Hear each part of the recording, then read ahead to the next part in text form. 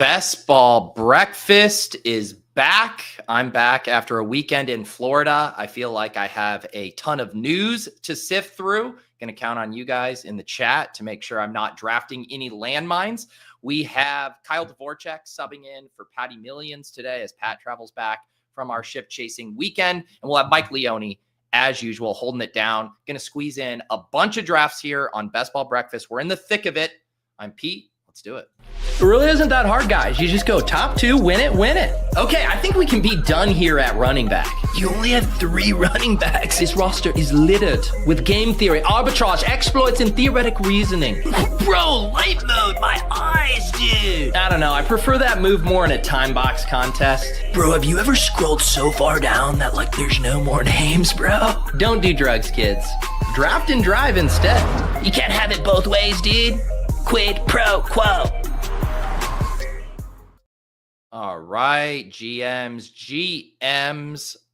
off to the races in a Best Ball Mania draft. Let's figure out which draft number this is for me. Number 90 here. And I am in way too many slow drafts, what makes it tricky to find my current BBM draft. Man, 90 drafts down after this one. Still a lot to go. 60 stream drafts between now and the start of the season does seem like a lot, but I trust we will get there. Some GMs in the chat. What's up, Jackson? Welcome to becoming a new YouTube member. Ryan says over under 3.5 players Peter drafts with a groin injury. That feels like a pretty solid line considering every single player in the player pool seems to be suffering some sort of injury ailment. So I like I said, I trust you guys will keep me abreast of any injury news I need to know. What's up, Brett? What's up, guys? Bob in accounting. Getting steamy now.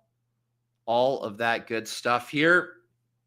Kendrick says, thank you for always servicing the audio listeners. Of course, I will continue to always service the audio listeners, sometimes more effectively than others. Pete is fuzzy. Am I fuzzy, guys? Or is this just Chris? All right. Are we going to do, what do we got? Barkley going to drop to me at 7 here? No. Okay. Barkley goes. Yeah, we got Puka. Do we want to do CMC here? Let's do CMC. I do have my Best Ball Mania exposures in here. So I've been starting to, balance things a little bit. A little light CMC, 7% there. Yep. Got back in from our ship chasing weekend in Florida. Chris says, was great to see the ship chasing crew show some of their fans sunshine for the first time since the big board dropped. Yes, we were able to coax, a couple handfuls of ship chasers out from their basement dwellings for a very fun and sunny weekend in Florida, including Greg. Greg was there. It was great to meet you, Greg. Meat Gazer, any chance of a nipple recap for those not in attendance? No, but if you go to the Sip Chasing Twitter account, you can see a few photos of our nipples if you would like. Purple Yosh is excited about Dinger advancement days for those who celebrate in the Underdog MLB streets. Michael says, saw the ship chasing post on the Everything app. Good to know where the name The Swolecast came from. Yes, thank you. Thank you for that. I'm sassy. There's Chris. Got a nice tan on the yacht. Yep, Chris had the hookup. If you're looking for a little boat rental in Miami, talk to Chris G. He knows people. Saltwater kissed hair looks great today. We were battling, there's these, we all got like this slight little like tingly feeling when we were in the water there because I guess it's called sargassum. Let me make my pick. Are we going to just do, we're going to do Lad here or Brock? What are we going to do? Only 6.8% Lad. We can do some Lad here. Yeah, the seaweed in Miami, I don't know if it's a seasonal thing or not, but when it gets near your skin, it feels like you have this tingly, itchy sensation. and none of us knew about it initially when we had gotten off the boat, and we all thought we were dying, but luckily it was just a little sargassum.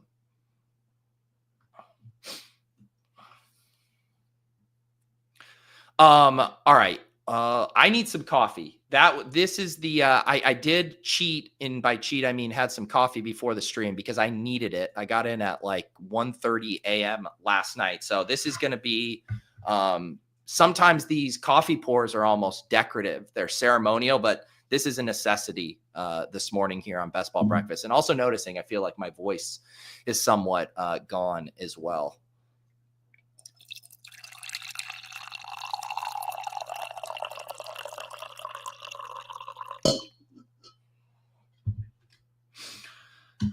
There you go. Holy shit. I've never known what that was. Learn something new every day. Yeah. A little seaweed chasing here on Best Ball Breakfast. We start CMC and Ladd McConkey. I didn't review the usernames in this room yet. Do we have some friends and family in here? Lou and Brew. Talk about an awesome Best Ball Breakfast username. Lou and Brew. We were having fun coming back from the boat yesterday, because we were going through like the Brickell area of Miami. You're in the little canals before you get out onto the open seas, and you see just all of the docked boats and the slips and stuff, and seeing all of the boat names. So you get a lot of course, boat related, sea related puns on there, but we all lost our shit when we saw a boat named Live a Little.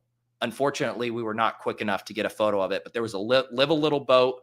We saw a boat named the Gambler there as well. And I decided that the best part of having a boat would just be getting to name it.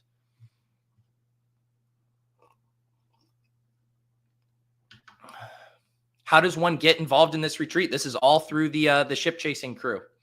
Yeah, so if you guys are in the ship chasing Discord, we mentioned it on shows multiple times throughout the year. But yes, I would love to do it bigger and better next year. For me, in the third round, this is where I'm now.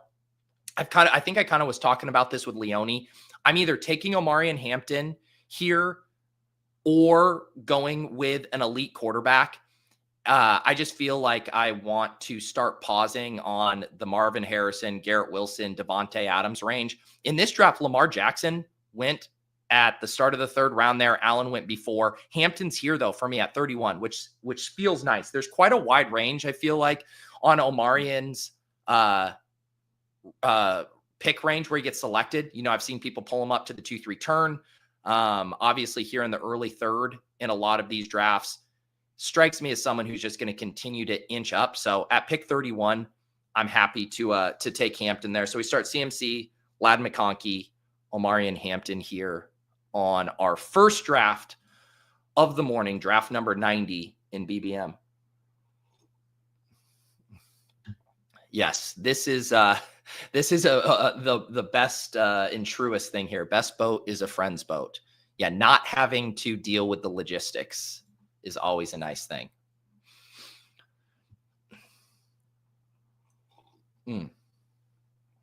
There's already a strong headwind to try to do Best Ball Breakfast in New Orleans next year. Yeah, it's been fun now starting to think through of different locations where we could host it. This is also going to be an easy selection for me. Xavier Worthy, who normally isn't available, at least in my stream drafts at 4-6. Feel like I see him regularly go at the 3-4 turn now.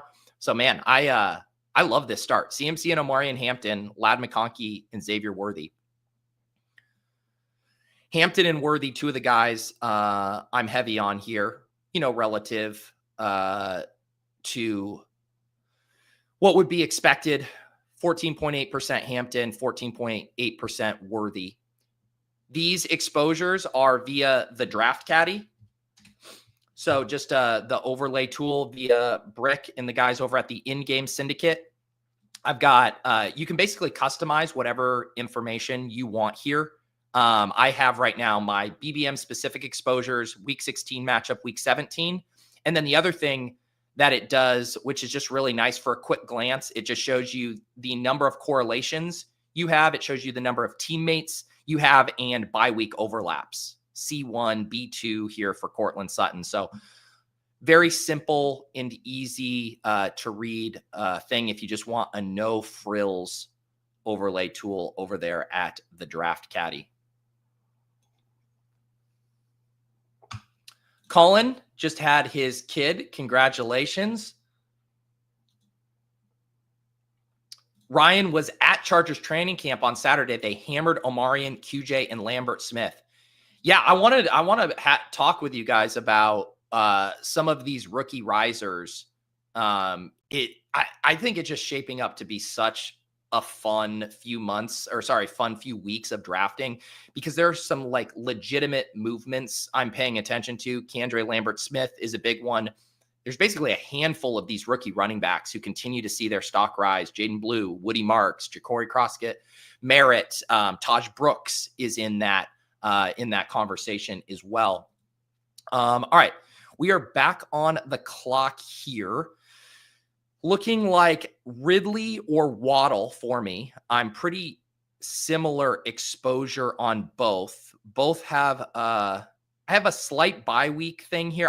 This is so close for me that I'm just going to break in favor of Ridley in this spot. I had 2 week 12 buys with Hampton and Ladd. So instead of taking another week 12 there with Waddle, again, I'm just using the slightest of tiebreakers because I did not feel strongly there about Ridley or Waddle. So we start CMC, Omarion Hampton. We got Ladd, Xavier Worthy, and Calvin Ridley. And I do love me a good backdoor stack with the Titans there. So always like getting one of Ridley and the running backs there to set that up. Ryan says, if the ship chasing trip isn't in Boise, Idaho next year, I'll be very disappointed. I'll tell you two things. Boise seems lovely. I've actually always wanted to go to Idaho. The scenery seems great, but you will be disappointed because it's probably a 0% chance that it'll be in Boise. Mike says, is it not surprising that Worthy hasn't risen more? I think so. The way things have really cleared for him with the Rashee Rice uncertainty and the fact that he not only gets to build on what he did at the end of last year, which was obviously massively encouraging, and then to be able to essentially step into an alpha wide receiver one role for however long Rashee's gone and continue to hit the ground running. There's also coach speak. I forget who I don't know who it was on the Chiefs, which one of those coaches. I don't think it was Andy Reid, but was talking about how well Worthy has been playing at camp, how much he stepped up his game. He was using like an analogy of like these rookies are in 101, 201, 301, advancing into these concepts, really understanding the defense. And he was kind of saying like Jalen Royals isn't quite there yet, but that Worthy has taken that next step as far as his processing, which is cool to hear. Yeah, let's get a wide receiver here. I have been getting a little bit more Addison. I remember early on, I was like, I'm just going to wait to get my Addison exposure until he's at the back end of the 6th, early 7th, once that suspension is announced. But at a certain point, I'm 90 drafts deep and we still haven't gotten the suspension news. And I really like Jordan Addison. So I'm going to start to grab him here in this range. You also get like, obviously he's going to miss probably a couple of games at the start of the season, but now we have Hawkinson dealing with a groin injury as well. So who knows if that's going to linger or if that would potentially pave the way for a little bit more of a target floor for Addison at the start of the season.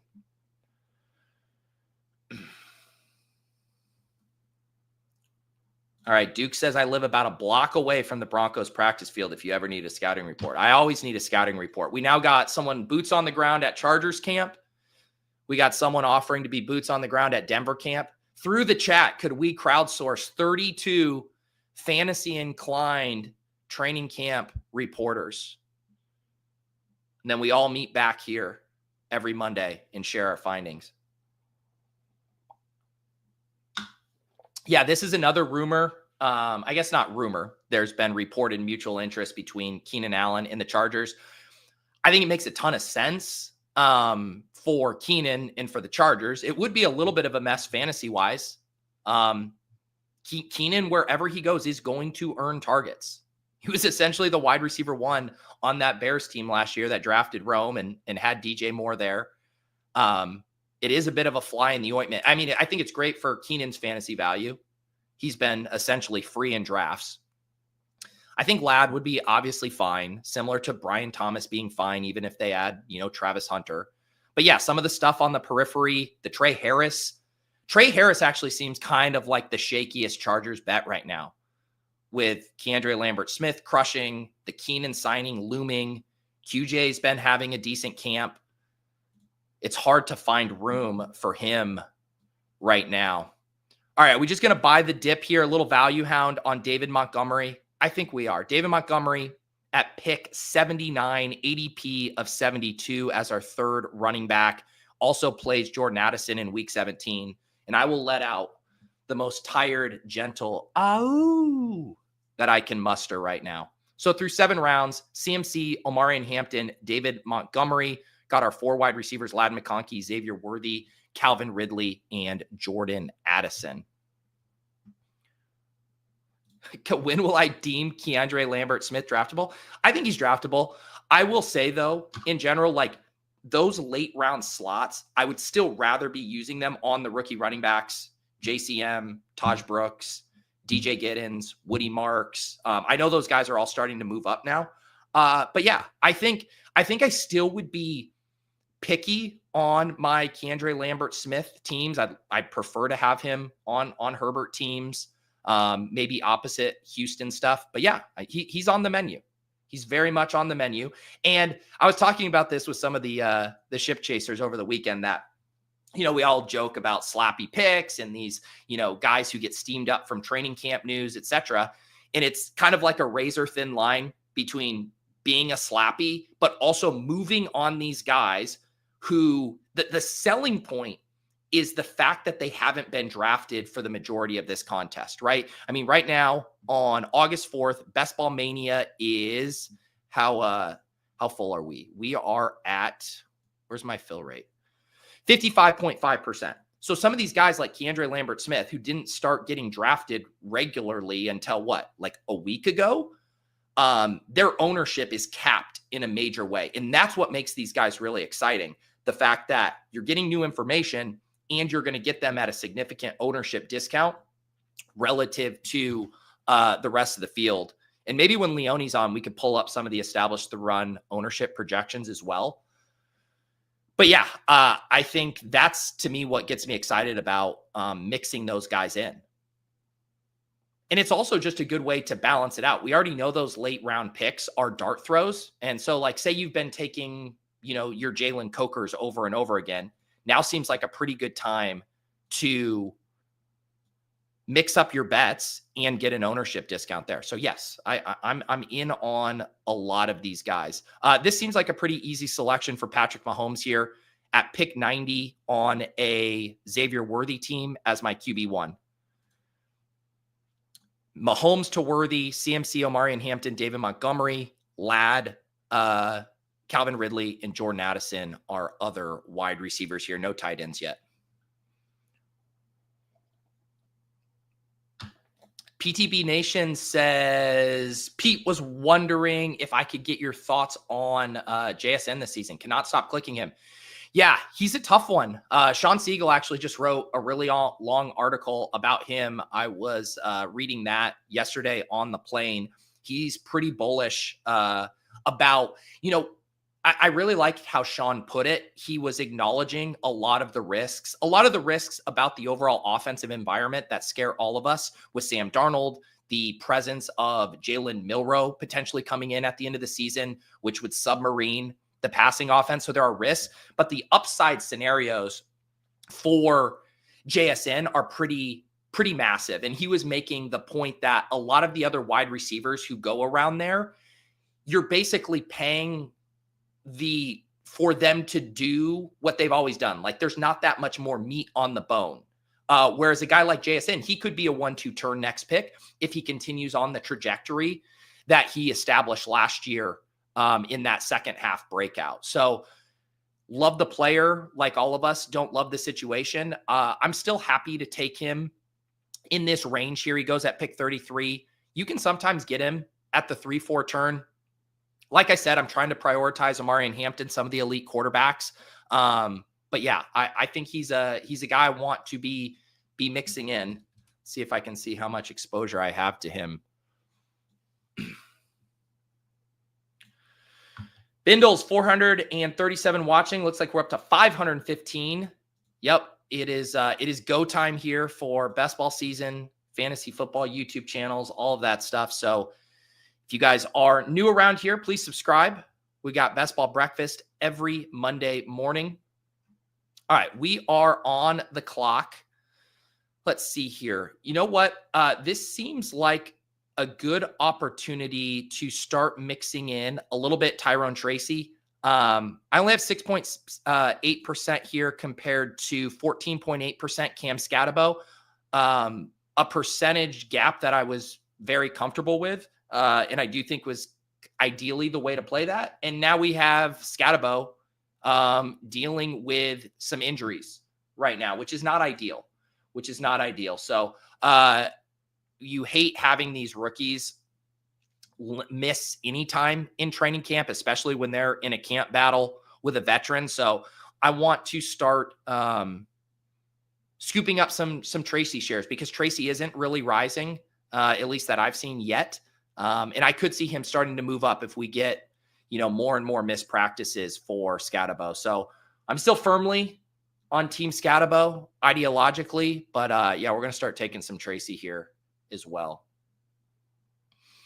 Catching up on the chat. Ryan is feeling bullish. Keenan Allen will be an automatic number 2 wide receiver. Lambert-Smith will be a sleeper TD king. All right, you heard it here first. Hartman's trying to bring everybody back down. We're fading Harris because of KLS. Hell nah. No, I think for me, it's the Trey Harris thing is kind of the same arc we went through with Kyle Williams, with Jack Besh, where it's like the initial price was pretty frothy. We've gotten new information, and I think that price needs to adjust. The problem is it takes so long for a player to slip, especially in that range where he goes, right? Because that's the dead zone range for wide receivers. There's always teams who need a wide receiver there. And you're just not going to see a guy like Trey Harris repeatedly fall 30 picks past ADP, which then means even when his price needs to adjust, it takes forever. And speak of the devil, he goes at pick 112 there to Lewin Brew. All right, I am on the clock here. Bo Nix is the slider. I think Justin Herbert makes sense for this team. The tight ends are flat here. Nothing I really want to do with wide receiver. I think I'm just going to grab Herbert. I like the Herbert and Mahomes pairing there. Very flat at quarterback. So let's just lock up Herbert on a team where we have Omari and Hampton and Ladd. I could have taken Bateman, I guess. Bateman was kind of the ADP faller there. I have been grabbing him some, but didn't really want to miss out on Herbert because even at an ADP, Herbert's ADP is 125. I pick at 127. It would have been a little frustrating to miss out on him. And then you're just in this pocket, right? Like I have Addison, so then JJ McCarthy would be in play. Ridley sets up Cam Ward. But now this kind of takes the pressure off me. I can either get Cam Ward as a value QB3 or just rock a 2 quarterback build with Mahomes and Herbert here. Jumfrey said, just had JCM and Brashard Smith going the 14th, 15th to the same drafter. Log off for a little while. Yeah, people are excited to go get these guys. Rohan says, talent over situation for JSN to me, not overcomplicating it. Yeah, I think that is a fair take. Yeah, this is another one we need to discuss. Khalil Shakir dealing with a high ankle sprain. Joey says, what's your plan for guys like him? I have a ton of Khalil Shakir. So for me personally, I'm just not going to draft him for a while. You always want to be in the spot where you don't have a lot of a guy, and then you can scoop up the cheap versions of them. But for me, he's going to be a guy I just sit out on. I mean, that range of wide receivers is still really strong with the Green Bay guys, with, Diggs, Downs in that range. So I'm just going to chill on Shakir until we hear more. Let's see here. I haven't mind doing Marvin Mims in this range. Get a bring back on the KC stuff. Marvin Mims, taking him at ADP never feels incredible. But I do still like him, even if he's slightly overpriced, and I've been more on Pat Bryant as far as Denver wide receivers.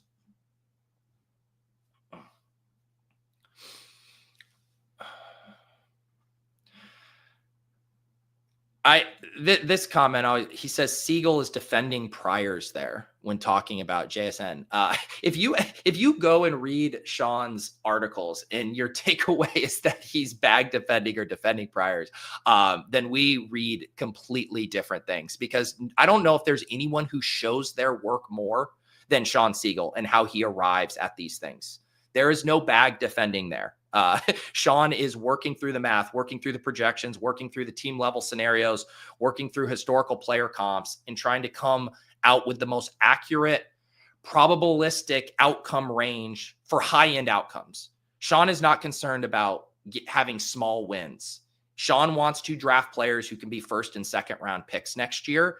And I assure you that the only reason the priors are connected is because Sean is uncompromising in his search for players who can smash their ADP.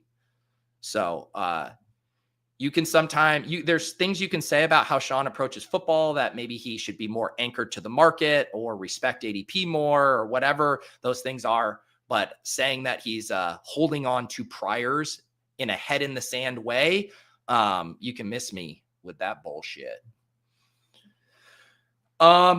Let's see here. Yeah, I'm just not really touching Judkins, so I'm glad to see him go. I mean, should we do the QJ thing here on a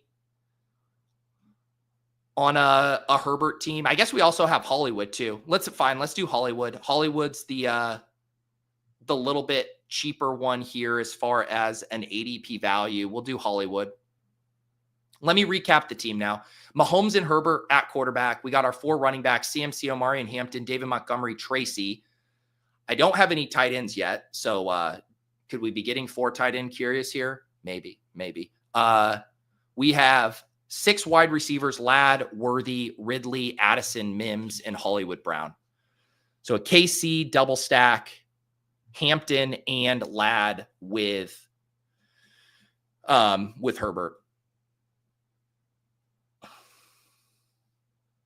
Trying to think if there was a spot where I should have pulled the trigger on a tight end. Ferguson at 127 over Mims. That could have been nice. Goddard doesn't come back. I could have taken Kincaid over Brown, but probably would have taken Ferguson.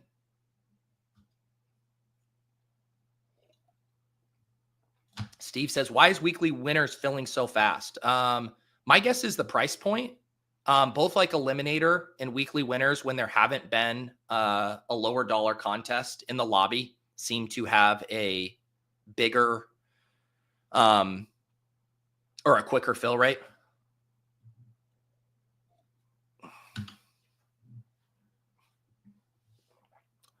Why do I have that orange highlight thing? That's part of the draft caddy. It shows you teammate correlations. It'll highlight once you have a quarterback, it'll highlight any teammates here. So I have Herbert, so it's highlighting Najee Harris. 2460. Man, in the likely stuff, what's the latest on likely? Most likely to miss. He's getting surgery, could make me week 1, but doesn't seem great. I don't think there's a tight end I'm taking here. I do not think there's a tight end I'm taking here. I'm gonna do Jaden Blue goes. That would have been nice. I think Garendo's no, not on a CMC team. Jeez. You know what I'm gonna do? I'm just gonna do Ward. I'm gonna do Ward here. We're gonna get 3 different stacks. People get really mad when you take 3 quarterbacks these days, I've noticed. You don't need a 3rd quarterback on a Mahomes and Herbert team. I know. I don't need anything. In fact, all we need is love. But man, I might have botched tight end in this room. We'll see. I mean, I think you can always get away with uber punt tight end, but it's not as fun, right? Because if I have to use all my late round bullets on dusty tight ends, then I don't get to pull up any of the fun rookie running backs. It's going to take me out of the Woody Marks, JCM, Taj Brooks, Giddens. 3, 4, 6, 0. 1, 2, 3, 4, 5 picks. Wide receiver, we're doing fine. I mean, I think we could shut this down at running back, but that's no fun. All the fun picks are running backs. Why did I do this to myself? Why did I box myself into needing 4 tight ends? I think we can still do 3 tight ends. We're probably 3 tight ends, get 1 more fun running back, maybe 2. 7th wide receiver. Do another 3-5-7-3 build. Basic ass bullshit.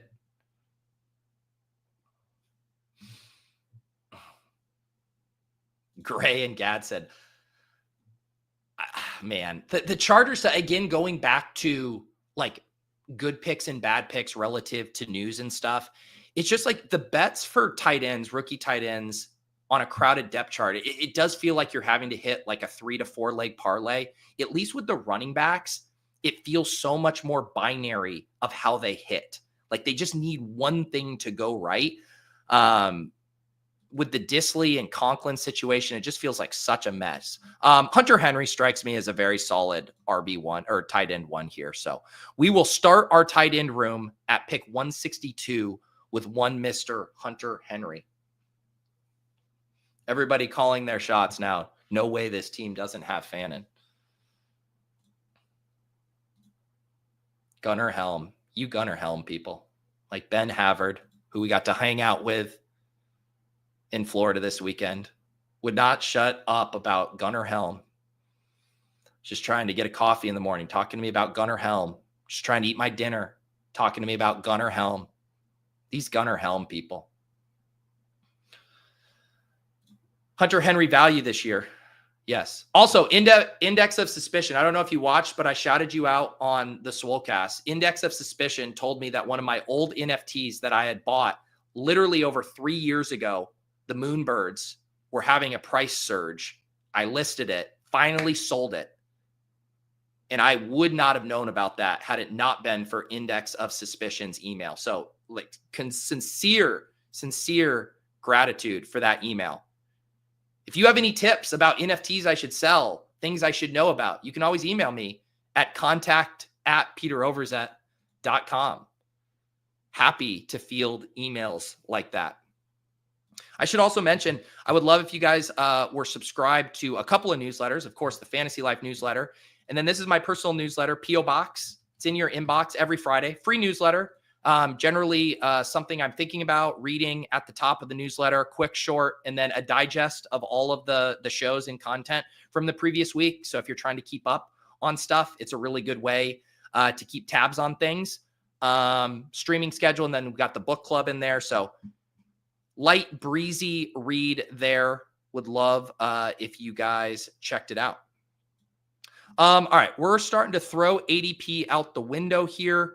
I think I'm just going to grab Chig right now. Yeah, let's just grab Chig, get a second tight end. I have Cameron Ward, and it might be a leak, but Chig comes preloaded on my Cam Ward teams. I just think the correlation is so strong between if Cam Ward is better than expected, if the Titans offense is better than expected, that is going to trickle down to the tight end. There's going to just be a few extra touchdowns available for these offenses that break out and surprise. So I'm just always loving me some Chig on a tight end needy Cam Ward team. All right, Jump Free is with me on that. Yeah, I'm thinking about just grabbing the running back now as well. Let's see, which running back should we be interested in? Trickle-down chicken-omics. I'm sorry, I'm not doing Noah Gray. I got to draw the line somewhere. I'll fuck around with a Gadsden pick. I can't do Noah Gray. People, why are people tagging me in the baseball channel? Viper just posted. We did a solo draft stream on off and on the clock, an MLB team, and Viper is advancing. I am in third to last place. I'm gonna blame the Badge Bros who I drafted that with. I'm gonna blame them.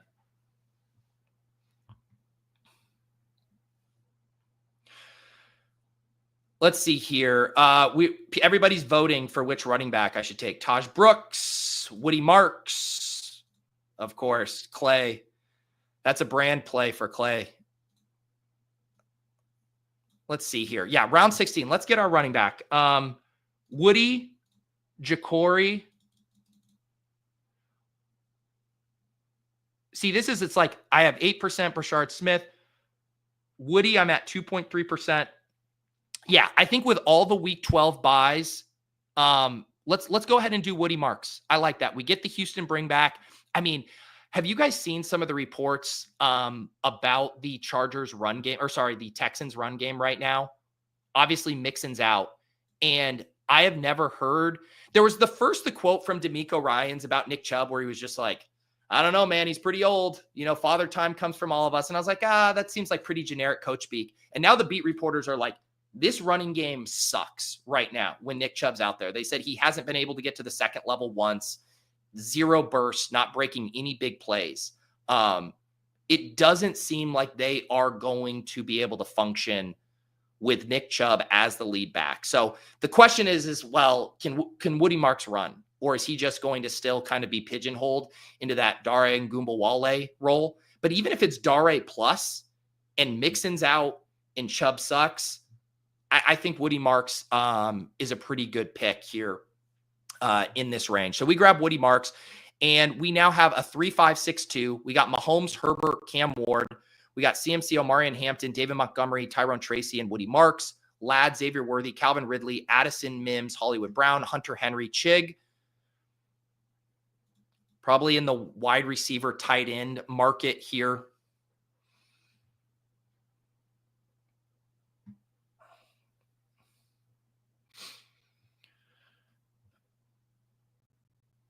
Yeah, people talking about the O-line being trash.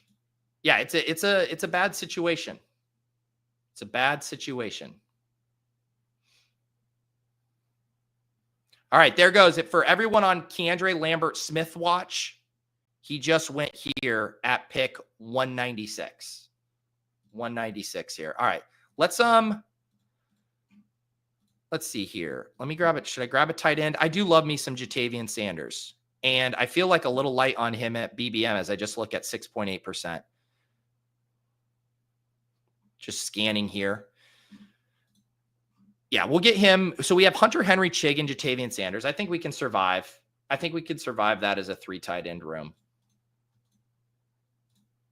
Do you agree? Is Hunter Henry, Chig Okonkwo, and Jatavian Sanders enough? Is that enough?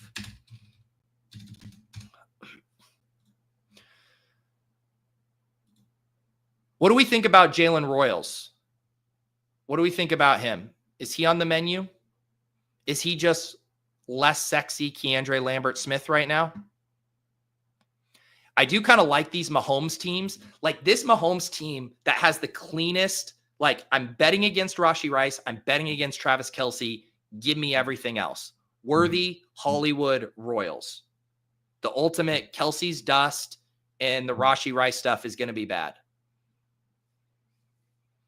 All right. Chat likes it.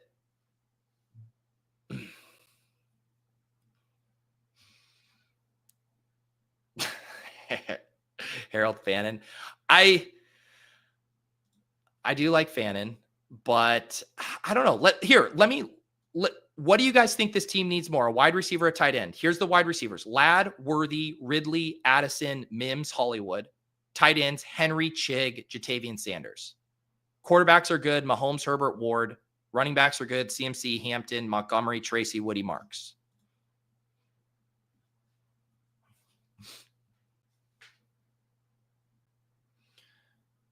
Another running back.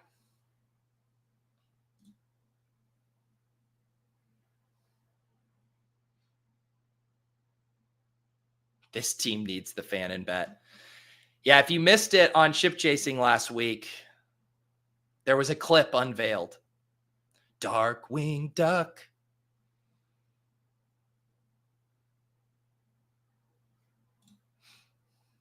Darkwing Duck. Also, I hopped in another draft. I let you guys know in the Discord. I think we're doing Royals here, fellas and ladies. I think it's Royals. It's Royals time. We're doing the Mahomes triple stack. I like this. I like the story that this tells. The Kelsey Dust, Rice Toast, Patrick Mahomes go supernova. Here it is, 3573. My 90th Best Ball Mania draft. Patrick Mahomes, Justin Herbert, Cameron Ward, CMCO, Marion Hampton, David Montgomery, Tyrone Tracy, Woody Marks, Ladd, Worthy, Calvin Ridley, Addison Mims, Hollywood, Jalen Royals, Hunter Henry, Chigakonkwo, Jatavian Sanders. Yesterday, we drove through Hollywood, Florida, the Hollywood, Florida that he's named after. Okay, quick. I'm on the clock. I'm on the clock in this, in my second Best Ball Mania draft. Let's see here. We can do some neighbors. Malik Neighbors at pick 9. All right. Draft number 91. Up top, we're going to have Kyle Dvorchak joining here in about 25 minutes. So we'll rip off another draft here.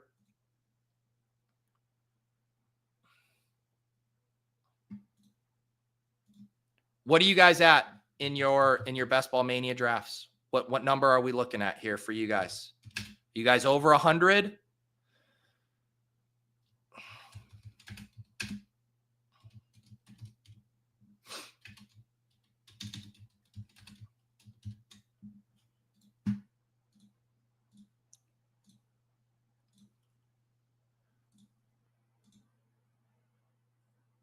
Oh, these are my slow drafts. Where's my BBM? I can never find these drafts. We got to get the live draft to the top there. All right, here's some numbers here. 37, 20, 80, 84, 8, 0, 0, 0, 59, 113. Okay, we're all over the place. 90, but only 29 done. Oh, slow drafts? I gotcha. Hey, I think sitting out BBM, I do not fault anyone for sitting out BBM here. Let's do London. I'm at 8%. Henry, we'll do Big Dog. Let's do Big Dog. Just get a little 2-pick slide on the Big Dog here. 8% Derrick Henry and BBM, 9.1% Malik Neighbors. Just the flattest of flat exposure bros over here. Let me get the board up here. Wait, did I just see Josh Allen went 1-0 in the first round of this one? Second round, TJ Paycheck starts Puka and Josh Allen. All right. August is here. Josh Allen going in round 2. August is here. No, but seriously, I mean, the amount of I did a bankroll article last year for Fantasy Life. And you absolutely should be focusing on the smaller contests. Even like we have the Husky, the Chow Chows, even doing, 1 entry in that versus 2 in BBM, you're just going to be able to realize your ROI quicker. They're just significantly smaller contests. 672,000 entrants in Best Ball Mania versus 11.2K in the Husky. If you guys missed it, Husky 2 dropped. 3 of 12 advanced, 2 of 8, 1 of 6, and then 117 seat final. So that's just a really nice structure there. You get the extra team advancing, generally 2 of 12. So you get the 3 of 12 in that.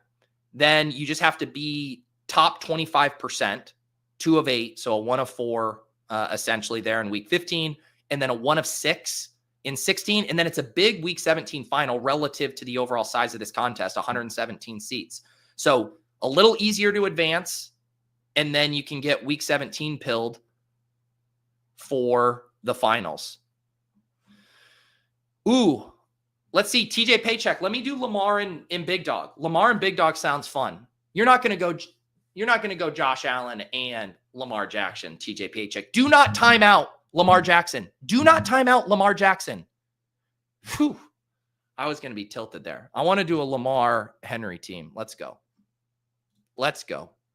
There we go. Lamar at pick 33, Henry at pick 16, Neighbors at pick 9. And I need some more coffee here.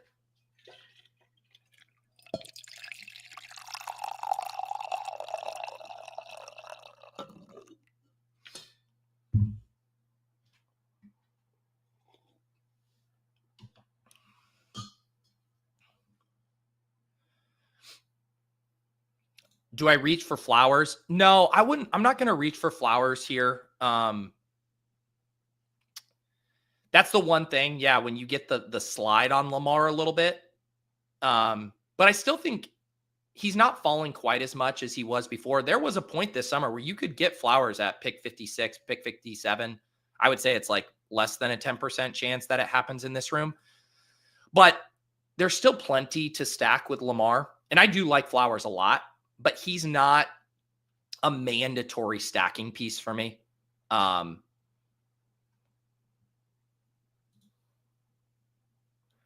This room is going, they're pushing elite quarterback, which is you always hope that Daniels goes, Hurts goes, and then that pushes a guy like Worthy or Tetaroya McMillan. Feeling sharp this morning, feeling sharp. Let's do Pickens here. I think Pickens is the guy. McLaurin's been falling a ton as he's, asked for a trade. So I kind of want a discount when I take McLaurin. I'm fine with Kittle. I guess I could go Kittle here because I've been trying to get up my BBM Kittle exposure. I talked about that last week. Kittle, my second most drafted tight end, or my most drafted tight end in non-BBM contests.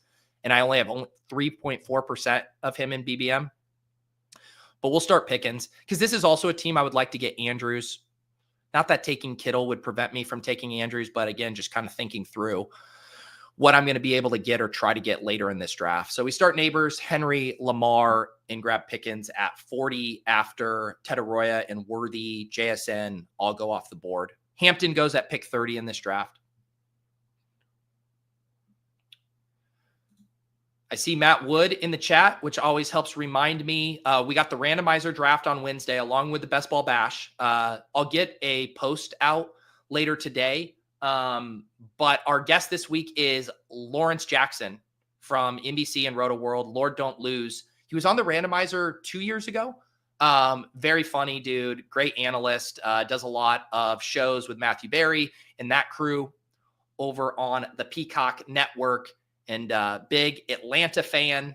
Last time he was on the randomizer, he dropped some bars about Kyle Pitts. So we might have to have him give us a little encore there, but that'll be Wednesday at 2 p.m. Eastern. And then, of course, Best Ball Bash at 1 p.m. Eastern, where one of you guys, a YouTube member, will win a spot to come on stream and draft a BBM team with me. Yeah, I'm excited. Yannick says, anybody with a crazier exposure than my 41% Bowers through 111 BBMs. That is a ballsy. I love it. I love that. 41% Bowers. So you're probably very light a lot of the early round 2 guys. I mean, you must have very little Achane, Amon-Ra, Nico, Henry, because you're just taking Bowers at the 1-2 turn every time, I'm guessing. All right, Zay Flowers goes. A bit of a bummer there. But Devontae Smith falls all the way back here. So, yeah, we are for sure going to slurp up that dipparino. Yeah, man, Zay almost comes back, goes 54. Sutton goes 55. Man, TJ Paycheck is living a little. Baker Mayfield in round 5. What an interesting team. Josh Allen and Baker Mayfield, Puka, Devontae Adams, and Terry McLaurin.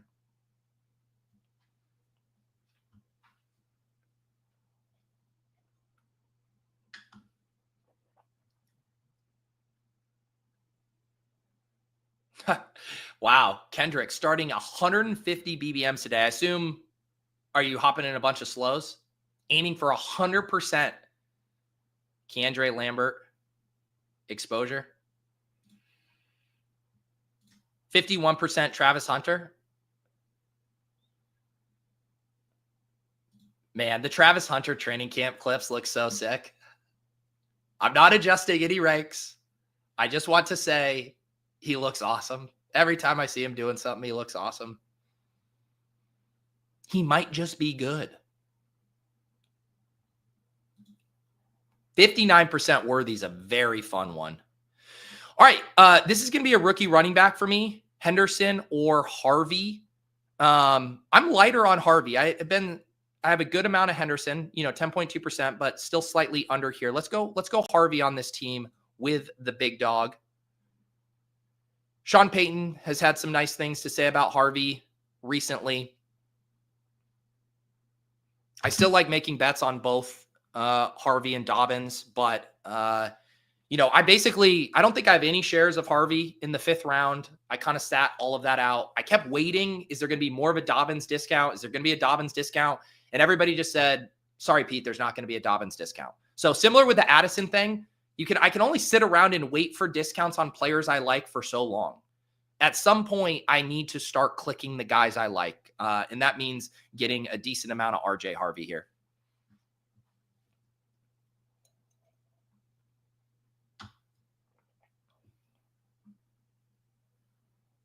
Yes, Mike Shope famously coined the term slurping the dipparino. Yeah, Jacob Sanderson was trying to get us to pay royalties from the 1% exposure towel that we had out on the ship chasing high seas yesterday. Let me show you guys this. I brought all the ship chasers bucket hats, and we had some during the drafts on Saturday. There were a few picks that unlocked special prizes. So one of them was when you took Harold Fannin in a draft, that unlocked a prize. We had one, the latest to take a running back, Drico in our guillotine league, which is a very dicey format to go 0 running back. He won that one. We had a Jalen McMillan clip. But yeah, here's the 1% exposure blanket or towel that Gretsch won there. Looking great. Finally, ship chasing merch that was actually practical out there on the high seas. So we have Lamar, Henry, RJ Harvey, Neighbors, Pickens, Devontae Smith. We are on the clock here. Godwin, Shakir, Downs. Man, I think, is this just a Godwin? I think it's probably Godwin. Man, all of the fun wide receivers got snapped off here. Ricky Pearsall goes 68 in this draft. You then get Emeka Egbuka, who's now up at pick 73 here. Reed and Golden go back-to-back, 74, 75. Jacoby goes. So yeah, we'll dare I say, slurp up a little bit of a Chris Godwin dipparino at pick 81. We still have some exposures coming in. Devontae Adams highest for crutches, 64% Shipley here. Who is the guy with the 0% exposure to Barkley? That was Paul. Paul, you guys know him from the Deposit Kingdom there. Yeah, so if you missed this, he had this shirt made that it shows his exposure here. Here's a zoomed in version. I love that it just says Barkley, $16 in entry fee, 0% drafted. It was so good.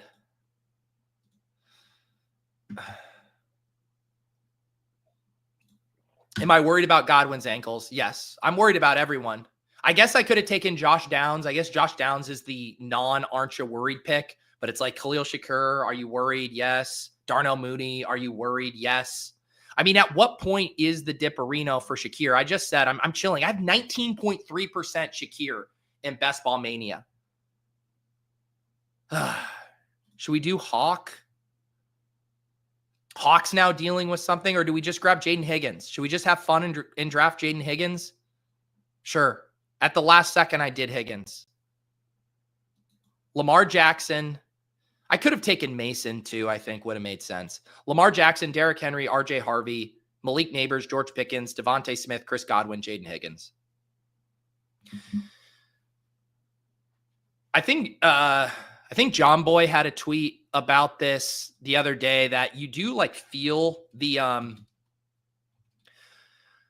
wide receiver avalanche a little bit more these days. And I've certainly felt that in drafts as well. He was talking about his personal ranks from ADP range 92 to 190. I have exactly 3 wide receivers ranked ahead of ADP for him: Burden, Dobbs, Diami, finding it increasingly important to get 6 wide receivers by Pittman.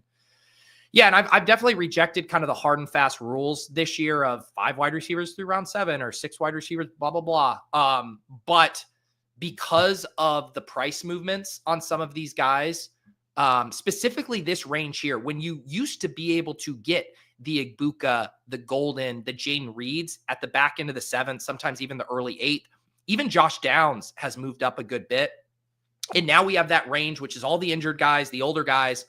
And so I kind of agree with that sentiment that it's a little harder in the past week or so to go more running back heavy at the top of the draft than it was, a month or so ago. I'm not excited about having the highest Shakir. I do think he was a really good pick for a lot of the summer, and then it's just brutal to get hit with the high ankle sprain. And now people are going to end up getting like pick 95, pick 100, Khalil Shakir. All right, God, you guys are going to make me take Khalil Shakir. I will take Khalil Shakir at pick 150. I just said I was done. Seriously? This guy's going to take Bateman at 104. I guess I could just take Ayuk. Should I hold strong on this? Let's do Tracy and see what comes back. I'm tilting. I think Shakir's a fine pick at 105. I just want that on the record, but I'm going to let someone else make this decision. I'm going to take Tyrone Tracy in back-to-back drafts here as my running back 3.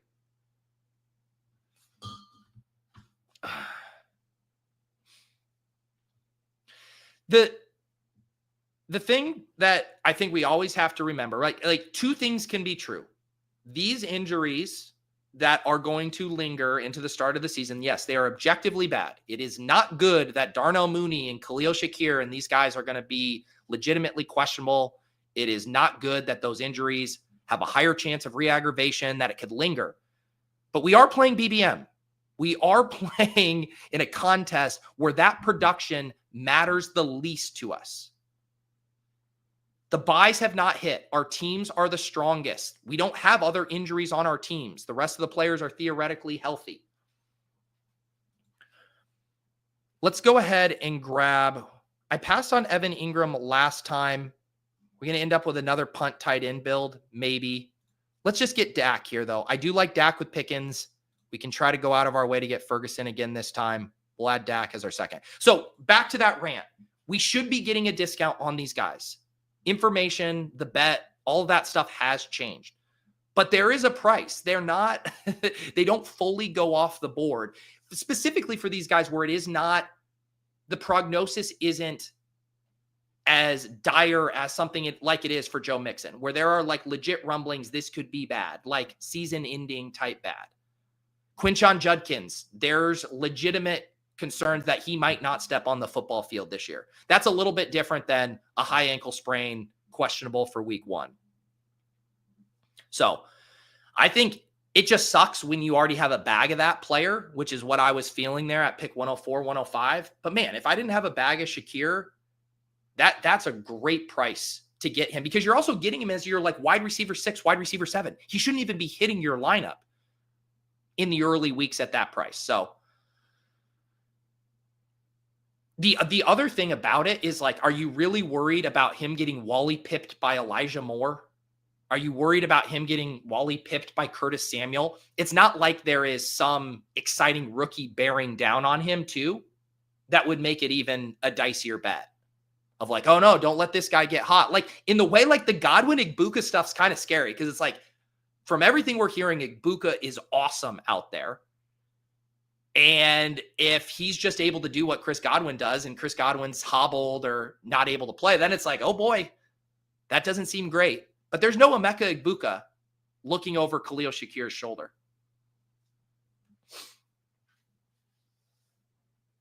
All right. Let's see what we want to do here. We're going to be picking at 129. Zach Sharbs is falling in this one. I think I would take Sharbs here at pick 130, unless TJ Paycheck wants him. He goes Goff. Yeah, let's grab Sharbs here. I'm only at 6.8% Sharbs in BBM, but at this price, pick 129. Feeling good about that. Derrick Henry, RJ Harvey, Tyrone Tracy, Zach Charbonnet, the running back room. And then we'll probably grab a tight end coming back around.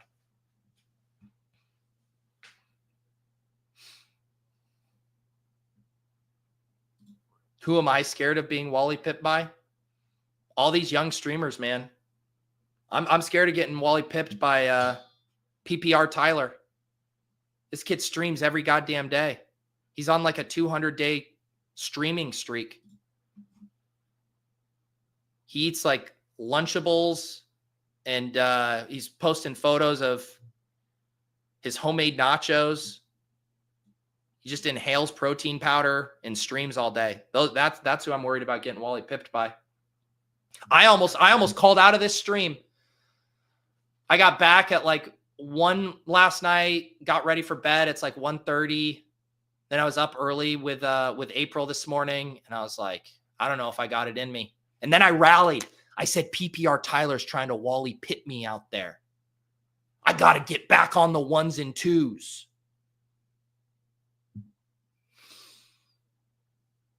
If I don't show up and turn on the mic and draft these teams, someone else will. Man, Njoku sliding big time here. Okay. Do we go Dallas Goedert on a team where we have Devontae, or do we slurp up the Dipperino? I think we just keep stacking these slurps. Let's take Njoku. Tight end 1 at pick 136. Yeah. Let's do it. Let's do it. Lamar Jackson, Dak Prescott, Derrick Henry, RJ Harvey, Tyrone Tracy, Zach Charbonnet, Neighbors, George Pickens, Devontae Smith, Chris Godwin, Jayden Higgins, David Njoku at tight end. They call me the stream demon. Shout out Clay there. What's your 73% exposure, Clay? Is it Noah Gray? Quentin asking about ship chasing plans. Yeah, we're still in the process of finalizing our in-season plans. We'll hopefully have that squared away in literally the next week or so. I will keep you guys posted. The announcement we're going to make this week, I'll probably post it today or tomorrow. I'll have our full streaming schedule for all of our high stakes drafts that we're going to do over on ship chasing. So that will get posted, and then I'll give you guys an update on our in-season plans when that gets finalized.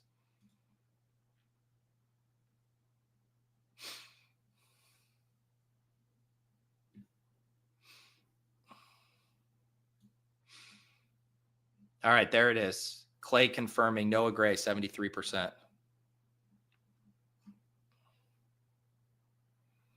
Am I in a draft on 9/3 at 7 p.m.? I don't think so. Let me see. No, we don't have any drafts in September. All of them will be in August. I will not be in Vegas this year. We had the ship chasing weekend in Florida as kind of the replacement. The right before the season thing has gotten tricky and harder to pull off. So wanted to do our ship chasing retreat earlier. So I miss out on Ferguson, goes at 148, which I do not blame anyone for taking Ferguson there. I think I'm going to slurp it. I'm going to slurp it on Dalton Kincaid. I mean, the values in this room have been pretty big. Let's go ahead and take Dalton Kincaid at pick 153. David Njoku at 136, 16 picks past ADP. Dalton Kincaid at pick 153, 19 picks past ADP. Ow! Ow! My voice is cracking. Like a prepubescent wolf.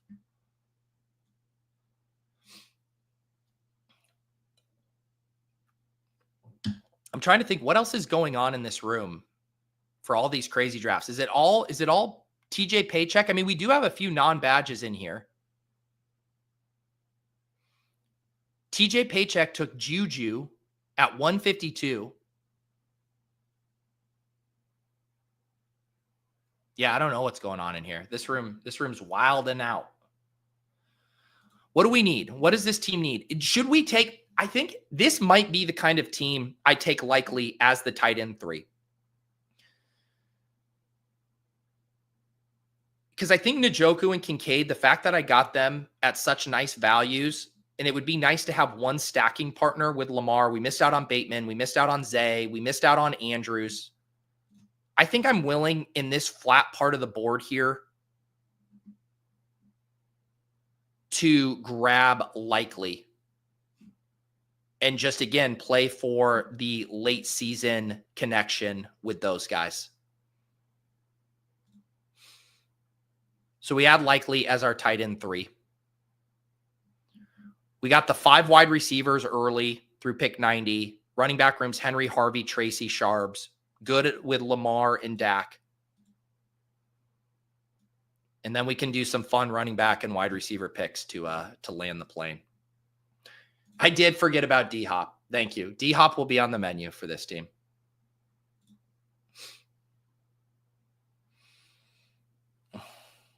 I don't know the true origins of slurping the dipperino, like the pop culture origins of it. I want to say it might have come from like crypto NFT Twitter. I saw memes with that, I want to say, over the years.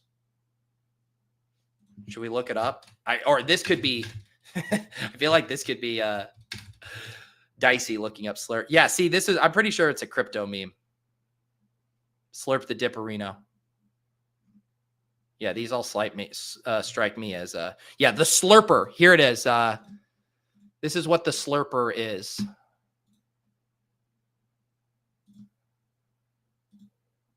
I don't know what just happened. Something like got engaged with a screen share on my thing. Here we go. All of my tabs just refreshed. Please, I don't want to have another stream issue. Okay, here's the slurper. Successfully buys the dip near bottom, buys every dip, never panic sells, outperforms swing traders. I unironically slurp post. It's just mocking Reddit. I always buy the dip unironically. There you go. All right, let's get back to drafting. Yeah, Crutches confirms. Crypto Twitter. Yeah, so this is the other news thing we haven't hit on. The stuff with Stafford keeps getting more and more concerning. The way McVay was talking about him does not sound ideal. He's week to week. He's going to miss the upcoming scrimmage versus the Cowboys. All right, all right, I want to start getting some fun running backs. I want to get a Jacory Croskey-Merrit share. We have him as the bring back opposite our Dallas and Philly stuff. It's time to start having some fun. JCM come down at pick 177. Perfect bring back there in week 17 on the Dallas stuff. And then he plays Devontae in week 16. So that works out.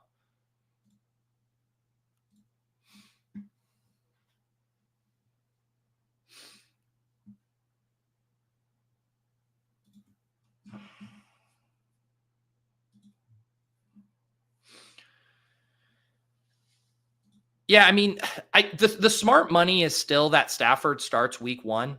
Like if you paid me or made me bet, I would bet on him playing week 1. But, you know, all of this stuff is like a sliding scale, right? Like I do think of it like a concern meter. It's like, oh, you first hear about it. And you're like, yeah, 5-10% concern. I'm getting up to like 30, 40% on my concern meter. And the more and more this lingers or feels like an issue, the more and more he's not practicing, the closer we get to the start of the season, you really start to worry.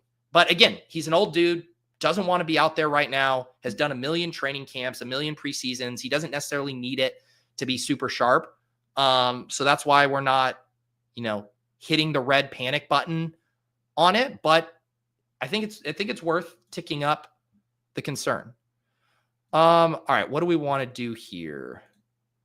I think we grab Hopkins. This is the Lamar team. There's no other stacks we're going to do there. I guess I could have maybe pulled up another running back who's trending right now, knowing that Hopkins might survive or come back. His ADP is 192. I pick at 201, so was probably going to miss him.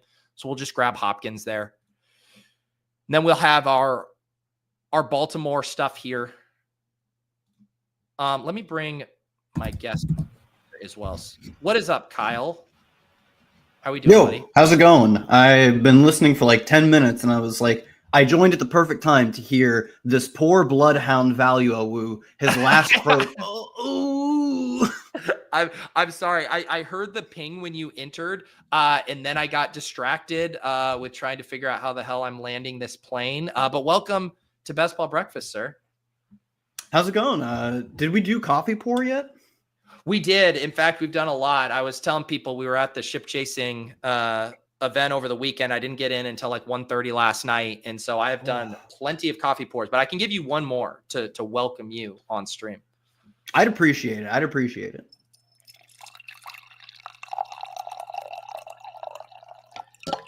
Yeah. So it was funny. Yesterday, we were all going out on the boat, and we were taking like this group bus down to where we were going to pick it up.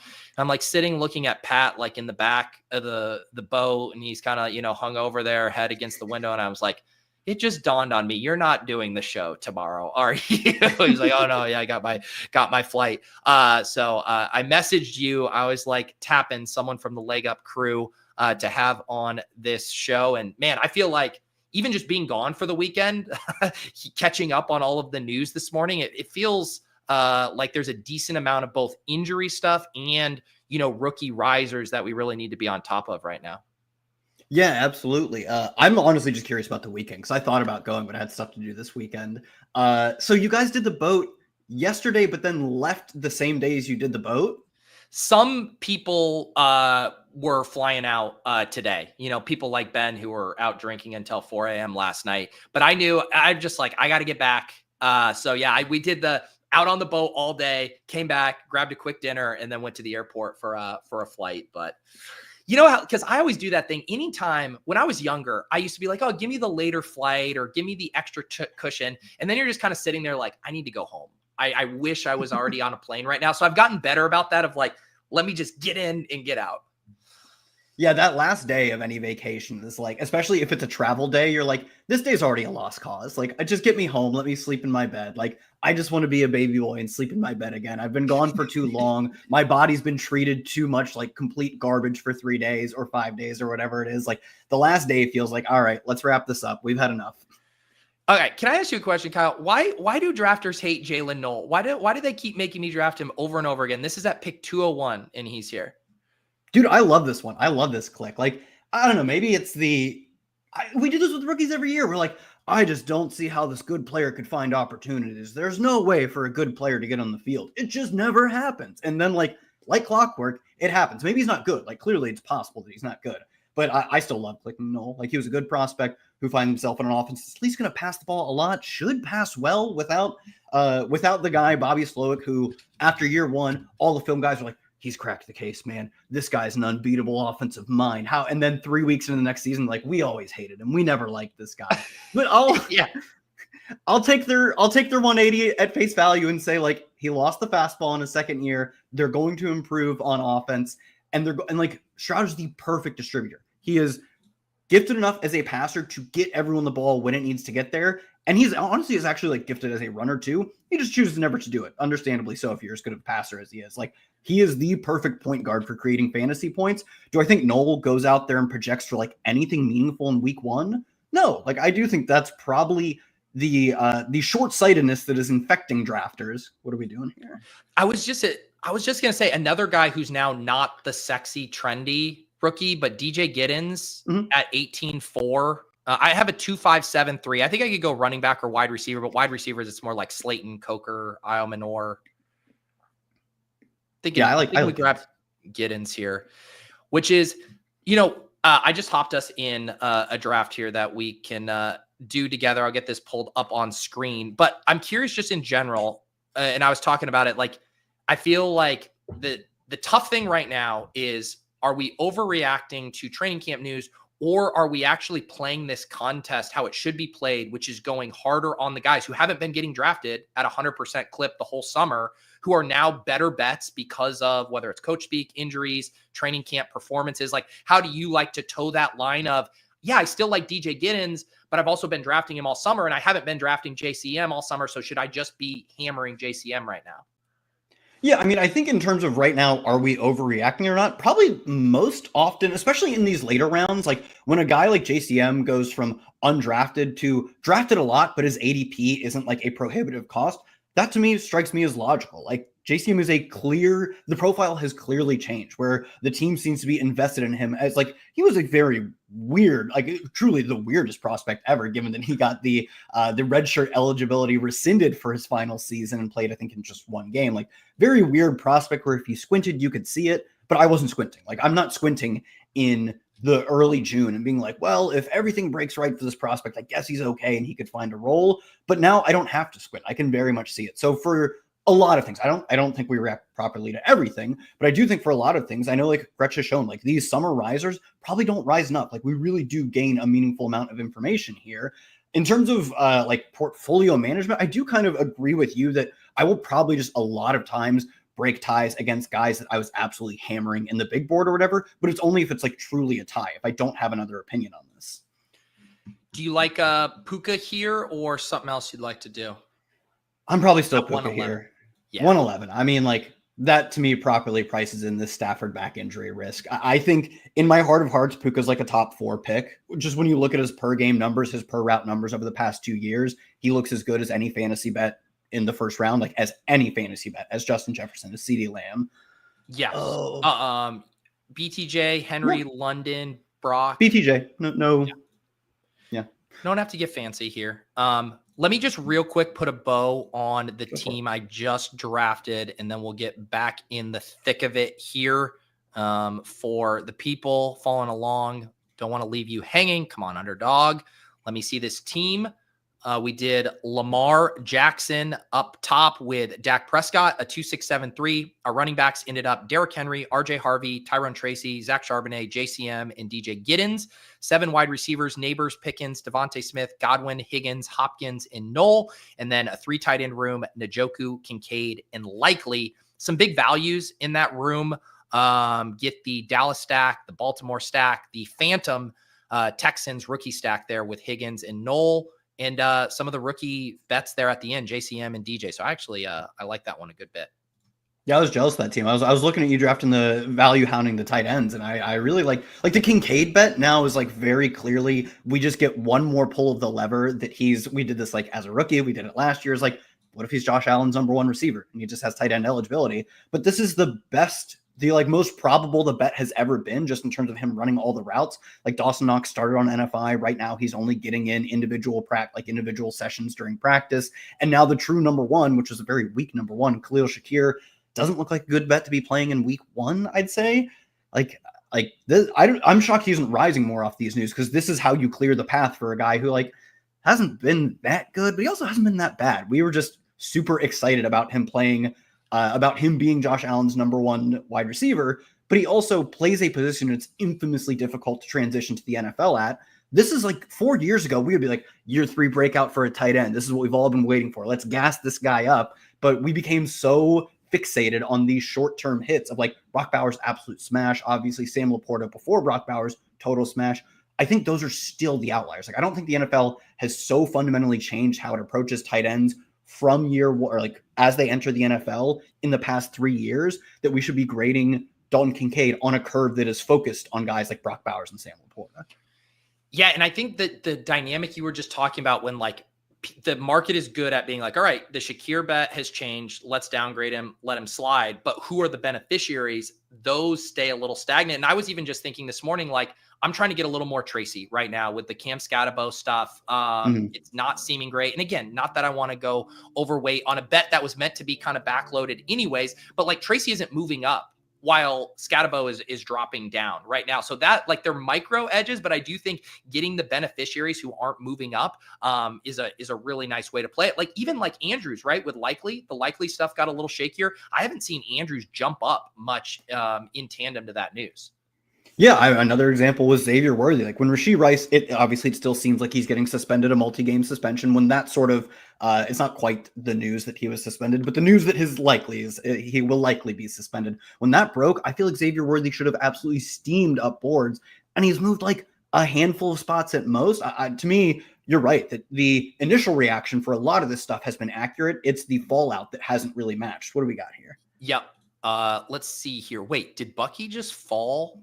Am I looking at this right? No. Okay. The sidekick hasn't updated. JSN, Mike Evans, Worthy, Tedoroya, McMillan. Who do you like? All these picks suck. Make one. I don't care. All right. We were just talking about JSN before. I don't care. Yeah. I was so focused on the Bucky that I was like, damn, this pick is ruined. I just did 3 week 8 buys. The chat is going to hate this one. Grow up. Who's making money in week 8 anyways? Yeah. So we go JSN there. We can talk about him. We're now going to get one of Evans, Worthy, or Tedoroya McMillan. Worthy goes. So I'm good with Evans or Tedoroya. You got a guy you like? Look, Ted's a lot more fun, if I'm being honest. Well, yeah, I mean, I agree with that. But is Evans the guy because of the Godwin stuff that, you know what I'm doing? I'm protecting my swear jar because if I draft Tedoroya McMillan, I'm really liable to say his nickname that we're not supposed to say anymore, and that's going to cost me money. So I'm going to take Mike Evans. Does that work? Okay, yeah, that's good. That's good strategy there from you. No, to me, I thought the market was always really underrating just how unlikely Godwin is to either play in week 1 or be fully up to speed in week 1. Like there's, both of those parts of the equation really affect his early part of the season. So I think this correction again is more just like the market coming to realize. I mean, we took forever to do it with Brandon Ayuk and are still doing it with Ayuk. Where like we had reports early in the offseason saying like midway through the season is kind of when we expect him. And of course, those are just early reports, but like it was the best information we had to work with. And it didn't really seem like drafters were working with that information at all. And so I do think that to me, this Chris Godwin correction is just where it should have been most of the time. So I'm not like, my opinion fundamentally hasn't changed a ton of guys like Mike Evans or Emeka Egbuka, but if you didn't have them a lot, maybe this is a good push to be like, when they're at ADP, you should be taking them now. Yeah, and now you're going to start getting, because that's exactly what happened to me in the last draft, where it's like Egbuka's moving up, the Packers wide receivers, more specifically Golden, moving up. Obviously, Diggs has gotten way more expensive. So like those wide receivers that come back to the late 7th now, like where we're picking 82, 83, that like range has been wiped because it's Mooney's hurt, Shakir's hurt. And you're basically now saying like, you kind of hope Godwin falls there. You did maybe what I did last draft, pull up Higgins there, but otherwise we're now kind of to where we were. I think it was 2 summers ago where it felt like there was that cliff. And a lot of times the good wide receivers would not come back to the 7-8 turn. So this draft, it shouldn't be an issue for us because we start out with Puka, Brian Thomas, JSN, and Mike Evans. So I think we'll be able to sidestep that dynamic a little bit. Yeah, it's a good point because I agree. There is like that really meaningful cliff, especially like when you see guys like Egbuka, who you said is going up boards now. He's kind of at the start of this group, not even at the end of it. Maybe you could like lump Higgins in as the last player of this group. Like you said, if you pull him up, if you squint, early 2nd round pick who's just seemingly locked into a starting role week 1. Like maybe I think you can kind of lump him in as the final guy of this group, but it's like Downs, Packers receivers, Egbuka.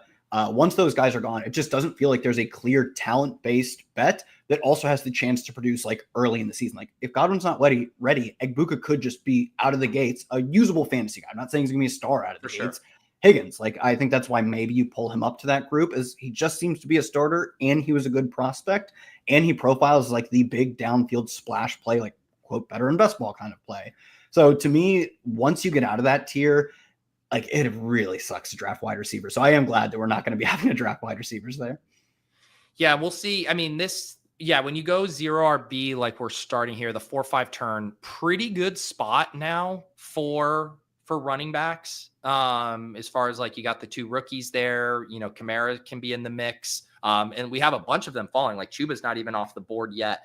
And now it's almost like you don't even feel good about the wide receivers in this range as much because it's like Rome is shaky, Jennings is falling. So I kind of like. It's funny how the board now sets up for like specific structures feel ideal based on that spot. And this spot definitely feels more 0 RB friendly to me now. Yeah, double tapping receiver from like the 8 hole onward, even like maybe mid range of the draft, depending on like what you want to do with your first pick. But that mid to late, like even early to mid, basically as the board actually structured it perfectly. Once AJ Brown comes off the board, I'm like, I don't feel great about the receivers going in the first round. But that gives you the whole right side of the board to double tap receiver early. Yeah, so Connor, Rome go by ADP, Ridley, KeAndre, Henderson, Harvey. KeAndre goes, so we could slurp the slightest of dipparinos on Ridley and go full 0 RB here, or try to like double tap rookie running backs. What do you think? I'd probably go rookie running backs here. I'm going Harvey. Actually, go Henderson because it's better odds of getting both, right, by ADP. Yeah, let's see. Yeah, I did Harvey first last round. Well, I didn't have the chance to get both of them, but I was talking about how like I chilled on Harvey like for most of the offseason, just waiting for the Dobbins discount to ever kick in, and then it didn't. And so then I'm like, all right, I'm 92 drafts deep or whatever. Yeah. It's time to start getting some Harvey here. But yeah, and now he comes back, and I think getting both of them is awesome here. Yeah, I mean, in addition to the, like you said, the wide receivers, like we liked the way that we got those first 4 wide receivers. It was really nice of the entire market this year to learn absolutely nothing from last year. Where they're like, should we correct it all for these like veteran running backs who I still think are flawed bets? Very clearly, they are flawed bets. But like we get to a point where receivers are pretty weak bets, and the running backs, even if it's just like this is a really good spot to pair. Like you see someone gets like the person who gets Alvin Kamara was 1 pick away from an Alvin Kamara, RJ Harvey. Like that pairing works so well. I don't love clicking Alvin Kamara. I do think it's very reasonable to click Alvin Kamara as like a guy who for most of the season, like basically when he was healthy, projected as a top 5 back, and acknowledging like, yes, the bet is weaker in the second half of the season. Pair that with a guy like Harvey or Henderson, and it's a really strong running back room to have that fills out your season quite well. And you can do it after going 4 straight wide receivers. You just miss out on this technically, but close enough to say you can do it. And the prices on running backs and receivers after such an insane year, an outlier year. I'm not saying last year is the norm, but last year was a good example to show us why these like veteran, old school dead zone style backs have their place on our rosters sometimes. Not every time, not hammering Alvin Kamara or James Conner, but they have their place on a team like we just had. I would have probably taken Alvin Kamara over the rookies and then try to get one of the rookies back if that was possible for our team. And the market's like, nah, we're just not going to do anything with the information we gained last year. Like almost no correction to the prices. We're like, it should have been a valuable learning lesson to correct slightly, not adhere to what happened last year as gospel, but just to correct slightly on how to build rosters that include these veteran backs. The market just didn't seem to care. So we start Puka, Brian Thomas, JSN, Evans. We should know what we're getting from those guys for the most part, and then get the fun rookie double tap there, Trevion Henderson and RJ Harvey, which I do really think is just like the best way to battle the stronger running back teams. You're saying, hey, we're going to beat you at wide receiver, and yeah, you might beat us at running back for the first 6 to 8 weeks of the season, but then these guys could really turn in to something special down the stretch. And we're going to be able to find, running back production. We can find touches, but being able to get the upside of 2 round 2 running backs with really good profiles here in a way that could just supercharge a team in the playoffs is just a really fun way to build teams from this spot. Yeah, double tapping rookies is like, these are just 2 fun bets to click. And like you said, like the Harvey correction never came. Although I think it was probably always likely that there was a second running back in the room. It was just like, is that second running back really going to suck because it's Audric Estime or Jaleel McLaughlin? Or are they going to be like a useful NFL player? And of course, like I'd rather them be bad if I'm just drafting a ton of Harvey, but I don't think it took away a ton from Harvey as much as it basically sent Estime and Jaleel to 0. Yep. All right, let's see what we're looking at here at the 7-8 turn. As we were kind of discussing, this is exactly what you're looking at now. The sliding Shakir, Downs is here, then it's the Moody Higgins. So probably a spot. And I mean, Downs is certainly, I think, on the menu. If we wanted the running backs available by ADP, you're looking at Aaron Jones, Brian Robinson, Jordan Mason. Laporta is the tight end slider so far. Quarterback, I don't think we have anything that we'd be messing with here. No. It looks like Laporta might fall to us if this drafter doesn't take a second tight end here. Maybe Laporta or Downs, or do you see anything else? Yeah, Laporta with these. Like, I'll take the value there. And I mean, if it's obviously like we don't have tight end, it fits with our roster well too. So no complaints when it just lines up perfectly. Yeah, 8 picks past ADP. And that's like those are the spots it feels really good to take Laporta and Hawkinson and the groin injury notwithstanding, of just like it gets really flat. You get a value there on those guys. It kind of funnels you there in a pretty nice way. Jones goes. Downs also went right before we picked Laporta. So now we're in this, what I consider a pretty tricky range. What do you think? Yeah, this range sucks, I think is what you meant to say. I mean, Mason. Yeah, Warren. I'm Jordan Mason too here. I'm not thrilled about it, but yeah, we also get the Oppo Laporta week 17. So let's go ahead and add Mason as our running back 3. In your mind, is the Mason Jones stuff, is that almost just like pretty 50-50 on overall touches with Mason getting the goal line carries? Is that kind of your framework for it?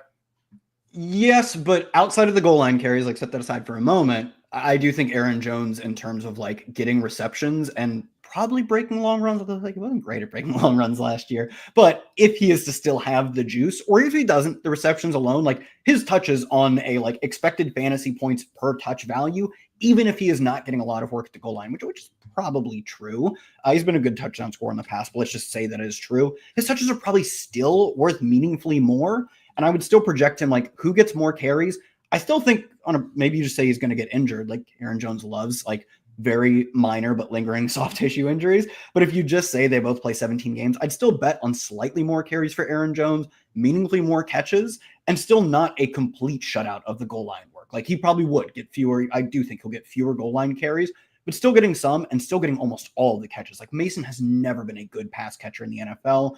Even last year, he played on a team that was designed to throw the running back the ball in Christian McCaffrey. He could not assume any amount of that work. Like he was, I think, nearly dead last in yards per route run in the NFL last year. Not to say that he isn't a good runner, but it's just not part of his profile. So I still think I'm drafting Aaron Jones, as happened right here, slightly ahead. I do think he's a marginally better bet than Jordan Mason, but all the reports have closed the gap to me meaningfully. Yeah, I like that too. And it's like, I think drafters, you know, we've all been burned by Aaron Jones so many times, and we get so excited. We know what the talent is. We remember that playoff run on the Packers a couple years ago where he just looked like a bell cow, absolute monster there. But then we all have even had the DFS days where you play Aaron Jones and he fumbles, he gets soft benched, he, has a aggravation there. And the ADPs in Mason inching up, like, strikes me a lot of just frustration from us of like, we are familiar with your game, Aaron Jones. We know that you will open the door for someone else, and the team seems to really like Mason. But yeah, I like that thought on those guys still being relatively close together. We got our 3 running backs, Hendo, Harvey, Mason, got those 4 wide receivers up top, Puka, Brian Thomas, JSN, and Evans. And then we add Laporta here as we head to the back end of the 9th round.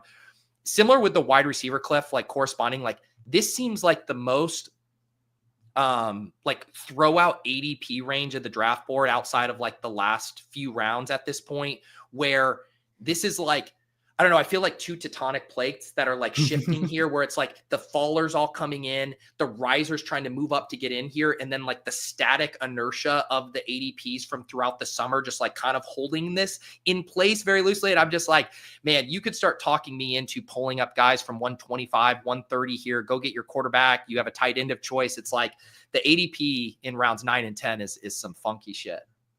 Yeah, especially like you said, with both, like if you want to go get your tight end, or if you have a stacking quarterback available, like I truly don't care about ADP. If we had like a Stephon Diggs, I'm like, just take Drake May wherever, it's fine. Yeah, so we could all these picks suck. I could put Goff in the queue just so Goff we have makes sense. quarterback here.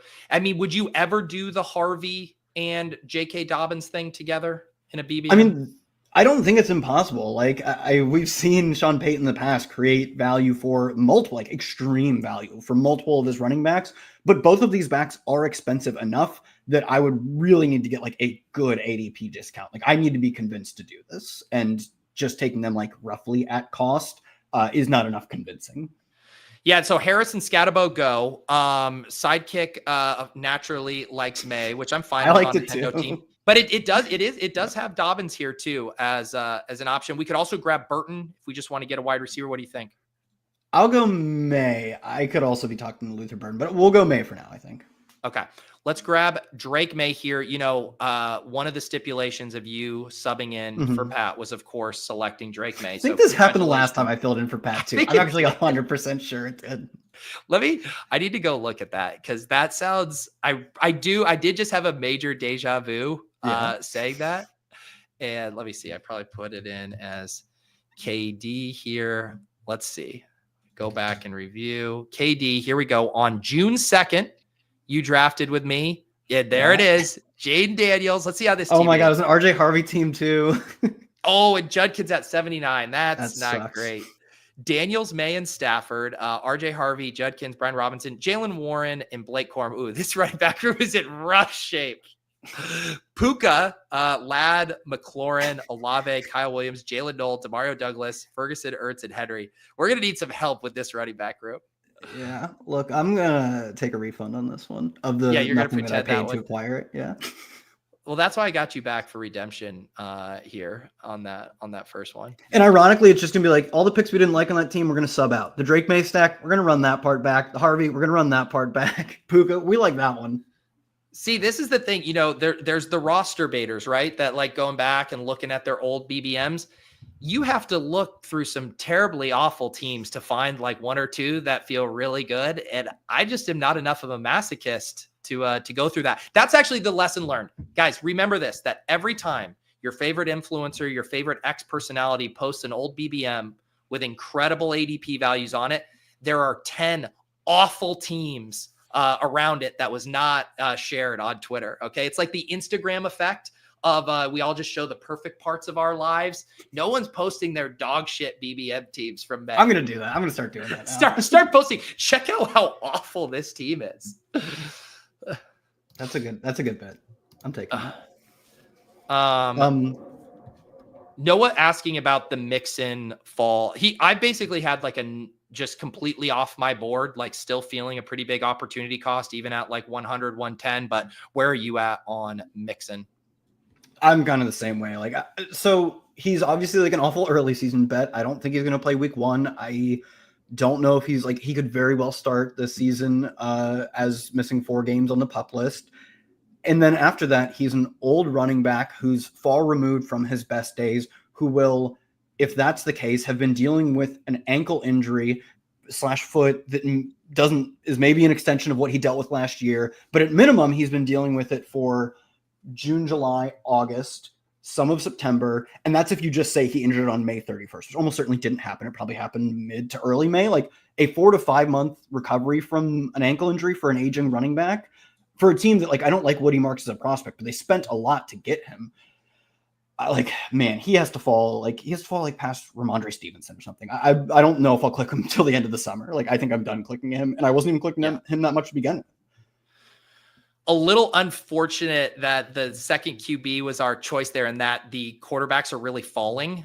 We could just do kind of a premium 3 quarterback build with Lawrence, with Brian Thomas. We could also stack up May with Kyle Williams here. What do you think? Let's do the Lawrence one. Okay. Yeah, we'll go 3 quarterbacks here. Goff with Laporta, May with Hendo, Lawrence with Brian Thomas Jr. I will tab off of the quarterback tab because we are going to be done there. What are you eyeing here? Stroud, Goddard, go in between us.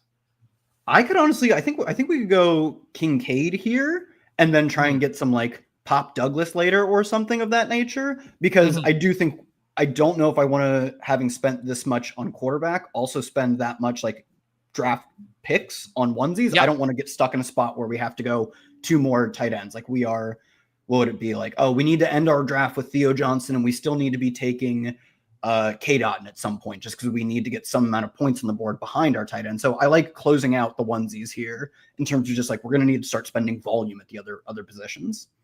Yep. I like that as well. And, there's this moment in every draft too, where, and I think it was a good call there to not, panic click Kyle Williams, know how flat this range is at wide receiver. And it always feels uncomfortable. It's like, yeah, you just got the 4 wide receivers there through 12 rounds.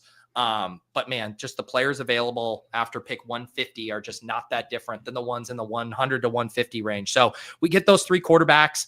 We get Kincaid and Laporta, which, like you said, kind of opens us up to being completely done at both quarterback and tight end. And now we can go yellow and green the rest of the way. And I do think we need to at least think a little bit about that week 8 bye. And Kyle Williams, I don't think is a week 8 play. He's running largely with the backups, it seems like. And that was with the first week of training camp, not having Mac Hollins out there, which isn't a fun point to make. But Mac Hollins is a guy coaches love to give 25 routes a game, even though they're 25 of the most useless routes you can find in the NFL. I do think it's largely the Kyle Williams bet is sure, he could be producing by week 8. Hell, he could be producing by week 1. But it's largely a fantasy playoffs down the stretch kind of bet. And we have great picks. Puka will be scoring a ton. We went 4. Maybe the only one you could say is Mike Evans might taper off, understandably so. But we started the draft with 3 young, hyper-productive wide receivers. I feel like we don't need to be dying on a hill to get points at the end of the season. We largely have that. We at least start to have that covered. I think we need to think a little bit about some projected points mid to early in the season, especially with that week 8 bye. It's Pop Douglas is going to fill that well. And it's also not a bad bet to be scoring points at the end of the season. It's just we don't need to be hyper fixated on that with a guy like Kyle Williams when I think Kincaid just fit what we needed better. Yep. Just some price watches on some of the players we've been talking about. Mixon went at 71 in this draft. I will just say, if you're interested in slurping the dipparino on Mixon, you can do far, far better than this. Have routinely seen him in the 100s. Judkins went at 142. That's more about where I've seen him going. Najee just comes off the board at 150. And since Hollywood went at pick 128. There's only been 3 wide receiver picks here, a ton of green and blue. Our team, as we get ready for this pick, we have 3-3-4-2, Goff, May, Lawrence, Hendo, Harvey, Mason, Puka, BTJ, JSN, Evans, and then Laporta and Kincaid here at the 13-14 turn. Drafting here on Best Ball Breakfast with LegUp and Rotoworld's Kyle Dvorchak. I'm going to be doing the randomizer draft with your colleague Lawrence Jackson. Lord don't lose on Wednesday, so I'm getting excited for that. Have you already started lining up prompts? Yeah, we're starting to work on it. Combing his Instagram feeds and all of that good stuff. All right, let's see what we're going to do here. Palmer go. So this is an easy Douglas click. Yeah. Yes, it is. All right, we'll get Pop here on the team, like so many Drake May teams come preloaded with. Palmer would have made sense on this team with Kincaid. Do we sit out wide receiver here and go for a running back? What do you think? Yeah, wide receiver is not particularly fun here. I'm fine with running back. Sidekick likes Braelon Allen. I like that one too. Yeah, I mean, only other pick would be Jalen Wright would be the only other one I'd be that interested in. Yeah. I don't have any preference, so that's fine. Yeah, and I figure with the big May thing, Braelon Allen, pretty good week 17 oppo there. How have you guys, I assume there's been some long discussions in the LegUp Slack channel about the reports of Braelon Allen, who has his entire life ahead of him and is constantly falling forward on runs is what they tell us. Has there been a crisis of faith around the Breece Hall bet, or are you guys holding strong?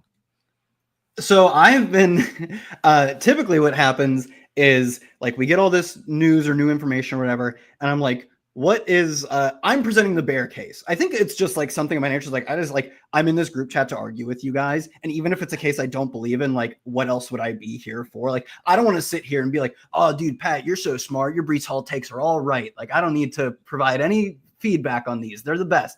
So I was like, I'm just going to argue with them. It's just what I'm going to do today. And top of the line was that Breece Hall's gotten worse in every metric every year. dating to last year where he ends up looking like last year in terms of his like breakaway rate, rush yards over expected, like the nerd metrics, he was like Brian Robinson Jr. levels of perfectly mediocre. And now we're getting tons of hype on a 14-year-old running back behind him who has all of his life ahead of him and is a complete massive beast of a man who they expect to take more work. And we're not getting like a little bit of dead zone vibes, like peak dead zone of like running back with declining efficiency has a young guy chomping at the bit to take his workload. And we're not doing dead zone arguments with him. So I pitched that argument. Of course, it gained no traction in the LegUp rankings Discord channel. Gained none. And I think the big thing that Breece has to hang his hat on is that he is a really good pass catcher. Like last year, he was 15th in yards per out run, which is solid, but he was like top 5 in target share. I think like 2nd or 3rd in total targets. Like he is efficient and a volume monster, which even if Braelon Allen just turns into a full 50-50 split, we should get a lot of targets out of Breece Hall. So I think there's a really strong floor. But I do think like the more Braelon Allen chips away at his role, the ceiling becomes harder and harder to see. So I'm to me, like the only big change I've made in terms of like my personal best ball rankings would be I'm totally fine drafting Marion Hampton over him. Like it's obviously not just Breece news. It's also Hampton related news as well. But I do think like stubborn me from a year ago would be like Breece Hall's just too good to ever pass on. And now like I'm fine moving some players over him. Yeah. And to me, where I think there's a little signal is like, they have been talking about a committee since like March, like this. And there was the Breece Hall trade rumors. And you also hear how they're now talking about Breece and they keep focusing on the pass catching. We want to get him out wide. We want to get him in the slot. And to me, that sounds like we're almost pacifying Breece Hall being like, dude, we are taking some work off your plate, but don't worry, it's going to be all good. Because we're in it. And we famously know the running back working out of the slot and stuff. There's always a little bit of bullshit there. So I do think like this could be way more of a split workload than any of us want here. So this could be a fun spot to pull up any one of these running backs we like a JCM, Shipley here, or do you see something else you like? Let's go. Honestly, I'd go McMillan here, just like ADP faller, who I don't draft much, so I'll force you to draft him, but also works in with our Tampa Bay stack. Yep. Yeah. We'll grab McMillan there. Yeah. I'm at 13.6% in BBM. So, that's another one too, with Godwin a little iffy. He could definitely be out on the field more at the start of the season. And then you just get the chaos of the season, bet mixed in there as well. Nolan Gino go here. I think we could just literally grab your favorite running back here. I think the sensible thing is Miles Sanders. My favorite would be Brashard Smith because it's way more fun to click, but like, Sanders is the click here. Okay. Let's do Sanders. I did see they were holding him out of practice. He was dealing, this is an old blurb. Maybe it wasn't the right Miles Sanders blurb I was looking for. Didn't he get dinged up? Did I see? Yeah, it seemed like extremely minor, like held him out of practice. And also the recent reporting, especially from The Athletic, is that he looks better than Javonte. Not like he looks like a different player, right? It's like both these guys suck. One of these turds has to be a little shinier. And all of it seems to indicate that Sanders looks a little better in practice. We're also getting like positive stuff on Jayden Blue. I don't think Sanders is some like awesome ceiling bet. But at this point, I am like truly down to 50-50 on like who gets more carries, Javonte or Miles Sanders in week 1. And the fact their ADPs just haven't completely converged and sit at one exact point kind of boggles my mind. It is funny. I thought there would be like with how much steam there was. It's like there's been a few of these moments this season where it's like everybody's saying George Kittle is the best pick on the board in the early 5th. And it's like, boom, he finally jumps. It's like everyone's saying George Pickens is the best pick on the board. It jumps. And it seemed like everyone has been saying the ADP gap between Miles Sanders and Javonte Williams is just way too big. No matter even how much you like Javonte or dislike Miles Sanders, it just objectively seems way too wide. And it just like really hasn't budged. It just really isn't shrinking in any meaningful way. Yeah, it's weird. Like you said, I think they're like, it's hard to know like why the market like really nails some stuff that it's like the obvious, like Rashee Rice is falling very clearly because he looks like, I don't know, 4-game suspension. Like it gets a lot of the layups, but then stuff to me that also feels like a layup and Miles Sanders like just should be going back to back with Javonte. It just completely bricks. And I'm not sure like what the exact through lines are. One of them, like we talked about earlier, is like any sort of knock-on effect doesn't seem to be priced in appropriately. Like we did this last year when it seemed like Kirk Cousins was like a mortal lock to sign with the Falcons about a week or two before. And in those early, pre-draft drafts, the Falcons are still being priced as if he had like a 10% chance to sign, like the knock-on effects of the Falcons players. And we get these knock-on effects that don't seem priced in, but like Sanders isn't, I wouldn't really call it a knock-on effect. That's a first order effect. he looks 50-50 to get the first carry. And we still are just getting like this very slow creep upwards. And I think it's possible, like you said, that there is some inflection point, something that ignites like a spark that ignites the flame. Maybe it's like Miles Sanders gets preseason week 1 off and Javonte gets a carry, something dumb, right? But I do think maybe that shoe is yet to fall. But I think we as like sharp drafters, hopefully shouldn't need that exact thing to happen. Yeah, and Jake says it's because Javonte and Sanders are both the wrong answer. If that premise was true, then Javonte would be dropping. Right? I'm talking about just how those two ADPs are working in tandem. All right, we got 2 more picks here. I do love Jacory coming all the way back here. Easy. We'll grab him as our 6th running back. Do you think 7th wide receiver or probably 7th wide receiver still, I think. Yeah, so we grabbed Jacory here. So this could be, everyone's been begging me to draft KeAndre Lambert-Smith. I'm not doing that. You have fun with that? The sidekick and sack, like Josh Reynolds. Darius Slayton isn't a bad thought here as well. What do you think on you could do like a Tesla with Goff? De'Ami Brown's gone with Lawrence. I'll go Slayton here. I'm not there yet with like KeAndre Lambert-Smith or Tesla, the 2 Hall of Fame game risers. Like, I'm open to it. I'm not completely out on the idea that these horrifically bad prospects could actually be something, but I need more than just a nudge. I need more than 2 20-yard catches in one of the most meaningless games of football ever played for Isaac Tesla. Like, I need to be pushed extremely hard for a guy like Tesla or a guy like KeAndre Lambert-Smith. And like, if it's my very last pick and I want to stack it up, it's when I start to consider it. But a lot of the actually meaningful picks have to be off the board. Like if guys like Slayton or Josh Reynolds, who actually I know for sure are going to score some points, if they are gone, if I feel like all these picks are just meaningless, I'm a dog to get points out of any of these guys, sure, that's where I'll like go with these complete unknowns. But I do still feel like we are more likely to get Devontae Walker, which is like zeros for the entire season, from guys like KeAndre Lambert-Smith and guys like, I love Jalen Royals. I love Jalen Royals. He's an awesome prospect. I think he falls in this category of like, we're more likely to get, it takes a long time for these guys to ever contribute to an NFL team than we want to admit, just based on a few like exciting reports early. Like these are the spots where I don't even know it's an overreaction because they're still dirt cheap, right? But to me, I'm still taking the projected points with guys like Slayton and Josh Reynolds, who by all accounts is locked in to that role. All right, I figured I'd squeeze in one more draft. Leone's going to come on around 12:15. If you got the time to do another, I got it. Quick one here. All right. The bad news is we have essentially the exact same draft slot, very similar decisions. So we're on the clock here. Amon-Ra. I'm trying to say Amon-Ra and be better about that, by the way. That's another swear jar. Jeanty, Brian Thomas, H.N. What do you want to do here? Jeanty, Amon-Ra is fine with me. No strong takes here. Nothing in the first round, I'm like almost exclusively just drafting off of ADP. Like I don't have any strong takes. This is a strong first round, probably stronger than it's been in years past. So. Yeah, and I don't mind the light pull-ups. Like I think most people agree that the early second is essentially an extension of the first round. So if you're like, I want to pull up HN, I want to pull up Bowers, even if you wanted to pull up like AJ Brown, and again, I know he's dealing with something, but just conceptually, like if your tier of players goes 19 deep, then like those combos at the 1-2 turn, I'm completely good with. But sometimes I just lack creativity in that way, and I'm more similar to you as far as doing that. And we now have back-to-back week 8 buys again to start here. Also with the pulling up too, every time, assuming you do agree that like I think ADP is roughly ordered correctly. Every time you pull up, say you pull up Drake London over Amon-Ra, which I don't think is crazy. Like I think Drake London could lead the league in catches. I don't think it's like a crazy, these guys have similar outlooks, but every time you do that, you are sacrificing one of your Amon-Ra teams that you obviously don't expect when you're in a spot that you're at Drake London's ADP.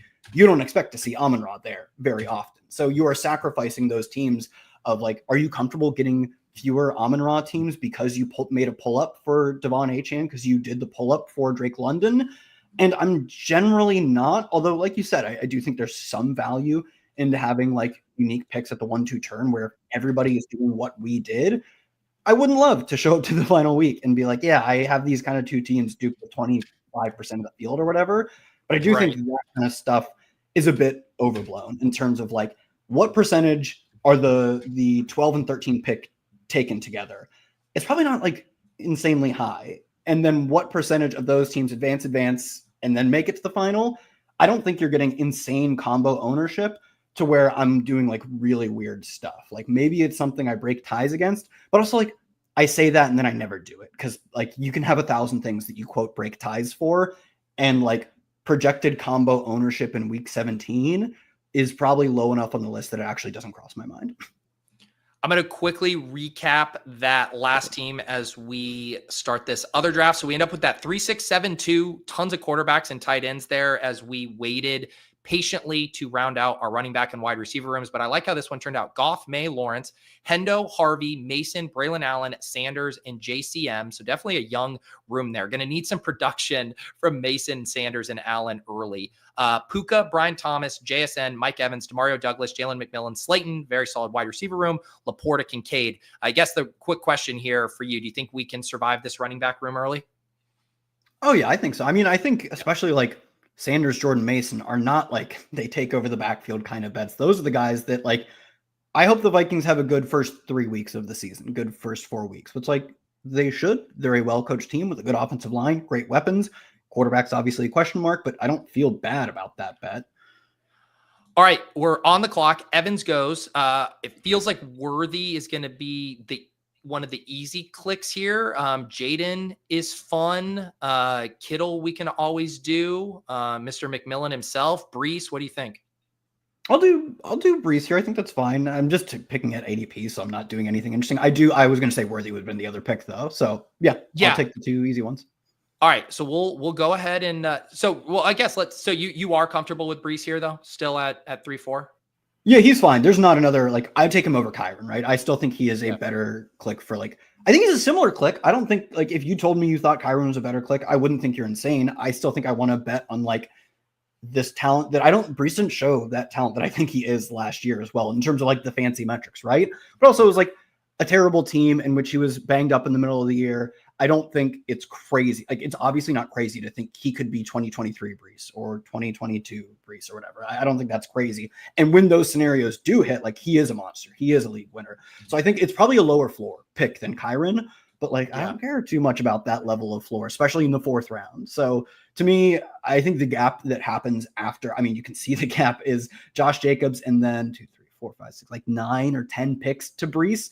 That is the appropriate gap. And once that gap has been made, once like really fun ceiling bets like Xavier Worthy are off the board, even like Marvin Harrison, I think is another like, I don't know how it happens, but when it does, it's awesome. Once those types of bets are off the board, I'm totally back in on Breece. And also like, it's probably a spot where we should just want to take both Breece and Braelon Allen a good amount. I do think there's a spot that's not terrible for running back production and is priced pretty poorly given the combination of like, Braelon could be really talented. He wasn't great last year, but also I just said Breece's numbers dipped last year, and it probably was a bit of the environment stuff. And Braelon Allen's a young, decent prospect who could take on more work. On the other hand, if he doesn't, Breece ends up being a really good bet because he is potentially really talented and could get a ton of work. So I think it's like probably sharp portfolio management to get both of these types of situations, both of the Breeces and the Braelon Allen teams. Yeah. Yeah. And that's the thing with like you said, the portfolio stuff is like, it doesn't at these costs, like it doesn't have to be one or the other. It doesn't have to be mutually exclusive. And I always use the example, like last year, there were 2 backfields that I wanted almost near exposure of both. I wanted both James Cook and I wanted Ray Davis, who I was pretty excited about. And I wanted Rachaad White and Bucky Irving. And sometimes those situations break in your favor where the Bucky's the smash. And it just so happened it was the Cook side was the smash there. And it kind of illustrates, hey, new rookie added to this backfield. There's more uncertainty. Could they siphon away or win that backfield? Sometimes the incumbent holds on and smashes, and sometimes the rookie chases them down. And it's why you'll hear us not get overconfident in backfields like this, knowing that it can break either way.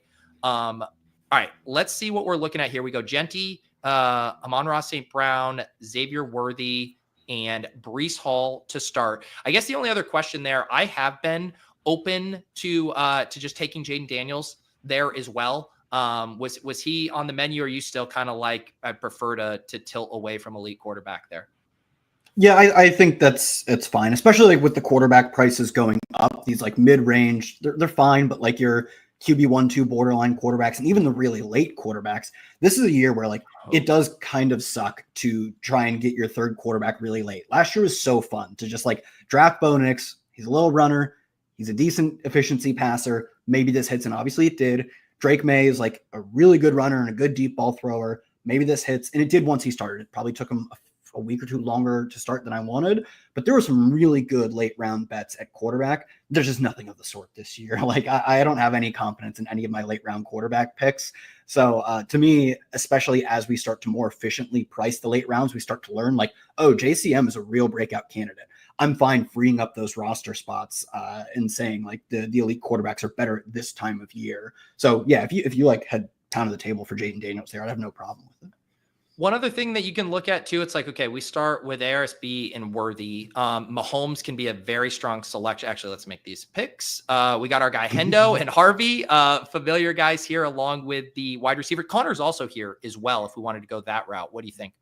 I'll take Hendo again, especially because we have, I think, really strong locked-in points at running back right now. Yeah, I think we can afford to wait a little bit. Like not treating Ashton Jeanty like your average rookie. I don't think we need to wait for his points. This team can really afford to wait at it was definitely, like you said, I think the weakness of the last team.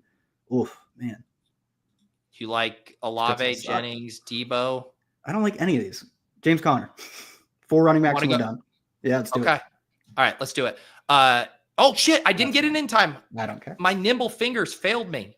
I'm sorry. I gave you Chris Olave instead. Chris Olave, back-to-back seasons of 2+ yards per route run since entering the NFL. I have no clue how many players have done that. But like, look at that. You just quickly on a dime sell the pick. Actually, I'm going to make you work even harder because I've been guzzling coffee since I've been up this morning. So I need to do a quick bathroom break. Can you field this question? Someone was in the chat asking about this one. A classic question of how do you feel about Bowers and Jeanty on the same team? I know that kind of trips people up a little bit. Any thoughts on that? And I'll be right back. Yeah, I'll do some thoughts on that. Yeah, I mean, to me, the bet with the Raiders is simply that they had dude, I watched Desmond Ridder play football for this team last year. I get it. They're probably going to pass less often. I get they got a quarterback upgrade, but they also have Chip Kelly, who as fast as he plays, he's also going to love to run the football. But the bet to me is very clear that they went from a complete garbage, dysfunctional team last year to an extremely functional team. Like Geno Smith is, I think, very good. He's not in any remote sense of the word great. I don't think he's any shot to even have the spike season where he jumps into the top 5 or 6 quarterbacks. Like Dak is live to randomly have a season, quote randomly. It actually kind of sets up well this year for him to have a season where he's one of the 5 most productive quarterbacks. He was 2 years ago. He led the league in, I think, completions and passing touchdowns. He was second in passing yards.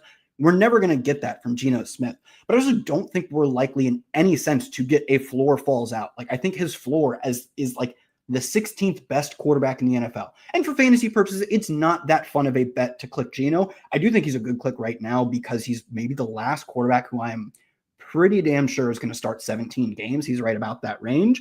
So I think he's a fine click. But more importantly, we're getting such a good environment upgrade from last year to what this team was to this year that Bowers is just an absolute elite click. And Jeanty, think about what next year's first round looks like. It's very possible Jeanty's 101. So I do think the fact that we can project no second running back to have a meaningful impact on this team and no second wide receiver to have any sort of 1B standing. We're not getting any, Dante Thornton really broke out as a 1B. His target share meaningfully impacted Bowers. Jacoby Myers is what he is.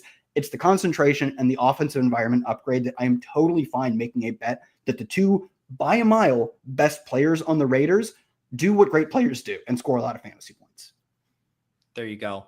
It is possible. You can draft Bowers and Jeanty together. If anything, the only thing that doesn't feel great about it is just that there are pretty good deals to be had on Bowers. He'll slide pretty far into the back end of the round 2. Yep.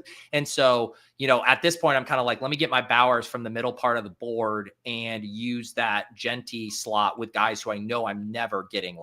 Achane's never falling to 20 anymore. It's just not going to happen, but Bowers can.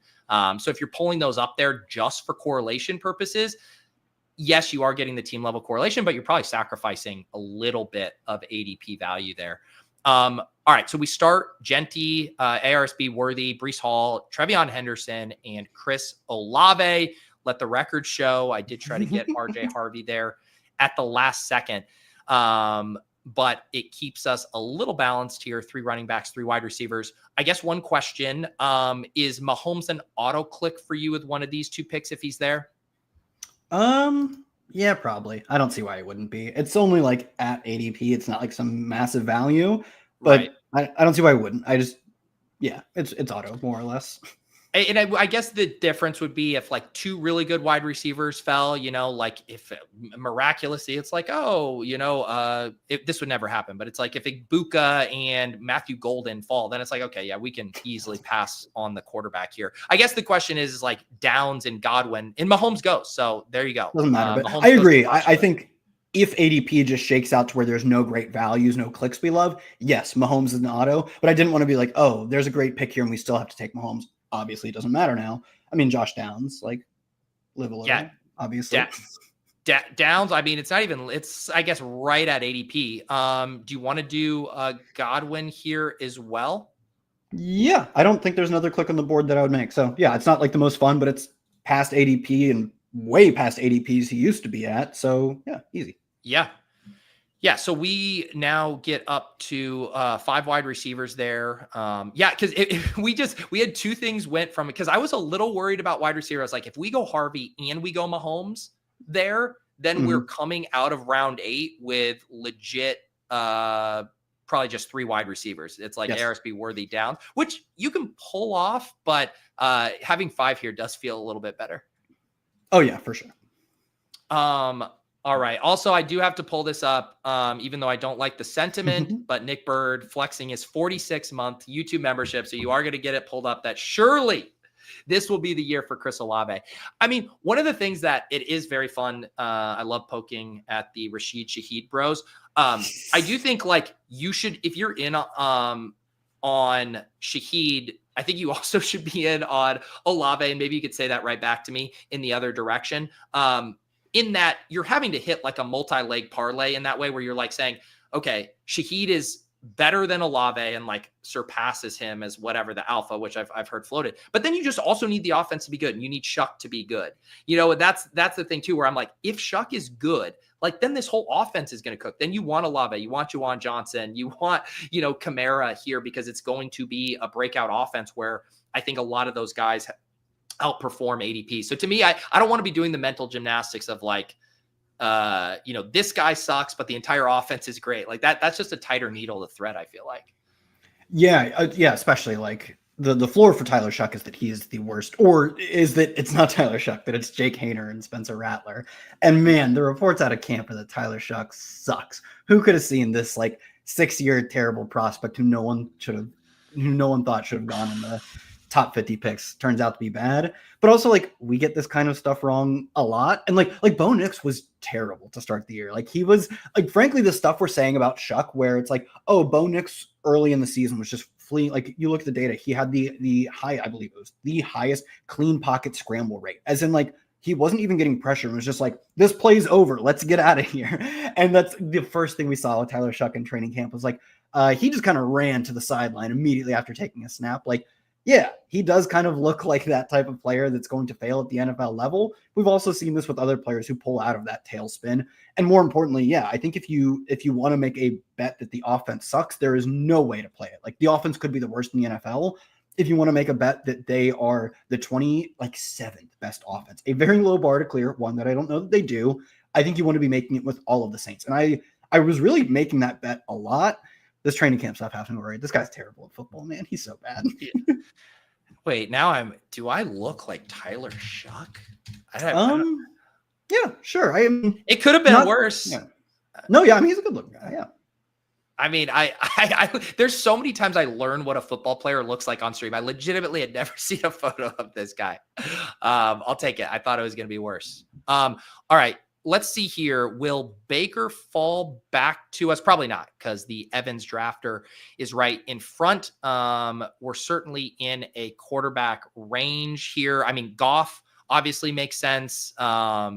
We can do the Drake May thing again. Mayfield does go as expected. Ingram is here slightly past ADP 2. What do you want to do?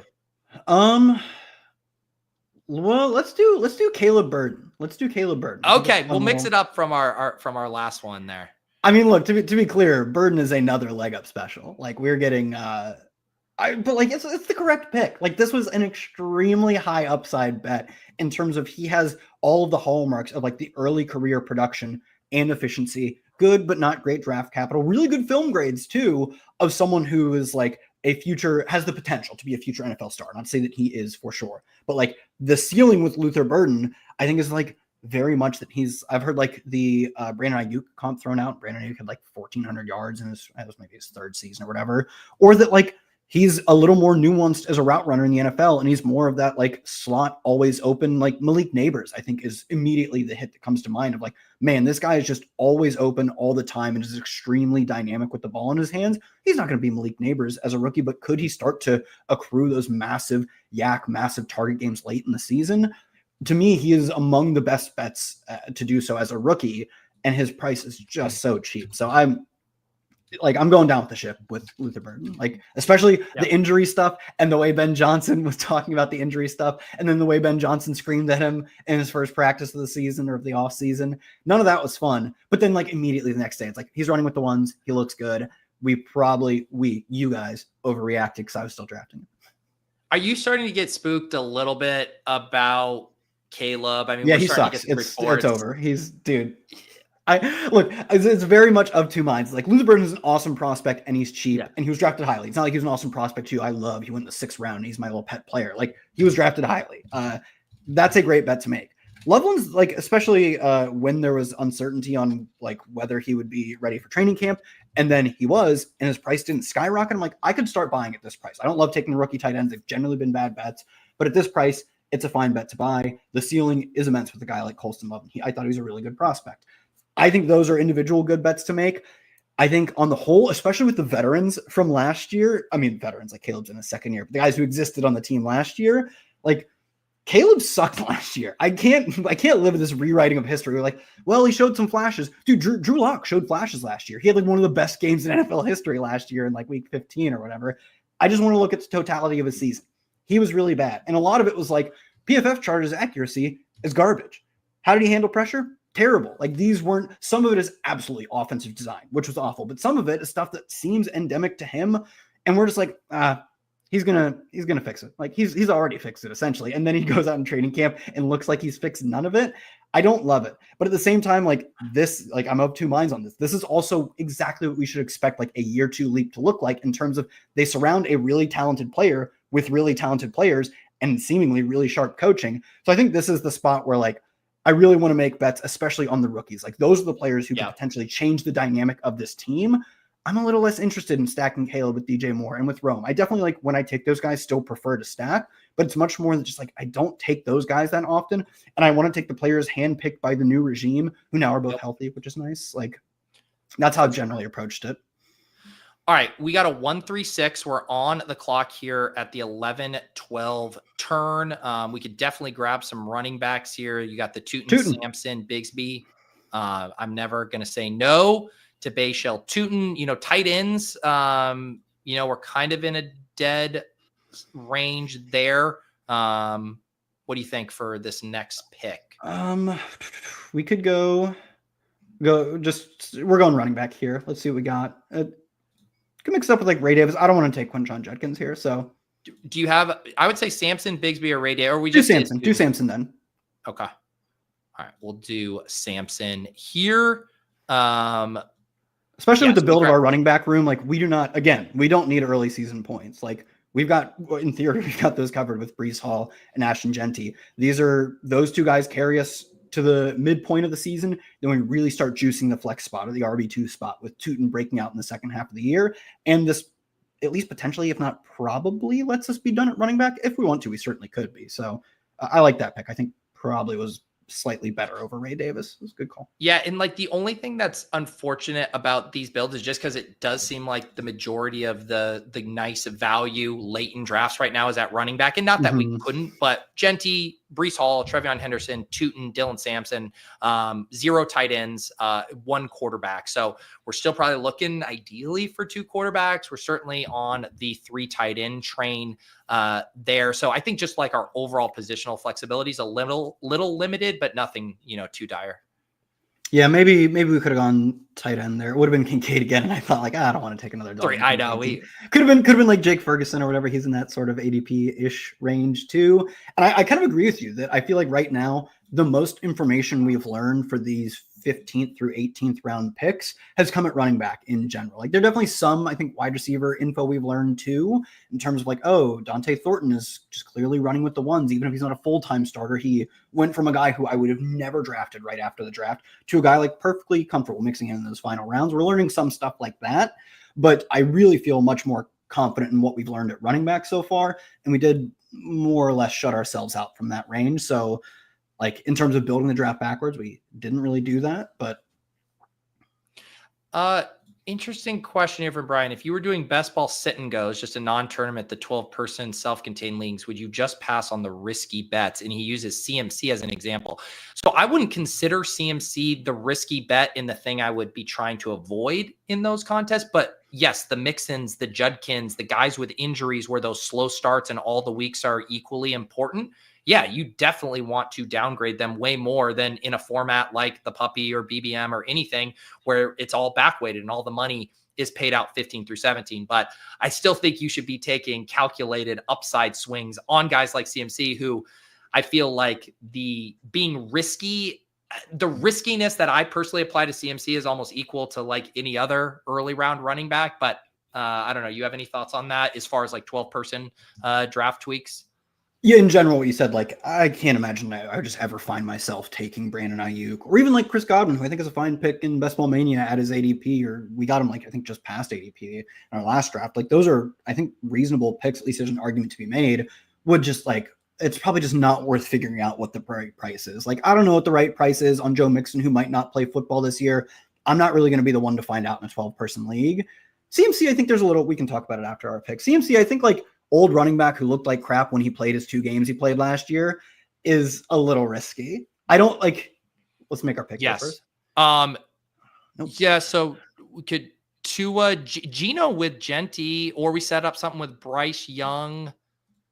Yeah, let's go Gino. And then maybe we get one of his wide receivers at some point. I still wouldn't go Besh around ahead of ADP here. Yeah. Looking at tight end, I think Henry's solid. Yeah, Henry. It's just not even a question. We need tight end. Yep. Yeah, Henry can kick off our tight end room. So yeah, we grab Gino with Jeanty. I like that pairing there a good bit. We got Caleb with Burden, Breece, Hendo, Tootin, Sampson, Amon-Ra, Xavier Worthy, Olave, Downs, Godwin, Burden, and Hunter Henry here. So no elite tight ends on the stream so far this morning. I think last draft, maybe we had a spot where you could have gotten Kittle, or maybe it was this one. I don't remember. Oh, Laporta, the next tier of could be elite. Yeah. All right. This team here. How have you, one of the big topics of conversation a lot when Pat's on, I did the Deposit Kingdom video with Sack, and I feel like everyone's always kind of talking about the 2 quarterback versus 3 quarterback thing here. How have you been playing that? Have you been willing to take like unstacked third quarterbacks? Obviously, your individual room and all that matter, that context, but just kind of curious in general how you've been thinking about that. Yeah, I think unstacked third quarterback is fine. I think there are quarterbacks who I am more or less likely to do it with. Like Cam Ward has like 3 different potential wide receiver 2s plus 2 different potential tight ends plus a pass catching running back. Very possible that he throws to a guy I did not predict him to throw to. Tua, on the other hand, like if Tua is going off in week 17, I've got a pretty good guess as to like which guys he's going to do it with. And there's a pretty good chance that if he goes off in week 17, the guys who have him in BBM 6 finals are also going to have those guys. Whereas like another one's like Bryce Young. Like, yeah, of course, I think Tet's the most likely guy, but like, could he be throwing like long touchdowns to Jalen Coker, or could Adam Thielen be like PPR merchanting his way to a strong game, or could Jatavian Sanders have a 2-touchdown game? All those things are possible. And my feeling that like, wow, I missed out on the nuts because I have unstacked Bryce is much less probable than even like Stafford. Stafford's got 2 guys that if he's going off, he's going to throw it to. So I think if you're going third unstacked, there are players, I mean, and obviously we would just expect him to do it through rushing. There are players who are like much better bets to be doing it in a way that is not as painful for you. But also, if you just have a weak quarterback room, guess what is really valuable in terms of like, how do I stack up in week 17? Getting to week 17. And if you have a weak quarterback room, you sometimes just need the points. Yes. No, I'm with you on that as well. And we kind of talked to like, this actually is the portion of the year where I think there are going to be some of those moments where you're going to feel like you need to go the 3 quarterbacks less, because there are so many of these spots at the end of the draft that you're going to want to use on these running backs. And before it was just like, what else I'm going to have a luxury pick at the end. I might as well just grab one of these quarterbacks that makes sense. Now you start to feel the opportunity cost a little bit more of like, man, there's like 3 rookie running backs that would make a ton of sense to grab. So the problem is where the value dries up is in the exact range where the quarterbacks is. And that's why you're kind of funneled as like, I don't like anything else here. Let me just grab the second or third quarterback. And so you really have to kind of like plot out your draft in real time when you're making those decisions. We're about to pick here. Did I see a report that like Freiermuth is definitively the tight end 1? Okay, this was Mark Cabley. Like, he's not. Okay, is this the guy who like didn't know Roman Wilson existed for a while? Oh no, he's not that guy. Well, we're about to make our. He had a tweet like earlier in the summer. He's like, man, Roman Wilson looks jacked. This guy just looks like an absolute freak. And it's Roman Wilson who looks like you, Pete. He's like, wow, that guy's in shape. And it's like, oh no, he's a professional athlete. They all look like this. And I was like, Cabley's not a real reporter. It's absolutely. I just put Thornton in the queue if we did want to get that back. Sure. He seems to just be having an awesome camp. And then probably a tight end here, second tight end. Yeah, I think I'm Mason Taylor here. Like all reports out of Jets camp are that, I mean, the last one was like, he is the clear tight end 1. Like he is already 1 week into training camp, just absolutely blown by there's like total stand-ins, but blown by the guys that were potentially holding him back for snaps. Like, it's probably still not a great bet to make in terms of like, we expect rookie tight ends to come on slowly, but part of that is the playing time bet. Very few rookie tight ends get to go out and run 85% of the routes in week 1. Like, many of them don't do it in week 17. And it does seem like Taylor's a good bet to do that. So at cost, like if you were to shoot up boards more, it's a different conversation, but at cost, like what's the difference between like, I don't think K-Dot is very good in this version of the Bucs offense. I really don't think he's going to be able to earn targets, but he's going to run all the routes. Like that's the same argument I'm making for Mason Taylor. I don't think rookie tight ends are great bets, but when they run all the routes, they're just the same as guys like K-Dot. And so to me, like I'm pushing past my rookie tight end bias because he's just super cheap. You only have to win the bet in terms of routes run, which we already seem to have kind of won. Yep. So let's look at this team here. 2-5-7-2, Caleb and Gino, Jeanty, Breece Hall, Trevion Henderson, Tootin and Sampson, Amon-Ra St. Brown, Xavier Worthy, Chris Olave, Josh Downs, Chris Godwin, Luther Burden, and Dante Thornton, Hunter Henry, and Mason Taylor.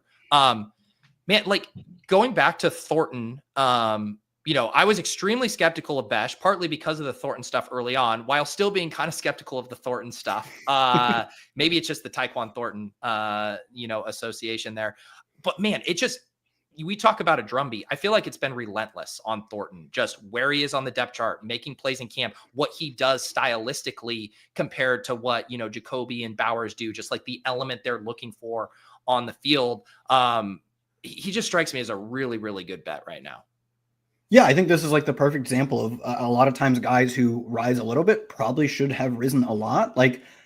You laid it out quite well. He fits perfectly with what they want to do, and they're telling us that he does that, and they're showing us via their practice reps that they plan on him doing that. Again, he's now just a bet on routes in terms of price. Like, I don't know what we're going to get from a guy like Cedric Tillman. I think he's going to run all the routes, but like, is he going to turn back into a pumpkin when he's playing with terrible quarterback play, likely for the second half of the season, which is what he dealt with last year. And he broke out as they moved off of Deshaun Watson. Like, it's very possible. I don't feel confident that he's anything other than a bet on routes. Like, Romeo Doubs is an okay player, but he's just a bet on routes. Xavier Legette is bad last year. There's some upside that he's good, but I'm kind of out on that. He looks like the wide receiver too, though. These are all bets on routes. Dante Thornton, again, has seemingly cleared that. And we get a lottery shot on the fact that he could be good. I did not think he was a good prospect. I was almost stunned he went in the 4th round because he played, I believe it was Oregon before going to Tennessee. And his coaches were all like, what if you didn't run any routes? But the thing was, when he did run routes, damn, was he good. He is large and fast, and he gets the ball and he continues to run fast. Like, he is both a good yak player just because he's such a freak at getting open, wide open downfield, and he's good at getting open downfield. So to me, this is another one where I needed to be pushed pretty hard to make the change of like, oh, Dante Thornton's actually a good late round pick.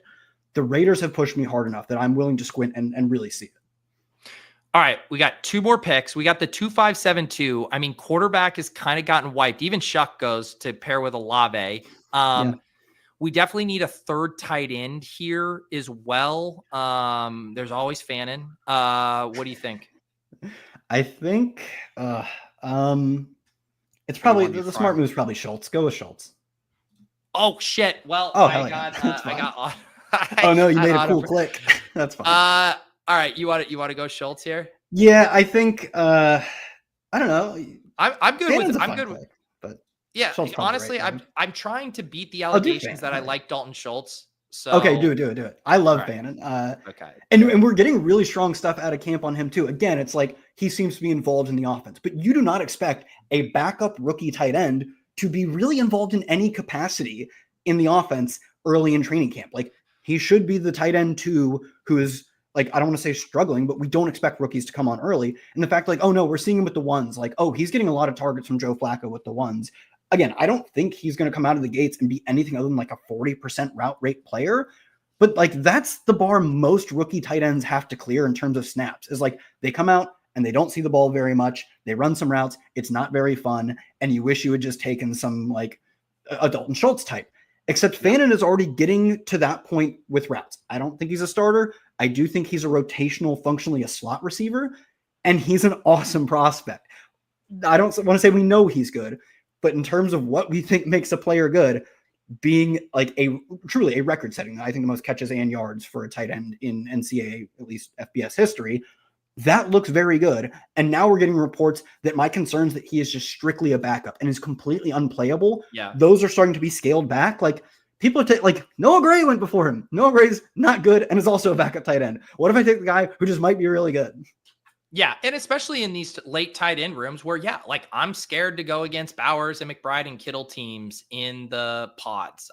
Like, I like Hunter Henry, but like I'm going to need some upside here if I'm going to take a crack at beating those teams. A couple things here before we recap.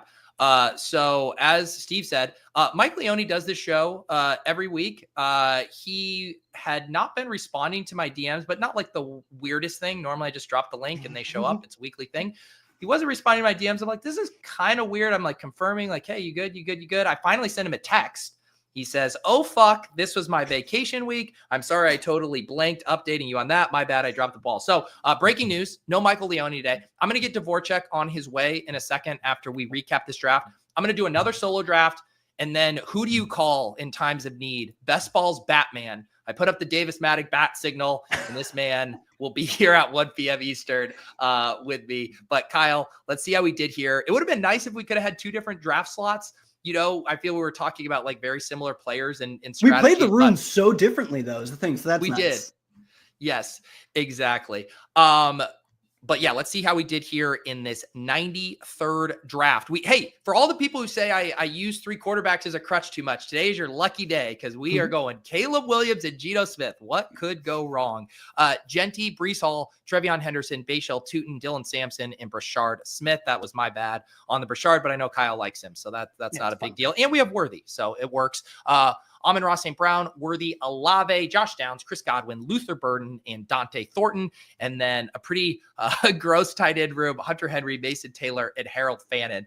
This isn't going to win any sexy screenshot awards, but does it get the job done? I think it does. I think this is like a good mix of, especially like you think about how we build our running back room, early season bets in that like Breece Hall is like, if he was losing work to Braelon Allen, it's probably still not happening in week 1. At least it's not as much going to happen in week 17. We don't want that to happen. But frankly, at the 4th round, you can almost afford some of that. Not a ton of it, but some of it. And Ashton Jeanty, like I said, not treating him as like you would a typical rookie. And then after that, we are smashing all late season upside. If you want to build out the how do I win at tight end by spending nothing, it's taking these not great median bets, but high upside. Like say something happens to David Njoku, like if it happened today, where am I drafting Harold Fannin? Like, grow up. I am drafting him so early. It's sickening. And of course, like, we don't expect that to happen most of the time, not even an injury, but like, what if Harold Fannin looks really good and David Njoku, who I believe is in a contract year at the end of the season, in a completely lost year for the Browns? Like, this is in no way a competitive year. What if at the end of the year, they want their day 2 pick, who's already starting to look good? He's already starting to have some games where he pops on 50% of the routes. They start giving him more work. Who could imagine that happening? A young player who seems to be really good, getting more work, overtaking a veteran on the way out. Like, these are the types of bets that if you struggle at tight end in terms like Hunter Henry is our tight end 1, probably makes sense to go there. I'm glad you moved us off Schultz to Fannin. I think that was the right move in hindsight. You know, it had to be done. I guess the only counterpoint, are you familiar that Harold Fannin, as of Thursday, did receive the ship chasing clip curse? Had that made its news to you? I had not yet. So okay. Again, I'd like a refund on this one. Take back everything I said. Yeah, you know, lots of great stats and all that. It's very cute, Kyle. But unfortunately, he's been clip cursed. That's just how it goes. All right, Kyle, let the people know where they can check you out. What stuff are you working on over at NBC? Check out the Rotoworld football show. Follow me on Twitter at Kyle Tweets Here. I just dropped my best ball rankings, and I have some season-long stuff coming out in the next few days as well. I think that's it. Beautiful. Well, thank you again, Kyle, for hopping on. I know we went a little bit longer than I mentioned, so appreciate your time, and we will we'll catch you around the online water cooler. I'll see you around. Thanks, guys. All right, we shall see you, Kyle. Like I said here, all of my normal best ball breakfast scheduling was thrown in disarray. I realized on yesterday I was in a bus with Pat as we were going to our boat trip, and I was like, "Oh yeah, you're not going to be on best ball breakfast." So I scrambled to get Kyle to fill in for him. I had also sent out feelers for my rotating guest slot, didn't hear back, and then Leody forgot to tell me he wasn't going to be here. You know, so all of my the infrastructure for this show falling apart. However, we make do. We're going to squeeze in an extra solo draft here. Huge thank you to Kyle for hopping on, and then obviously to Davis for joining us here in a little bit. So we will get in our usual amount of drafts here on Best Ball Breakfast. We got the 1-5 here, which is nice. I like having the 1-5. Wow. Look at this pleasure. We got Al Smizzle in the house. We got my guy Charlie out of the 10 hole. And we will do our 94th Best Ball Mania draft. Like I said, being able to squeeze in a couple more drafts each Best Ball Breakfast is nice, as I do have the goal to get to 150 streamed drafts. And we are on the clock here. I've been letting Jefferson slide a little bit. I don't think Jefferson is bad here, but I have similar exposure to Jefferson and Gibbs. So let's get our Gibbs exposure up here, and we'll grab him at pick 5. I mentioned earlier, I assume all of you guys saw in the Underdog lobby, a couple new contests were posted yesterday. There is the Husky 2. Love that structure. Was talking about that a little bit earlier in the stream. And there's also the Pomeranian 2. Pomeranian 2, $3, 50 entry max. This one is filling pretty fast, 46.5%. This is a 2 of 12, 2 of 10, 1 of 10, 248 seat final. So pretty big contest there with 74,400 entries, but you get that nice $3 price point in 50 entries. And then the Husky, I love this price point and structure, $40, 10 entry max, 50K to first, 3 of 12, 2 of 8, 1 of 6, 117 seat final. And if you are one of the new people who have found their way over to the Best Ball corner of YouTube, the Best Ball universe, all of that good stuff, join us on Underdog Fantasy. You can always get up to a $1,000 deposit match. They'll also get you some special bonus pick'em promos as well, and all of that good stuff. Use promo code Pete for up to a $1,000 deposit match.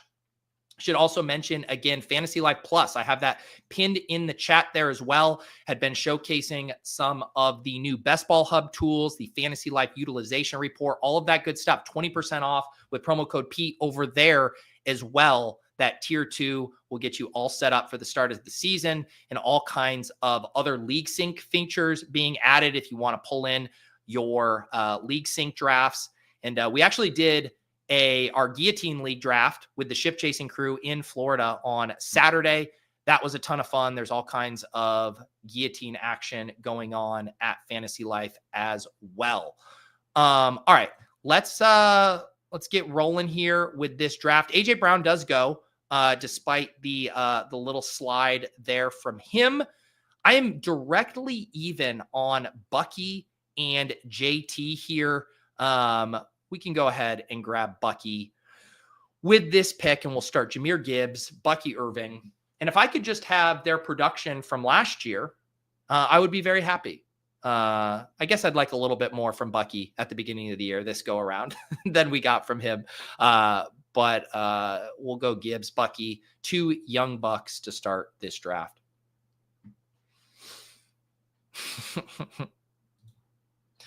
Impromptu bash. I did promise, I think I put it on the calendar actually. Speaking of bash, I need to check my calendar. I'm pretty sure I'm going to do a bash on Thursday night. I'm pretty sure that's what I said, because I'm traveling again this weekend, which means I'm not going to have the typical After Dark show. So I was going to do After Dark on, I actually think I have to do it Wednesday, because I'm taking off Thursday evening. So I think I will have a special double bash edition on Wednesday. So we'll have Best Ball Bash at the typical 1 p.m. slot, but then I'll do an After Dark bash on Wednesday night.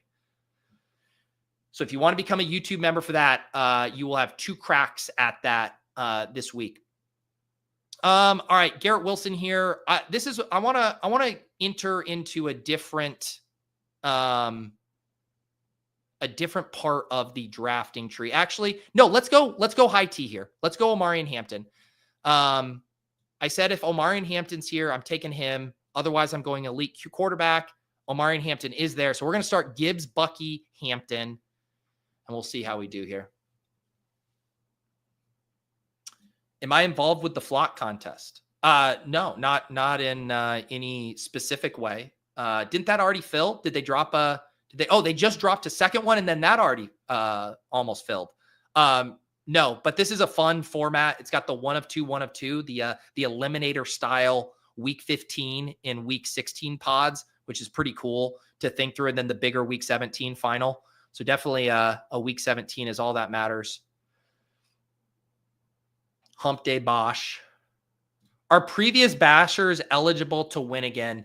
You know, I've thought about this. I think the spirit of it is to get new people up on screen. I know some people have entered multiple times with the thought that they might get to choose someone else from the community who's trying to get in. I didn't mind that idea. I'm hesitant to say any like hard and fast rules, but I think what's fun about the bash is getting to meet new people. So I would prefer if repeats don't enter, but I'm also not going to say no. I think for the After Dark one, that's very fair game. The After Dark, we can double up there if we'd like. But yeah, I honestly haven't given it too much thought, other than there's limited spots to get on the show. And there tends to be about 25 to 30 people each week who want to get on to do it. And so I would like to give new people as much of an opportunity to do so.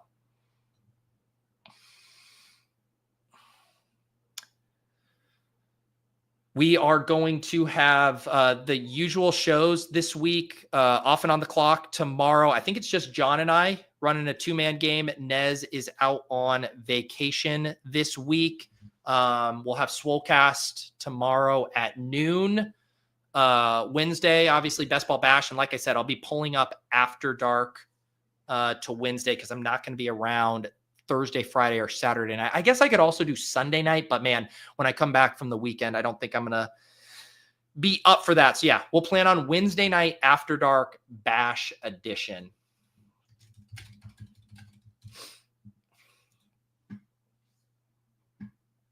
So we start Gibbs, Bucky, Omarion Hampton. I think I'm supposed to let out a high T growl. And we will see what we have here. BP Wood. I think I'm going Jayden here. If Jayden's here, I'm doing it. I feel like that's too much fun. All right, he goes McLaurin. It would have been nice to have a crack at McLaurin coming back. I'm doing Jayden Daniels, though. Let's let it rip. Jayden Daniels in the 4th at pick 44, so a little 5-pick slide there. And then we go Gibbs, Bucky, and Hampton at the start. We'll see if we can recover at wide receiver. I know I'll like the wide receiver at 53, 68, and 77. So I think if we can just hit 3 wide receivers here, we'll be in good shape.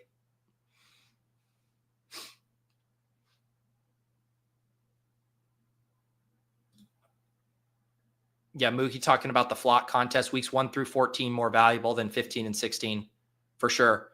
That's kind of, it's actually very kind of similar to the way that the eliminator is 6 of 12 week 1, and then you enter all of those head-to-heads there. Let's see here. We are on the clock, and man, a bunch of wide receivers went.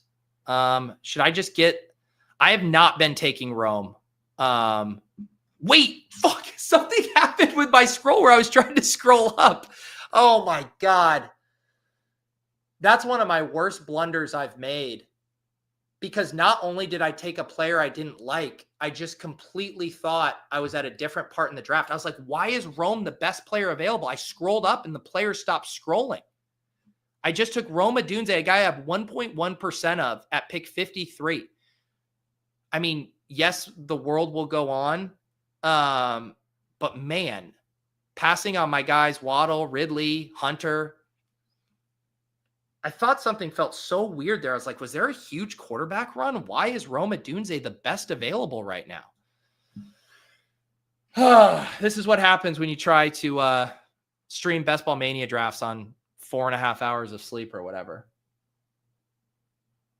Man, I do not know what happened there. Rome Odunze, wide receiver 1. Those are scary. Those are scary words. Those are very scary words.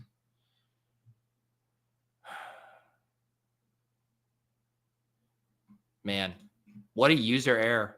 I've had a few. I mean, nimble fingers. I was trying to get what? It was Kyle wanted James Conner, and I got him RJ Harvey.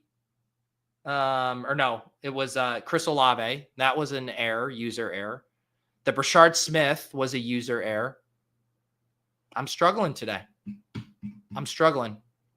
At least it was a wide receiver. It really did have to be a wide receiver. So the team here, I'm going to make sure I'm actually looking at the correct top of the queue. Jayden Daniels, Gibbs, Bucky, Hampton, Rome. And Debo goes. I'm not even going to be able to get Debo on this team. Let's mix it up. I feel like we've drafted a bunch of Addison today. We've drafted a bunch of Godwin. Let's do Rizzy P. Let's get a little more Rizzy P in here. Rome Odunze and Ricky Pearsall is your 2 starting wide receivers. I'm sure it'll work out. Stream Draft EV. If you're YouTube members, not only are you eligible for the bash, but I tip you guys off in the Deposit Kingdom Discord in the Best Ball Breakfast channel when I hop in these drafts. So you can come and take advantage of my jet lag, sleep-deprived, non-nimble fingers.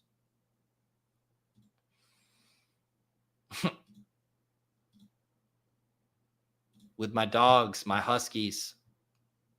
That's right.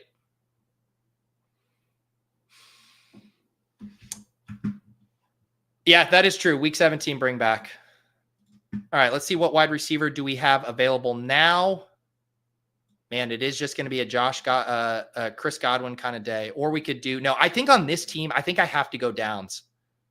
I cannot survive any early season lack of production on a team this week at wide receiver. So let's see how we do. Jayden Daniels at quarterback, Gibbs, Bucky, Omarion Hampton at running back, Rome, Ricky, and Josh Downs. I will say this is a high T team. High T team in that we started with 3 running backs. You go quarterback, and then your second wide receiver is a guy who once got shot. The shot demon, many are saying.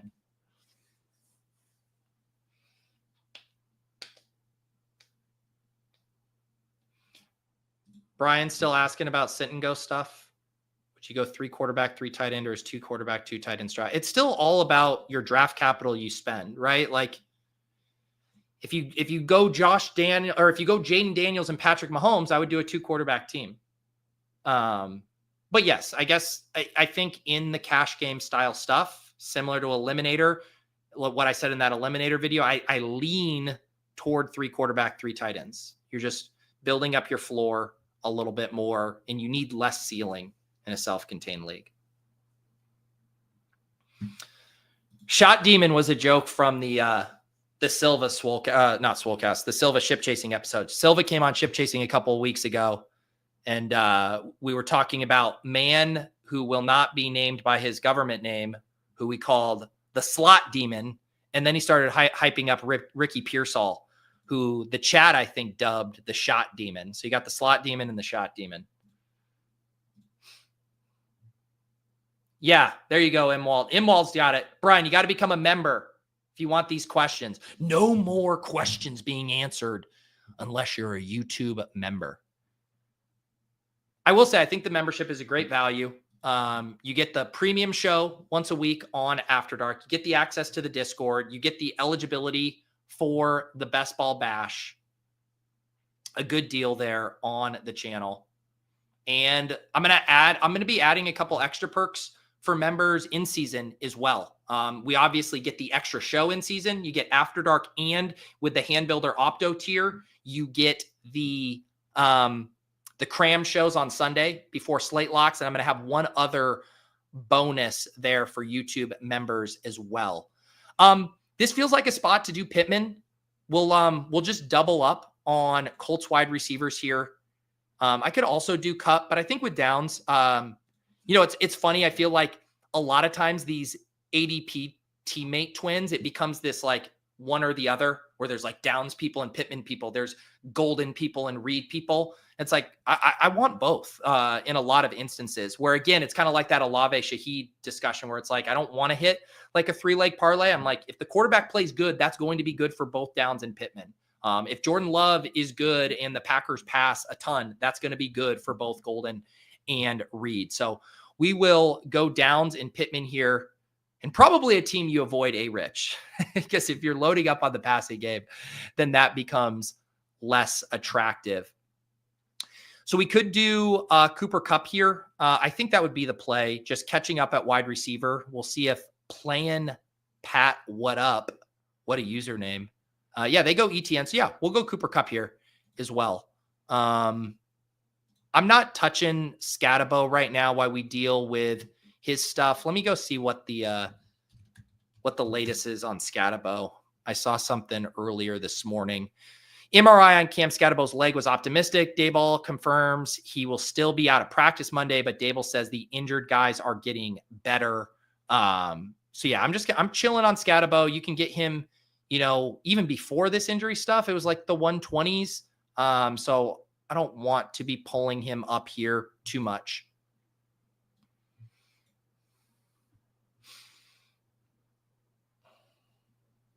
Yeah, this is another good point by Charlie too. Like if you got questions like that, that is one of the nice things about the Discord is if I can't get to your question, there are lots of people in the Discord who are happy to help out. Tons of sharp drafters in the Deposit Kingdom. So take advantage of that as a resource as well. Oh, I remember one thing I wanted to tell all you guys that I need your help and your feedback on. So it's August 4th. I have started writing notes down for the annual Best Ball Bros video. I feel like I have more material to work with this year than perhaps like the first 4 years combined. I think this will be the 5th year I've done Best Ball Bros video. But I always like to make sure that stuff doesn't slip through the cracks. So my ask of you today is, when the show is over, in the comments section of this video, is to tell me a bit or a phrase or something you would like to see in this year's Best Ball Bros video. And I'm going to use this as an ability to, or a way to catch something that I might have missed or I forgot to write down. You don't have to mention the big stuff, anything big, Gilbert Arenas, RTAs, diss tracks. You don't have to worry about that. I got that on lock. But if there's any other things from Best Ball Summer that you feel need to be immortalized in the Best Ball Bros video after this show, leave it in the comments. It can be a phrase, sometimes just a phrase or a thing, you know, like chaperone has been a very popular buzzword that will be making an appearance in the video this year. So I'm going to use you guys to help me make sure that I don't miss anything. All right, we are back on the clock here. And I almost did it again. I think we do Caleb. Like if we're going to do this Caleb and Rome thing, I say we commit to it. If Rome is hitting, Caleb, God knows Caleb is playing well. We'll take Caleb at 116. And so we go Caleb and Jayden. We have the 3 running backs at the top, Gibbs, Bucky, Hampton. We got our 5 wide receivers all in a row there. Rome, Ricky, Downs, Pittman, Kupp, and then Caleb there. Mike says, can we get the truth serum video earlier than last year? Feel like there were some good nuggets to use in draft strategy. We are going to have a truth serum video again. I don't know how much earlier, partly because I do want a little bit of preseason to happen for people to deliver some of those takes. But yeah, it'll probably be slightly earlier than this year. But the truth is there's a lot of things I got to do. Right now. And yes, Colston Loveland comes back, which is, I was very much hoping that would. I can get the double stack here with Rome and Loveland and get my first tight end there. But yeah, Best Ball Bros video is coming back. There'll be Truth Serum. I have another idea for a Deposit Kingdom video that I'm going to start working on as soon as tomorrow. And I also have a bigger project I've been working on for a lot of the summer that I will hopefully have some news on in a couple of weeks as well. So yeah, it's just a lot. It's a lot right now. I'm trying to make sure I can squeeze everything in by the start of the season. But yeah, you don't have to worry. The truth video or Truth Serum video will be back.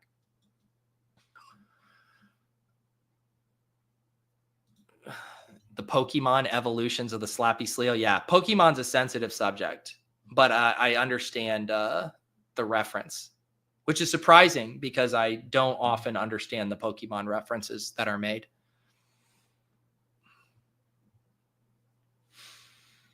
Davis will be joining me in about 10 minutes. We can squeeze in a couple more drafts. Is this my 95th draft right now? 95. So we're gonna cross 100 drafts this week because we'll probably do like 96 and 97 with Davis. The Bash will be 98. I'm gonna do that Deposit Kingdom video where there's gonna be some BBMs in there.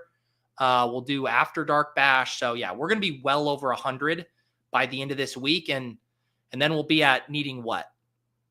Probably be about 8 or 9 a week the rest of the way out, which I think is pretty doable.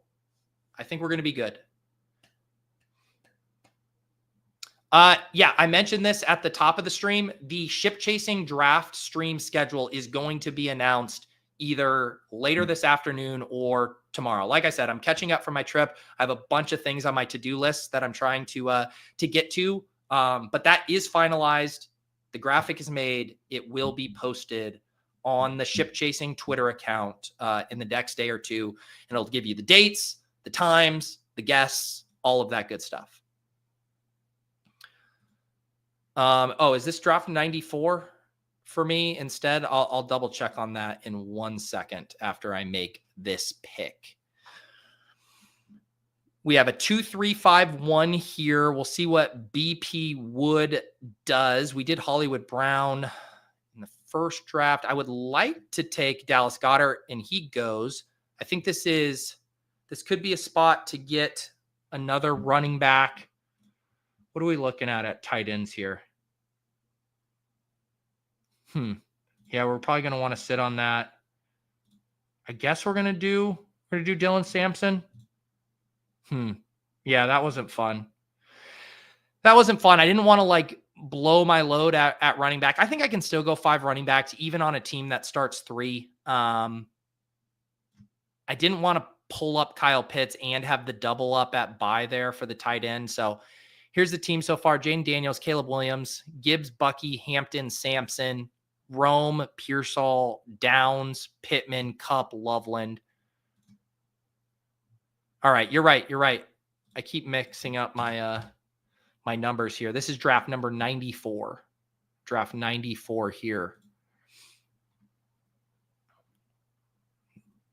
All right. And where is...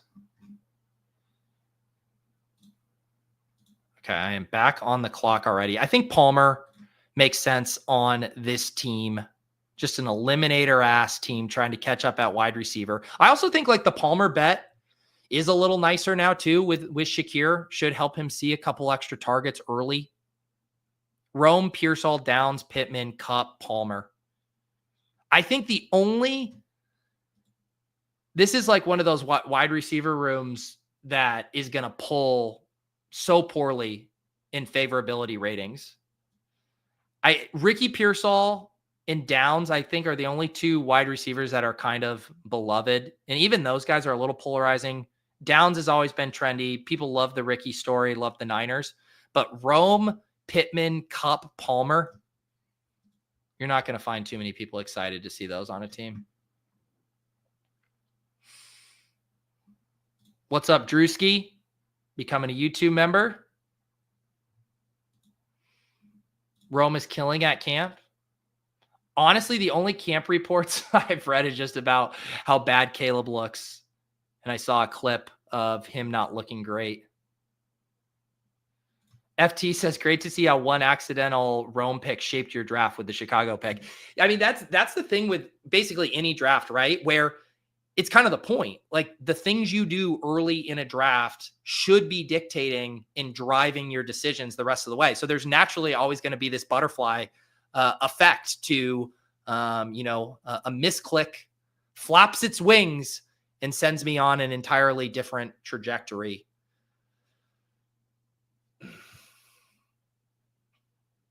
All right.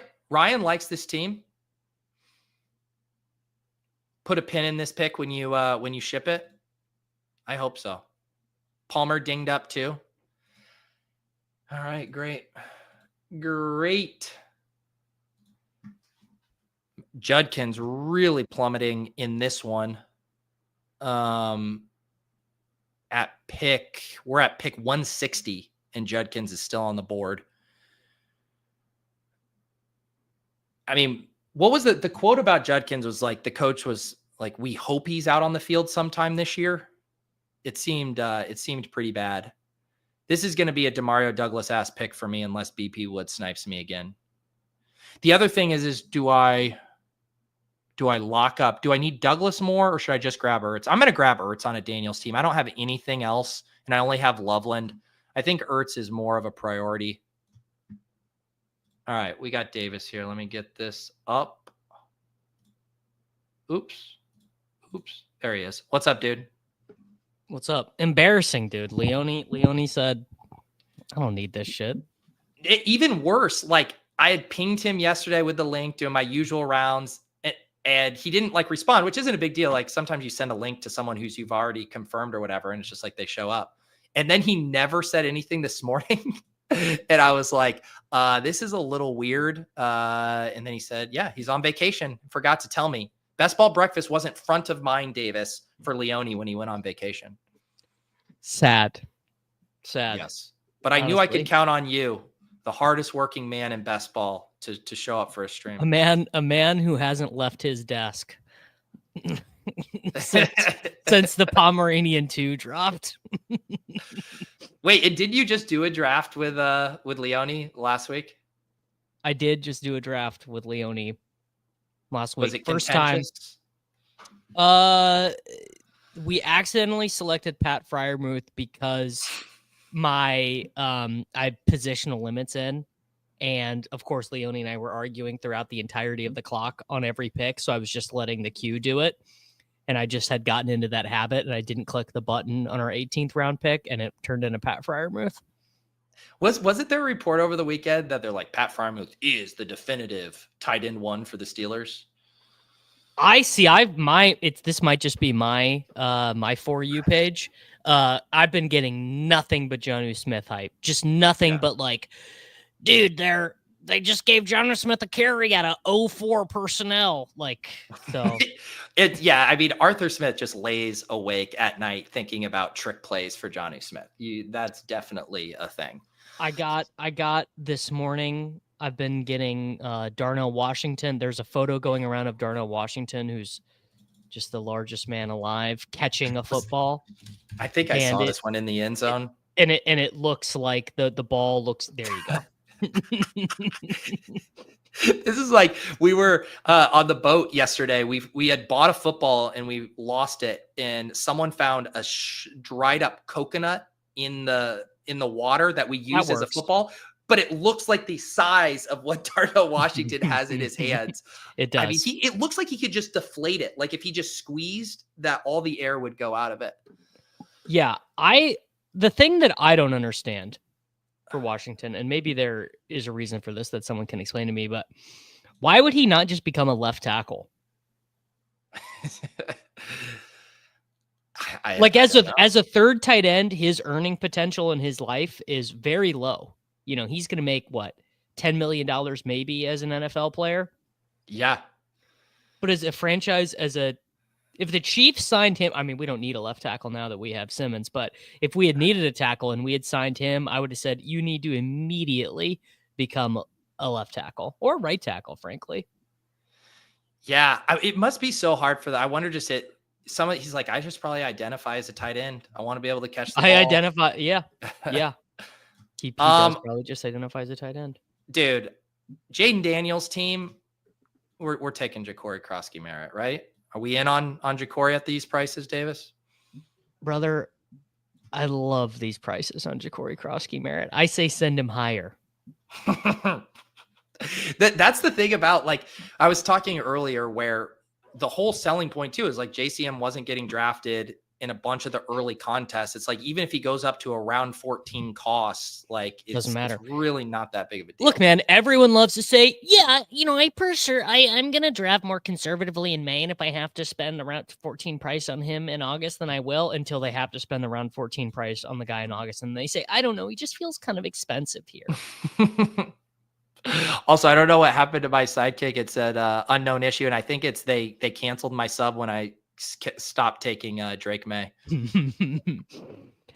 I actually am like very light on May, like relative to a bunch of the other quarterbacks around there. I don't know what build you have here, but I did just see Cooper Kupp. Yeah. Wait, what about Cooper Kupp? I just saw that he's on this team. Yeah.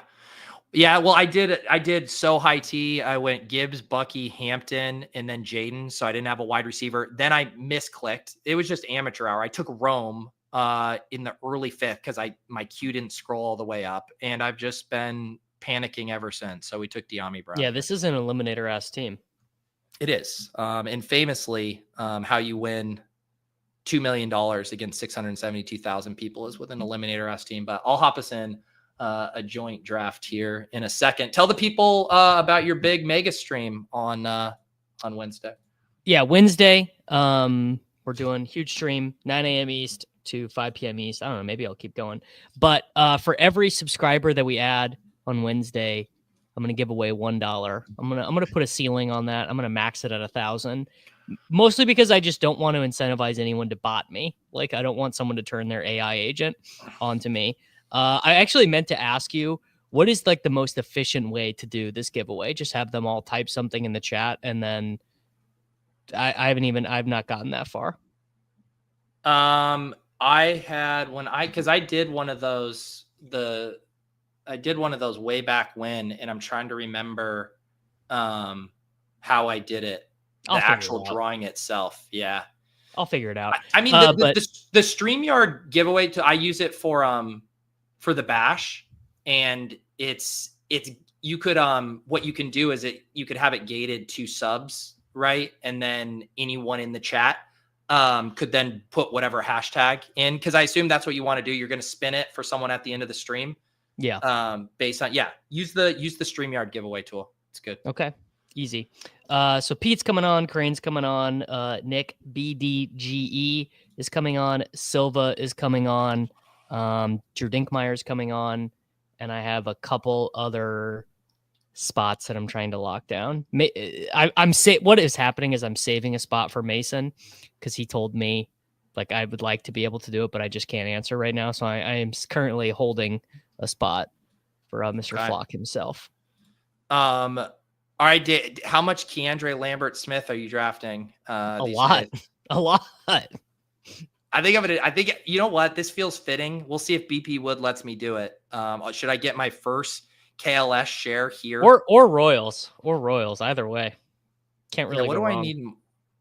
I want to, I want to join. If I have the ultimate slappy on, it's time to get a KLS share here. I don't know, man. I'm getting real. I won't say Puka Nakua. I'm getting real Tank Dell vibes from KeAndre Lambert-Smith. It does sound awesome. I mean, everything about him continues to break his way. If obviously if Keenan signs, it's really bad. Like if Keenan signs, it's just like pure slappiness. But yeah, it's the Keenan thing would just suck for almost everyone except Keenan. All right, Davis, we're in a draft together. This is my 95th BBM. We got a late slot. Damn. I am behind you, brother. Also, really? I just sent you the link in Discord to do the redirect. So literally the second we wrap up here, people don't have to be alone with their thoughts for one moment. They can just immediately go from Best Ball Breakfast to my stream. I thought you were gonna say you sent me $12.50 on Venmo for this team.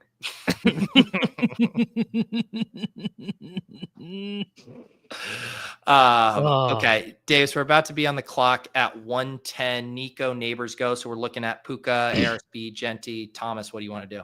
Aren't you worried about Stafford's back? Kind of, but not enough to ding Puka at 10. I think we just take Puka, but my worry meter is now at like if it's a doomsday clock with midnight being doomsday, I'm at like 9:17 at night. Like I am thinking about like how am I getting home from the bar? So it's funny you did that because I did a panic meter analogy as well, and I put it at like went from like 8 to 10%. Now I'm up to like 30%. Do you want to slurp the dipparino on Jeanty or do something else? Yes, I do. I'd like to slurp the dipparino, which I recently realized this. I wondered why Shope was just like, I've never heard. It's just like, but then I realized that actually many people had never heard slurp the dipparino. We did this all earlier on Best Ball Breakfast, so we pulled up the original crypto meme there for that. But yeah, but it's so funny because some people in the chat were crediting Shope for the phrase. And I was like, I promise you that Shope didn't coin slurp the dipparino. Oh, that's really good. Yeah. Yeah. So someone obviously not from the internet, they would just have no idea. No. Like many videos and why we have to do dollar giveaways to increase our sub counts because whatever else we're doing is not working. Mm-hmm. Yeah. Actually, I accidentally just put the redirect for your other one. Let's see here. What's the thumbnail for today? It should be the only one that has a thumbnail. I haven't made. There it is. Yeah. All right. After this, you guys can head over and draft with Davis. Yeah, Grant says, I miss seeing you guys draft against each other. We did that all last summer on the Swolecast. And then these best ball sites, they drew lines in the sand and they tore us apart. And they, it's like West Side Story over here. And we're snapping our fingers as UD partners and DK partners. I don't know. I know people enjoy doing that. I really like the format of the show now. I love the format. The format now is so much better. And we also, guys, we draft nonstop. Like if you want a drafting stream, you can find. I just got off one with PPR Tyler while Peter was streaming. I'll be streaming. Then after Tyler's trying to go head to head against me. I am worried about this kid. I told PPR Tyler the truth, which is, look, man, I like you guys, but I am never coming on your stream at 8:00 at night. Like I just am keeping it super real. So he's like, okay, I have some time off now. And I was like, that time works. Yeah. Well, There you go. I didn't know PPR Tyler. This is a beef. There's been lots of famous best ball beefs this summer. And now it's me versus PPR Tyler. I've got a topical one for you. Are you capitulating to Big Tank Bigsby? Yeah. I mean, like, I just took Dylan Sampson over him still, but yeah, I'm trying to catch up. I'm trying to catch up on Bigsby because I don't think the price is like, because what did he go from, like 170 to 150 has been like the jump in his ADP. Yeah, I feel it's kind of like a get out of jail crazy. free card. Yeah. I think that average draft position is just so slow to rise up on Underdog. Unless it's like a really obvious one where it's like an injury one. I feel as if like news related jumps are quite slow. Yeah. Well, and the fallers like Trey Harris should absolutely be falling now, and it's going to take ages. I'm not really taking him at all right now. Yeah, and I'm just saying like he should be getting cheaper. Okay, so all the elite quarterbacks are going. We got JSN, Evans, Worthy. What do you like? I would probably just take Mike Evans. Yeah. All right, we'll go Mike Evans here. Yeah, I've been doing basically Hampton. I guess we could have pulled up Daniels there, but Evans, yeah, so. I would have been. I for sure would have been Hampton there. Yeah, sad. Dude, we're all no night shows anymore. Yeah, you guys, you kind of missed the golden era of night shows. I was never really part of it. We are going to have the ship chasing drafts, which those are going to almost all be at 7 p.m. Eastern, but that still allows me to like be in bed by 9:30, which is my goal. Yes. Yeah. Okay. We used to do some of the ship chasing drafts. I mean, I think this is Breece or Worthy. Wow. Which are you? I thought you would have been a Braelon A guy. Let's do Worthy. Yeah. I'm team both. I'm team fourth round Breece, team Braelon for sure. He's got his whole life ahead of him. Yeah. I mentioned this before, guys. We're going to have an announcement on Shipcast stuff soon. We're still working out details. There will be in-season ship chasing. It's just not finalized yet. The draft schedule is finalized, though. It'll be posted later today. So you will there's some people who missed the ship chasing night streams. You're going to get a bunch of them in August. But the big shift was we used to do the 9 p.m. Eastern FFPC main event drafts. And now it's 7 p.m. Eastern.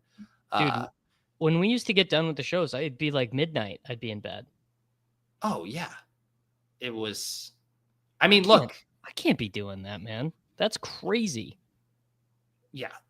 We're new people now. We all have to grow up and do what we can, and it just is what it is. Okay, Puka, Jeanty, Evans, Worthy to start. What other news did I miss while I was gone this weekend? What are the best ball bros overreacting to? I was kind of out of it too because I had my home league draft with my buddies in Kansas City, and I played a bunch of golf. Based on my observations from drafting this morning, the biggest difference is the distribution of 8th round running backs or 18th round running backs. Like we did get Jacory Croskey-Merrit in the last one, but like Taj Brooks, JCM, Brashard Smith, these guys are going. The biggest one for me personally is the drum beat on Jalen Royals is getting really loud. Yeah, I did, dude. I had in my first draft this morning, I did the Rashi Rice's toast and Kelsey's dust stack of Mahomes, Worthy, Hollywood, and Royals, and it felt very fun. Yeah, it does. Hollywood, I'm officially worry meter on Hollywood is official. Andy Reid's quote, coach speak, my good boy Greg sent this to me, is he avoided surgery. Oh, great. It's like I know he avoided surgery, but I don't want to hear that really, particularly about Hollywood with how good Royals has been playing. Yeah, that is fair. Yeah, Royals Worthy definitely are the safest and most fun clicks. How many Pomeranians, Peter? I did one in the car with some of the ship chasers yesterday. There we go. Yeah, A man of the people. I slapped it up. Jalen Ward was my RB1. We were having some fun in the palm. Let's see. Hendo goes. This We're in is Harvey. Yeah. Harvey or Kamara. What do you want? You want to go double rookie? Let's do Kamara. Nimble fingers. Look at this. We go to bed early and we select Kamara over Harvey. So washed. I did a number on myself, man. I did a number on myself after we took him in the 4th round of the FFPC. That was just had to go deep into that one. Yes, we famously, for those not familiar, in our first FFPC draft, it was a slow draft. All of us were doing Jacob, Davis, Pat, myself, and we auto-timed out in the 4th round in the pick otherwise was going to be Omarion Hampton. This is pre-Najee fireworks, and we fumbled that bigly. What do you want to do here? Yeah, do you want to I would do Diggs too, actually. Just pull up Diggs? Sure. Yeah. All right. We will do that. So we got 2 running backs, Jeanty and Kamara, Puka, Evans, Xavier Worthy, and Diggs here as well. So you said you're what? Go ahead. No, you. I was just going to say another one that people are freaking out about is Jayden Reed is going to be going back down. I said there was what? It was the infamous Green Bay friends and family night. The family night, man. And it was, the results were crazier than I could have imagined, actually. It was like Golden out there for everything. And then Malik Heath. Which my conspiracy theory is that the reason why it is Malik Heath is because Dontavian Wicks is injured and out, and he was just placeholding. Yeah, I mean, it's, I don't know. It's so hard to read into that stuff. I mean, what was the thing last year from it? What was the other? Did Wicks have a ton of? No, the opposite. It was very directionally accurate. Wicks barely played. What was it with the tight ends? Was there something weird with the tight ends at practice night last year? Well, Kraft was not back yet, right? From his pectoral injury. But the big thing from practice from family night last year was that Wicks was like the clear wide receiver 4. Yeah.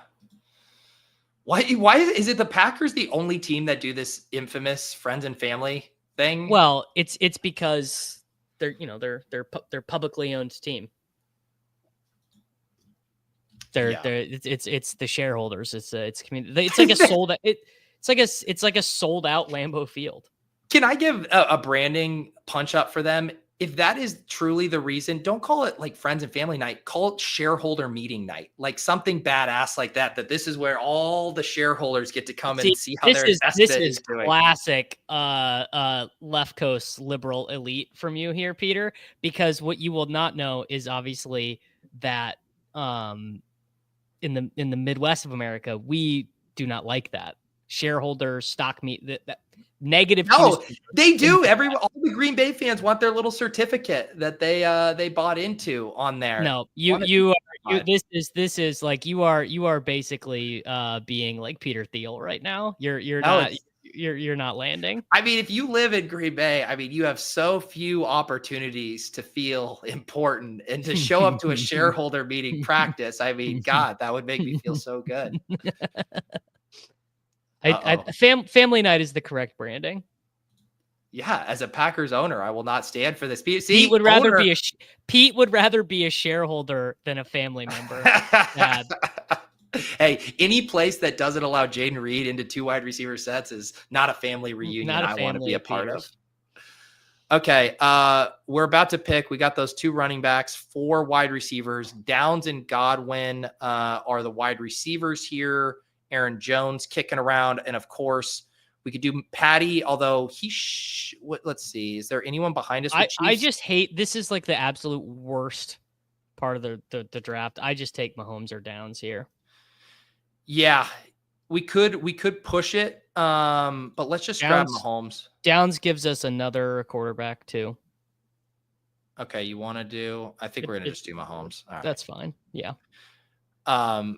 I thought there's maybe a chance. Wow, and these guys go running back. So if we get one of these guys to come back, nice. All right. So that was good. You'll love to see it. Which one? It's still our choice. Downs? Yes, because we are probably not going to get Baker, and we probably shouldn't take Baker anyways. So, yeah. Where I haven't even been paying attention in my early drafts. Has Stafford been sliding a lot? I didn't even see where he was going. He's sliding. He's sliding a little bit. Yeah. Yeah. Not much. Just a smidgen. All right. Yeah, and thank you to Mark for pointing out. I do quickly want to tie a bow on that last draft. I'm sure there's some audio listeners who feel completely lost right now. All they know is that KeAndre Lambert-Smith is on the team.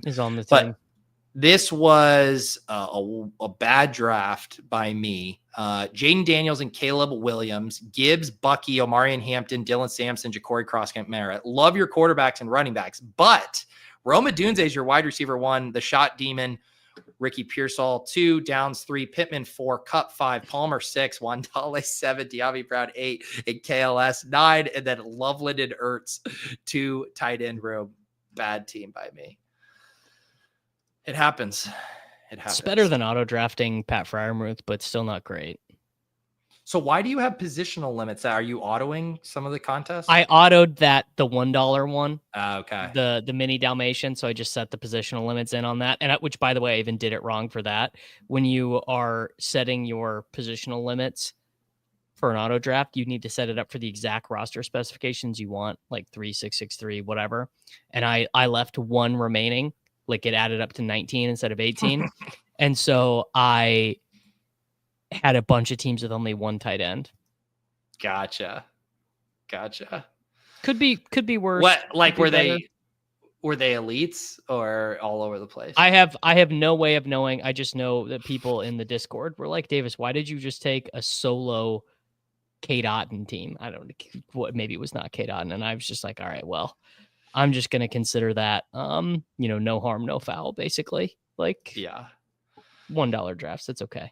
I know. Yeah. Nez was saying he did the auto experiment for that. Were you running batches and seeing how they looked? Oh, no. 101 at a time.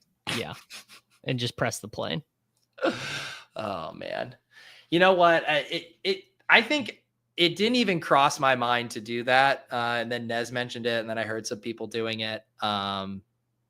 It would be fun, I think, to see how they were turning out, unless you end up with a bunch of 1 tight end teams and then you never want to look at them again. And then you never want to look at them again. But, at the end of the day, probably gonna turn up, and those are, somehow one of the auto drafted Dalmatian teams will be one of my best teams.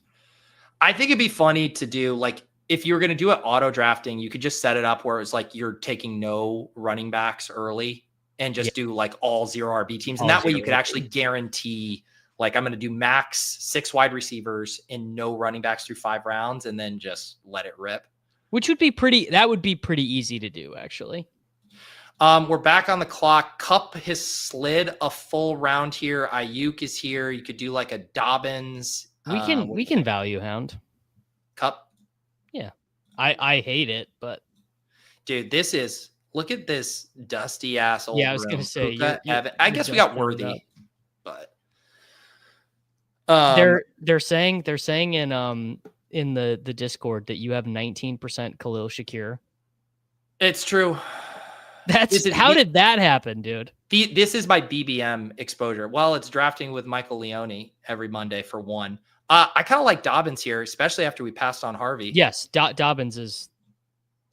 We're now. It's so funny. Dobbins was the shiny new toy. Now we're bored of Dobbins. Dobbins he's a boring pick now. We've made our peace with it. Yeah, which is just such a funny way for fantasy football to work. I really think both Harvey and Dobbins can pay off their ADPs easily. Sean Payton on multiple occasions, like I believe 3 different seasons, has had 2 running backs finish in the top 12 of running back scoring. And one magical year, he had 3 running backs finish as top 24 running backs. Isn't that nuts? Isn't that crazy? Yeah.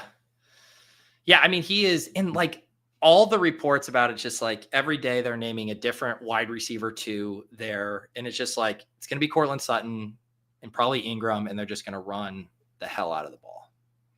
Correct. Yes. All right, here's the team so far. 1-3-6. We got Mahomes to Worthy, Jeanty, Kamara, and Dobbins, Puka, Evans, Worthy, Diggs, Downs, Cooper Kupp. This is a centrist-ass team here, playing both sides of the aisle. I'm drafting a lot of centrist teams recently. Centrist with a little whipped cream on top of slappyism. Like, I'll draft the most boring team you've ever seen with Jacory, Croskey-Merrit, or KeAndre Lambert-Smith, or Brashard Smith, or something like that as the 18th round pick. I've been doing a little bit of I've been transitioning to Anthony Richardson as my third quarterback. So that feels pretty spicy. And he keeps going earlier and earlier too. Can't sit on him. I realized we should do the blindfold draft for Soccer Dave on the Swollies Only show. Yeah. I fear he might know too much now, though. Like I sadly fear as if he knows. How did too much did we do it where one of us made the pick for him, but he just had to dictate who it was without saying anything? Yeah, you drafted it for him. Like, you clicked the button for him, and you would like give him a hint. Mm-hmm. Yeah. Well, yeah. I think we allowed him to ask questions about, like, were players available? Correct. Yes. And then it was like, he got to like round 6 or 7 and then just started panicking and picking like quarterbacks and tight ends who were like 50 picks past ADP. I mean, he did. I do remember he did Samaj Pirine in like, it was like the day he signed in like round 10. Yes. Goff is a big slider here, but we don't have anything with him. Tesla. I think we do Goddard or Ferguson here.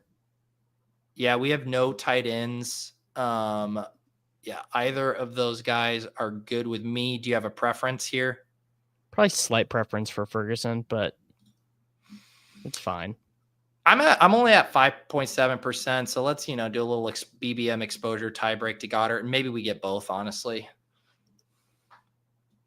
So quarterback plan, I guess it's Stafford, Darnold, and Colts quarterback would be options. Geno on a Jeanty team, or we set up a little backdoor.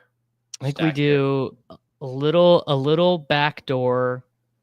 Cam Ward, Io Manor, maybe. I like Samson here. Yeah, Samson or Tootin. Tootin's probably gone. Tootin's gone. Bigsby's gone. I have not seen this. Did Bigsby go ahead of Bigsby went at 128 to Deposit Kingdom, bro. Magic card. It's over. It's so over. Now after being a pro Bigsby bro, I'm gonna have to be an anti Bigsby bro. You do hate to see it. I had put Ferguson in the queue and had completely forgot about it, and he came back. So we actually got Ferguson instead of Sampson. So we just went got both of them. Goddard inferred. That right there, that is a classic centrist slappy team. You just say Dallas Goddard, Jake Ferguson, they're the same. They should be going 25 picks higher, man. They should be going. Actually, if you look at projected points compared to average draft position, tight ends after pick 100 are some of the biggest values on the board. Sammy says, I am approaching 20K subs. All right, we got 113 more people. Davis said he's going to give $10 for every sub we add on the channel. So if we add 113 subs, Davis is going to commit $1,130 giveaway. Might be nice. Iomanor buzz going onto the radar. I swear to God, I hear about Xavier Restrepo on. No, dude, it's now that the pads are on, it's over.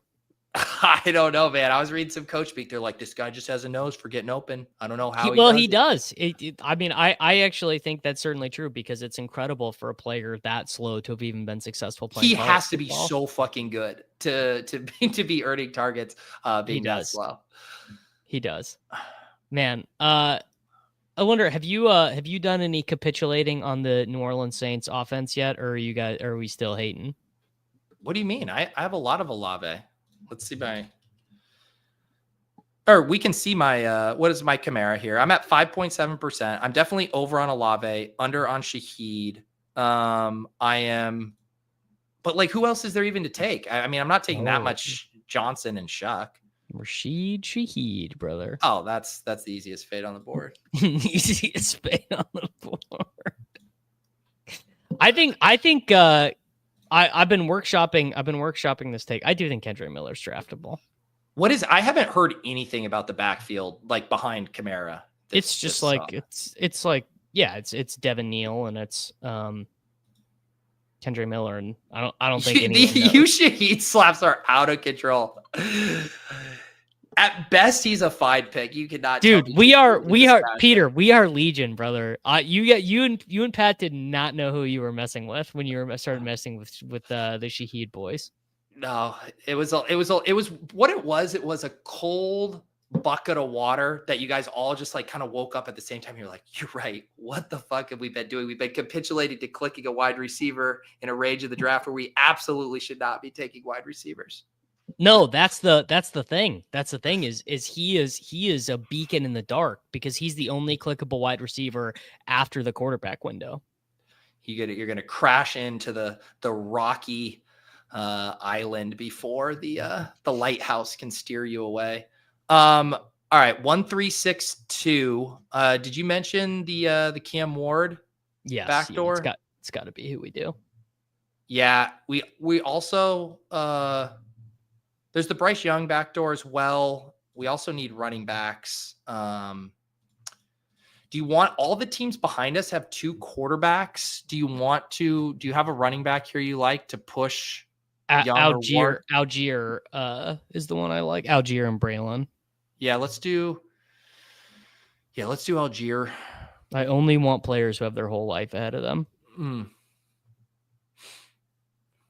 This is where you guys have gone too far. Like, you can talk about Shaheed being good and the things he does, but we've jumped the shark with this. He's the real wide receiver one. Higher career score in one game. I think Ward.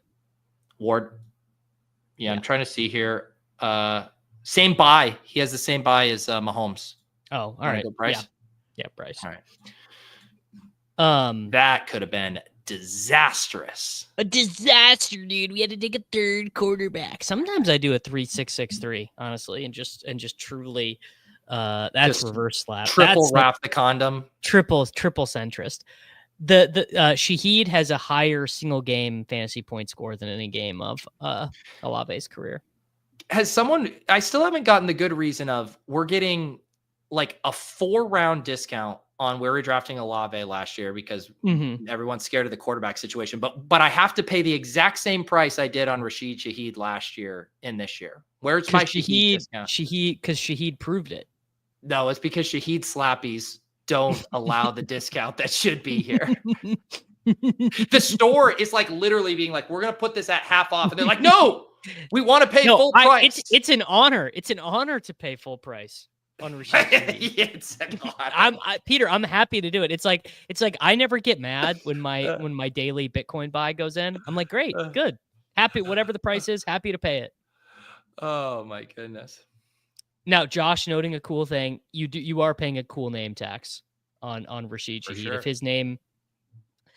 his name was Josh Palmer, he would be a 14th round pick. Why do you think I made that Pat Bryant bet with you? It's just the boring name arbitrage discount. Oh, Pat Bryant is cooked, dude. It is over for him, man. No. Trent Sherfield hype is the last thing you want to be hearing if you are Trent Sherfield is like the ultimate preseason false flag. Trent Sherfield is the ultimate Sean Payton player. He is my generation's Devon Vele. No, the little Jordan Humphrey. That was when Peyton, we all realized he did not give one single fuck about us. All right, let's see here. Mahomes, Young, Jeanty, Kamara, Dobbins, Algier, Puka, Evans, Worthy, Diggs, Downs, Cup, and then Goddard and Ferguson. So we can have a little fun with these last 4 picks here with this 2-4-6-2. Yeah. Are you interested in Darnold with Cup as a third quarterback? No, we have Mahomes. I think we're good. I would consider it with Richardson, but I think we're fine. We also need to save a spot. Yeah, Richardson's gone.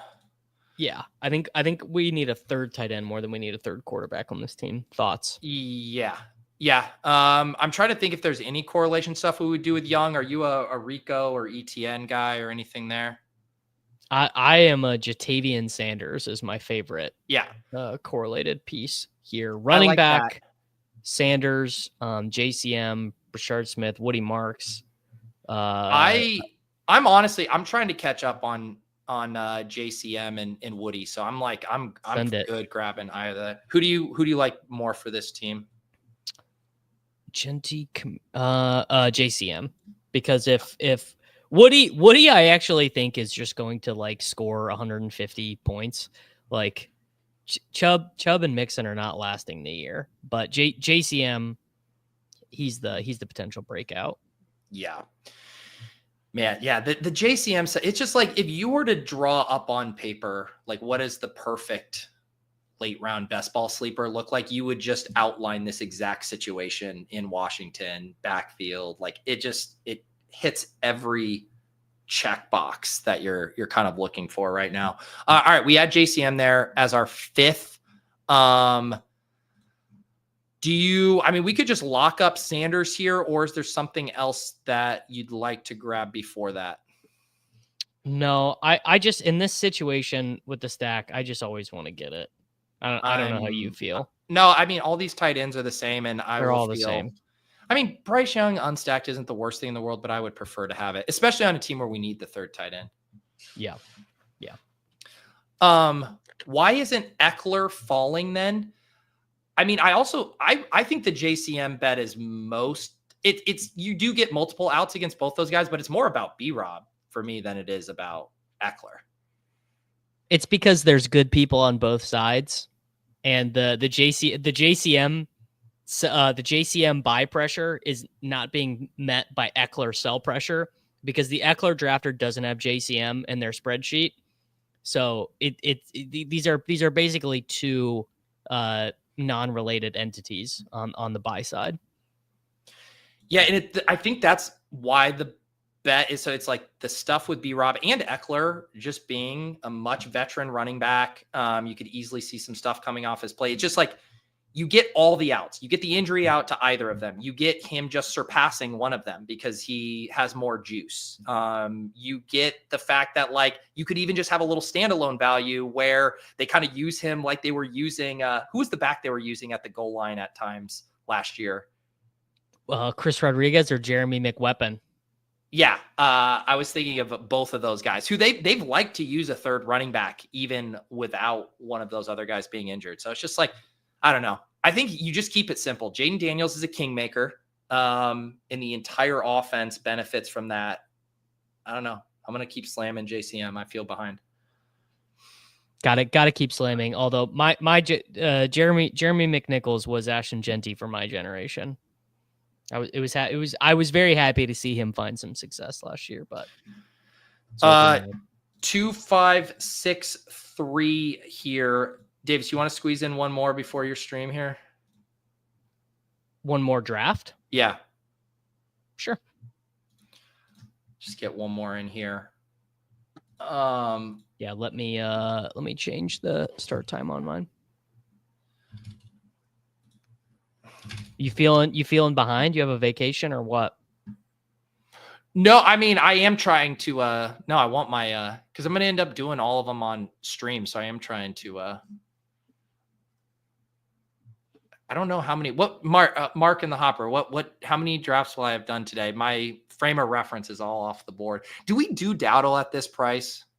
Sure. I'm trying to think. We have a 2-5-6-3. We're now fine at tight end. It's probably a running back and a wide receiver. Is there a funner running back you'd rather have? Giddens? Dowdle is the best correlate. Manungai is fine here, but yeah. Yeah. All right, and then let's figure out a wide receiver.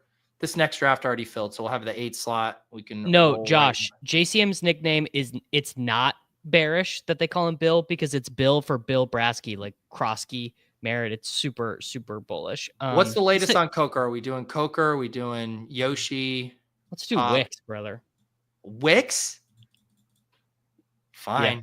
Or Deontay Johnson. Okay, Wicks it is.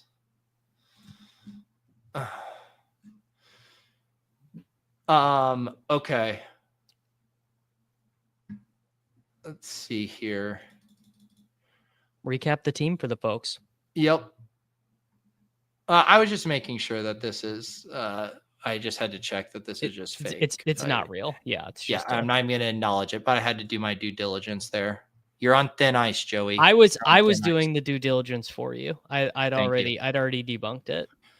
Mahomes and Bryce Young, Jeanty, Kamara, Dobbins, Algier, JCM, and Rico, Puka, Evans, Worthy, Diggs, Downs, Cup, Wicks, and then Goddard, Ferguson, Jatavian Sanders. Man, you hop on stream, we draft KLS, we end this draft with Wicks.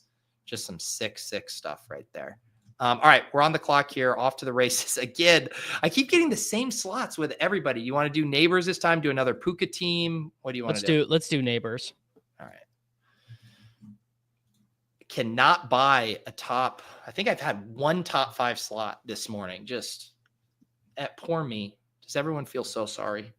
Poor you. For me. I'm not gonna end up getting all of my drafts in on stream. Wow. I did one with all my boys from my home league this last week. Like we all hopped in one together at the same time. While the clocks were, or while the pusher was spazzing out. So everyone was like, who are you taking? Like, I have no idea where I'm at on the clock. But it's going to be close. Did your buddies, do they know what they're doing? Or were they getting? Oh, these dudes are sickos. These men are not well. Yeah. Jacory Croskey-Merrit was like a 14th round pick in our league. Like it's no getting anything by these guys. Wow. Yeah. All right. We got the 1-8. We start neighbors. I see my guy Shorty in here and Sean. Immediately after this, you guys can go watch Davis draft some teams. What do you have? You doing any guess? What are you doing? So Shady had messaged me last week and said that his wife was out of town and he was going to be wanting to do some streams, but he's not messaged me back. So either Shady's going to join me at some point or it's just going to be me. Yeah. Well, there you go. We're up. Let's see. Back on the clock here. Are we spooked about AJ Brown? Bowers, dude. Dyson darts. Dude, Dyson darts. All right. There it is. Neighbors Bowers. Someone in the chat earlier said they have 42% Brock Bowers in Best Ball Mania. I'm going to be honest. That is irresponsible, and you should not do that. Yeah, that's just like really like Brock Bowers could absolutely be the guy you have to have, and that could still be pretty bad. Well, it's also, I mean, you just have to be, if you can say to yourself, if Brock Bowers, twists his ankle in week 2 and is out for like 6 weeks, like, can you live with yourself? Can you still enjoy the season? Or are you just going to be a sad sack of shit for the rest of the year? That's the question you have to ask yourself when you have 41% of a player. Or you can just say, we're all going to lose anyway. And I love Brock Bowers. And that sounds like a fun time. Yeah. And I realize that I can't handle it. And so therefore, I'm not going to have 40% Xavier Worthy this year. And that's okay. Neighbors, Bowers, start. Oh, I complete. Smizzle's been in all my drafts this morning. Al Smiz in the BBM streets. This is the second Smiz one. In the streets, huh? Going Barkley, Chase Brown, and Josh Jacobs here. Woke up living the Smiz life. I recently have realized like I just kind of hate drafting out of the one hole. Oh, it sucks. It's the just 2-3 turn is awful. It's just so bad. Yeah, I hate it. Let's see here. We're gonna pick at 3-8. I've been doing Hampton or Lamar here. Who do you want? Yeah, Hampton all day. Easy, Amari and Hampton, and the third, Bowers in the second. Malik Neighbors. That's a very fun start. If I end up with, what am I trying to say? Oh, if I end up with what did he say? 42%. If I end up with 42% of Hampton in the end, whatever, that's fine. That one I can live with myself at the end of the day. I feel like if I had an irresponsible amount of someone, I would want it to be a super late guy that I was really stoked about, or I thought was mispriced, or like, the people who are like, if you had the conviction, like even, Sean came on here and he was just hammering Dylan Sampson and JK Dobbins late. He was just like, both these guys are mispriced. Obviously you got the news break on Sampson.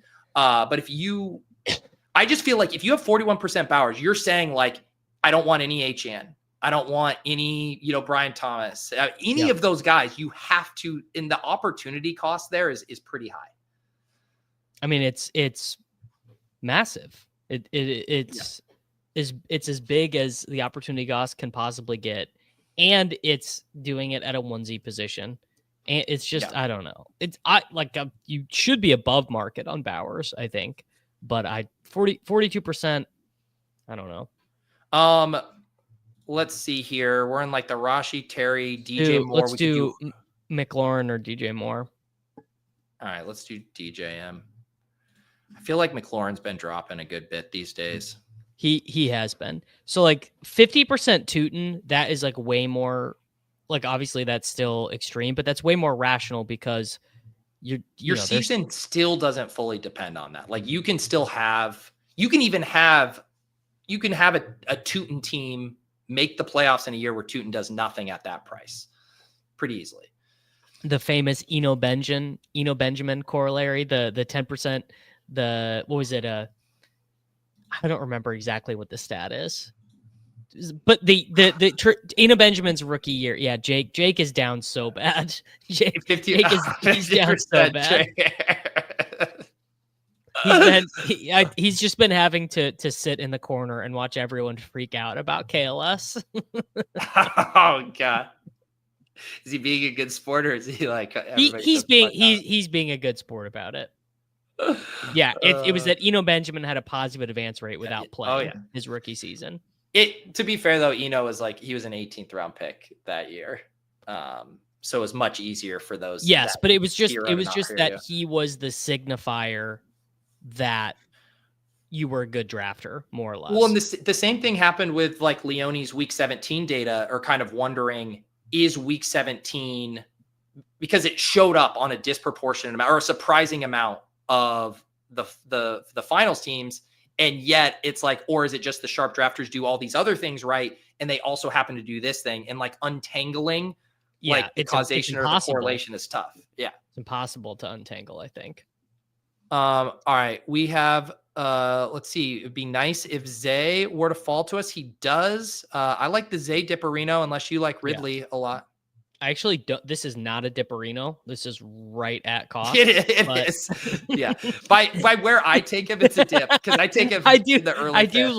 I do love the concept of a Dipparino on a player right at ADP, because you didn't draft Dipparino. Them. A rankings Dipparino. Yeah. Plenty of that. I feel that way all the time, honestly, where I'm like, oh, like I get to take, like, to me, when Brashard Smith is in the 18th round, I'm like, dude, Dipparino, even though the ADP, yeah. C. Harrington, what about 100% Shaheed? I would be worried to have less than that. I agree. Man, you know what? Have you heard, CD, about Charity Water? They do a great fundraising drive. It's called the Welly Maker. They're just such better places to donate your money. Here we go. Malik Neighbors, Brock Bowers, Omarion Hampton, DJ Moore, Zay Flowers get the easy stamp of approval. The start is so nutted to correlate the next few rounds. I am horned up. Little Green Bay, little bit of San Francisco. We got Houston opposite. Yeah. Unbelievable how hard KeAndre Lambert-Smith is going to hit in the 16th round on this team. Might have to slurp a little Trey Harris Dipparino. Dude, because the type of people who are drafting on Underdog are so hyper aware. I just saw today in the applet. Let's make our do you want to set it? Yeah, I have not done This is like there's right wing Slappy Bears is Rome DJ. Left wing is for sure Loveland Burden. Loveland. And I have not done the right wing one. There we go. That was Dipparino on Rome. Yeah. I knew I was going to be slurping one eventually. I was just wrong about it being Zay. But I just saw in the draft applet today that KLS is actually up to wide receiver 85, like in the app, instead of like wide receiver 130 or whatever, which is just cracking me up, dude. I'm like, these people cannot be stopped. Wide receiver 84, it's moving in real time. You cannot stop the type of people who can you draft KLS. I know you will know this, so give me like the cliffs. I literally don't know college, where he was drafted, profile. Give me the cliffs on KLS. Attended Penn State University, got sick of watching them throw screens to their tight ends, teammates with Brenton Strange, Pat Fryermuth, Tyler Warren, all these guys, Theo Johnson. Horrible quarterback play, transfers to Auburn, leads them in receiving yards as a fifth-year senior. But again, quarterback, Peyton Thorne, a Michigan State transfer, awful. Super smooth, kills the combine. Fifth round pick with very little, like he's like Dante Thornton, but on a good team, kind of. No Green Bay wide receivers making it back. Downs, Godwin. We could do Tony Pollard. Yeah, I was gonna say Pollard. Good call.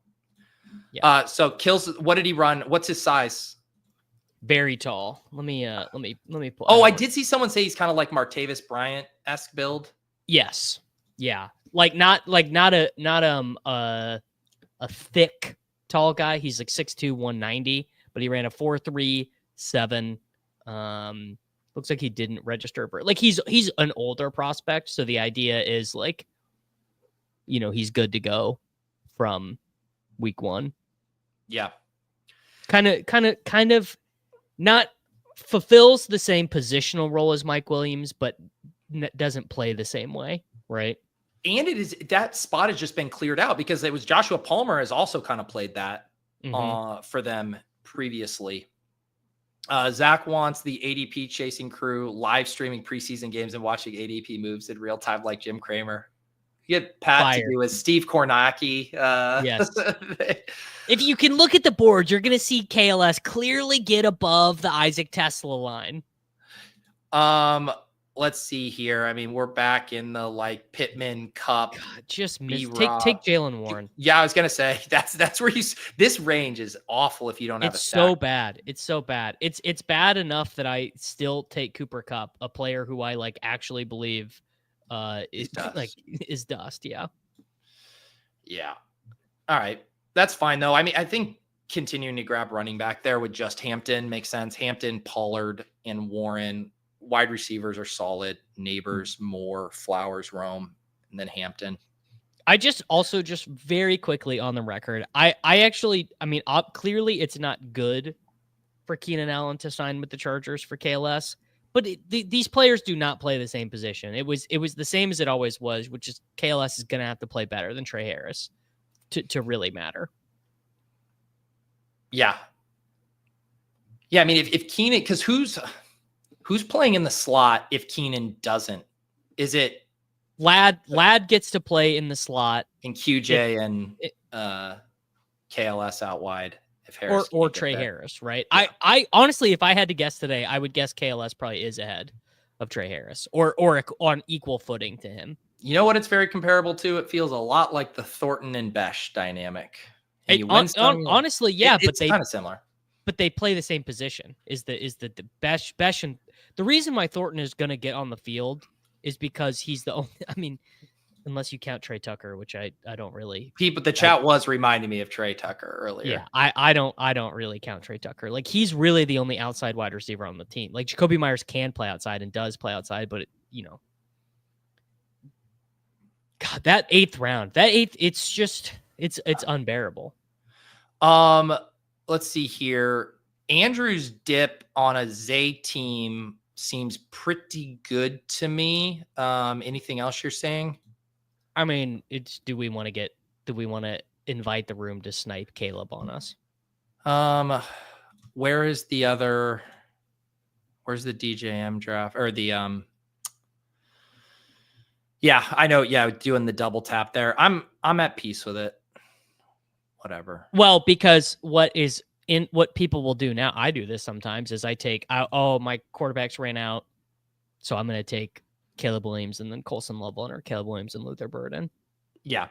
There's the Jayden team behind us. There's the Mahomes and a Lamar team behind us. There's also, I mean, they got plenty of stacking outs. So I don't know. I think it was worth it. I like even having that. I don't love pulling it up there. I don't know. Are you in on this Andrew stuff? I feel like his price not rising with the likely stuff doesn't make sense to me.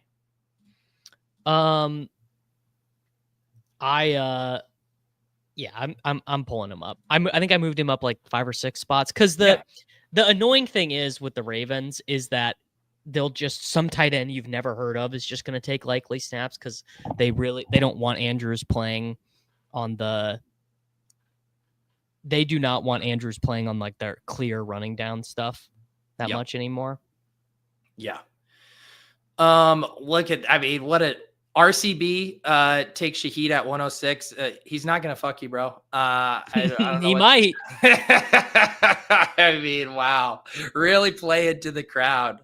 That's look, that's a guy who knows that after pick 100, corresponding ADP values become less important, and it's just about getting points. There we go. Caleb comes back. We do it. Have you noticed any significant retail entering into the lobbies, like people drafting weirder or worse or anything? Yeah, there was one on my early best ball. Guy took Josh Allen. He wasn't punting or autoing, but took Josh Allen around 2, took like Baker and like round 5 or something, and then like was doing relatively normal stuff. So I mainly notice it through quarterback push-ups. I feel like that's the one that sticks out. Because I think a normie, when they're confused or feeling panicked, just grabbing the quarterback feels good. Apparently the Lamar drafter, I have not really noticed it, but I'm just not nearly as locked in on what other people on the board are doing. Apparently the Lamar guy is directly behind us and we've snapped him off twice, which I mean, like Zay, we had to slip that half spot ADP Dipparino. So no. And I mean, he had a chance to take him. I mean, come on. He did. Mark Andrew, you could have taken that 88 there for sure. The sidekick would have told you to. I don't know if I don't really like doing it. Although I did just say how bad the 8th round is. So, okay. We already got the double, so we're probably not going to do Loveland. Doesn't make sense on a Bowers Andrews team here. We're at a 1-3-4-2. What do you like here? Tank Bigsby's music, dude. I think this is the range where you start to be draftable, honestly. Yeah, I'm fine. I said I'm trying to catch up. What rankings do you have in? These are leg up.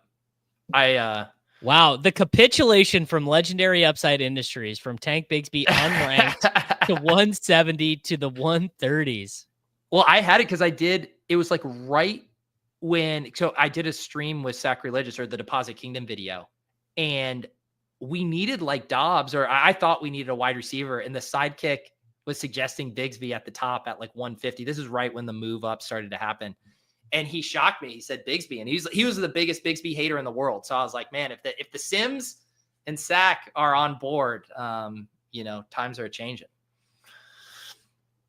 That's honestly, I would say that's actually probably one of the biggest things I've changed from last year to this year in terms of how I'm drafting, is just being like, it doesn't matter if you just drafted 20 dead teams with this dead shitty pick. Like, you just got to adjust to new information. Yeah. Exactly. And again, we took him a little higher here than ADP. I do agree with you. I think if any of this news continues, that's firmly where he'll end up. Not to mention that there's a vacuum here from like 100 to 120. Like, any player can get sucked up into it because there's just no resistance. I mean, it's like the Rashid Shaheed types. I mean, what do you expect? I think Douglas here. Pop? Yeah. We're a little thin at wide receiver. I'm I'm pretty woke. I think we could also grab Samson and just push Douglas. Up to you. All right, let's do it. I mean, I like Pop, but I just feel like when we have still like Hollywood, QJ, Palmer, Tillman. Hollywood is cooked. It's over. No, I'm just saying that by ADP, there's a little bit of resistance here I mean, even in at our next pick, Pop will be decently ahead of ADP, so I don't mind sitting on it. Dude, these are just all $1 players. Honestly, that is that is another thing that I've been doing. And telling commenters to eat shit. Oh, I mean, I do that all the time. So famously 2 years ago, Brick told me I was basically just a sophisticated auto drafter. Oh yes, I just took everyone within, and then I way overreacted with my exposures last year. But I think that the real key to being better than a sophisticated auto drafter is not so much where the prices are really anchored and really good, and in the hunt, but it is being like, there's no reason to be anchored to Javonte Williams at 135 overall. Like, it's just a terrible price. You don't have to be anchored to that. You just do not. You can take Demario Douglas ahead of ADP. You can take Dylan Sampson 40 spots ahead of ADP. Like, it actually does not matter. These are not real prices. Yes. I pretty much agree with you on that as well.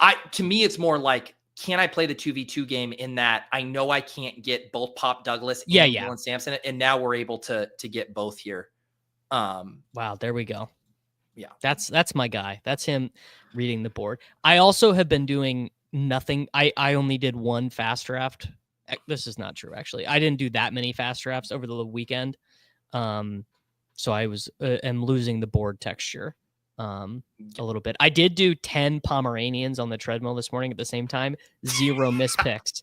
0 mispicks. 10 on your phone? On my phone. On the treadmill. While listening to a Huberman Lab about cortisol. Yeah, about staying focused.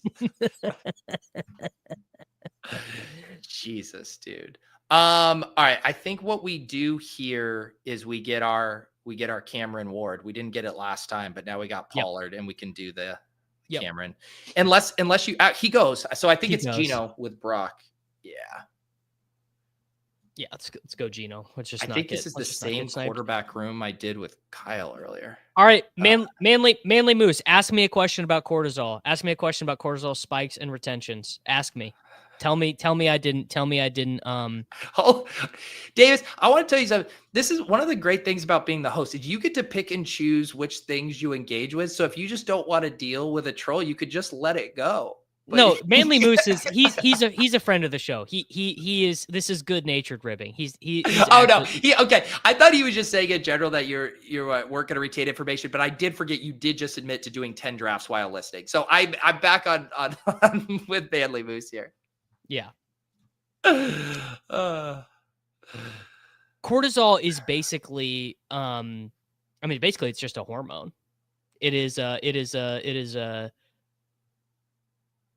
There's a specific acronym. There you go. I forgot the acronym. It's CNE, and I forget. I will say, Davis, that is absurd. Like because I think through which pot, like if I know I'm multitasking, like I just want to hear like a chatty talk podcast or a couple of bros, shooting the shit. But if you're listening to a Huberman, or I've been listening to the Dr. Rhonda Patrick ones, like I need to be on a walk, not thinking about anything else to digest that information.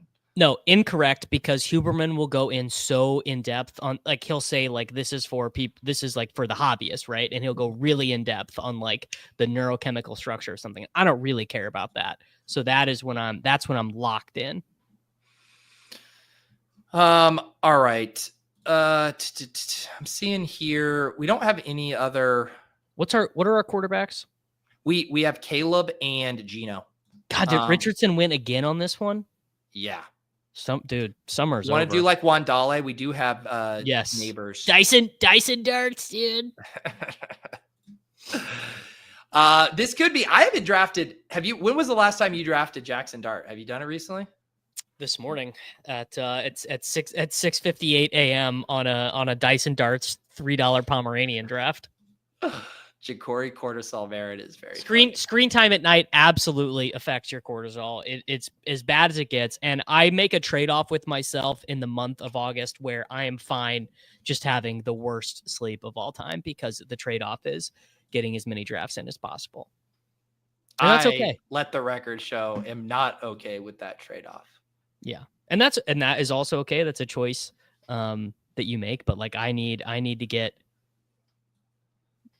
I think I'm going to get to 1,000 drafts on Underdog this year, that's pretty special. Yeah, it is. I've been neglecting the audio listeners. Caleb Williams and Geno Smith at quarterback, Omarion Hampton, Tony Pollard, Jalen Warren, Tank Bigsby, and Dylan Sampson at running back, Neighbors, DJ Moore, Zay Flowers, Roma Dunze, Pop Douglas, Wandale Robinson, Brock Bowers, and Mark Andrews. I guess the real main question is like, do we try to do like a third QB? Is this a Rodgers with Warren, a Dart with the two Giants guys kind of team? Say it again. I'm just trying to think. Do you want to take Dart? Yeah, I mean, not here, but I'm saying, is this a 3 quarterback team? Rodgers with Jalen Warren would be the other kind of correlated angle. Otherwise, I think we're running backs here. Running backs are wide receivers. I would say like 90% of the time take a third quarterback or a third tight end, and we don't need a third tight end on this team. Let's take Woody Marks. We took JCM last time. Let's take Jaquavius Woody Marks this time. And he just went, JCM went 1 pick before us there too. So 6th running back, Woody Marks, come on down. ADP 193.6, take him out 185. Who cares? Definitely looking for a 7th wide receiver here. And then I think we can do that. You got to know, another thing is you got to know the fake ADPs.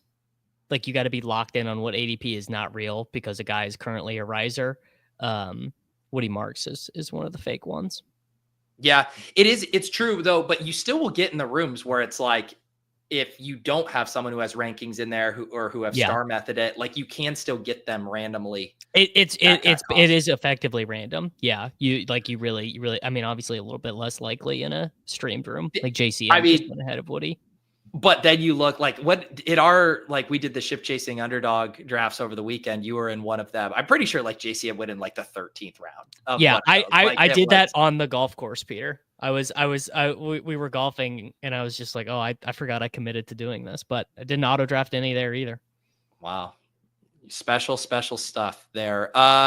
Do you prefer Rodgers with Warren, or do you want to go Dart as the 3rd quarterback on this team? I want to go Dart. We've made our bet. Is Jalen Royals available? Or let's take Dart if Jalen Royals is not available. Let me get that in.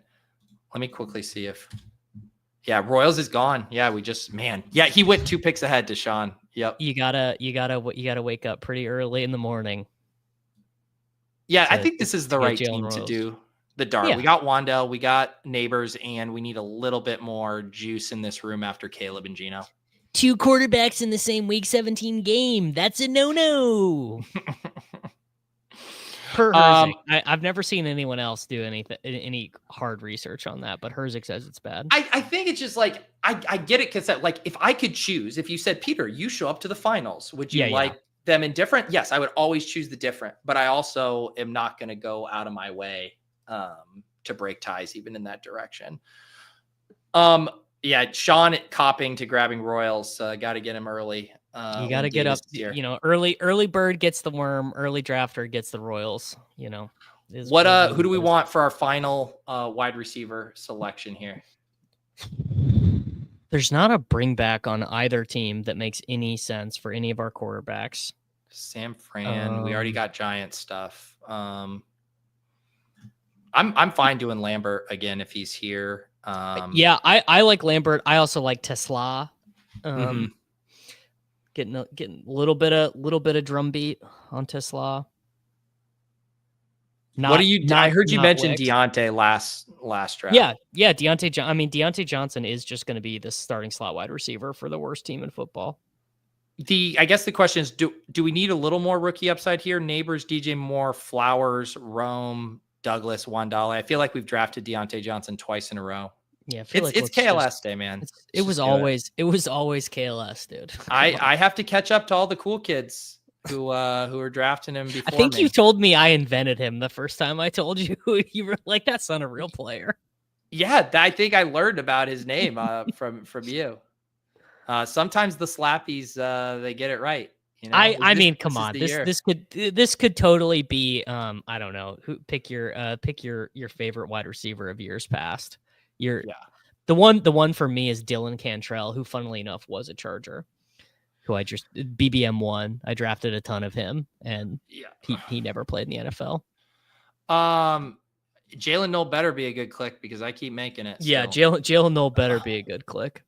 All right, final team, Davis, and then you guys can go keep watching some more best ball drafting on the Davis Mattek YouTube channel. Oh, Caleb Williams. Brendan Rice from last year.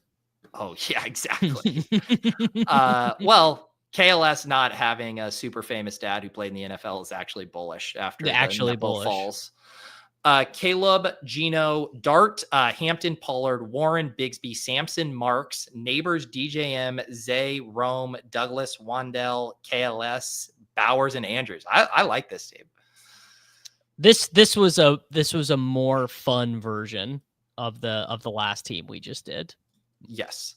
All right, everybody. Thanks for hanging out. You can blame Pat for, booking a flight during best ball breakfast and not making it his mission to get home for it like I did. You can blame Leone for not showing up. But thank you to those who did.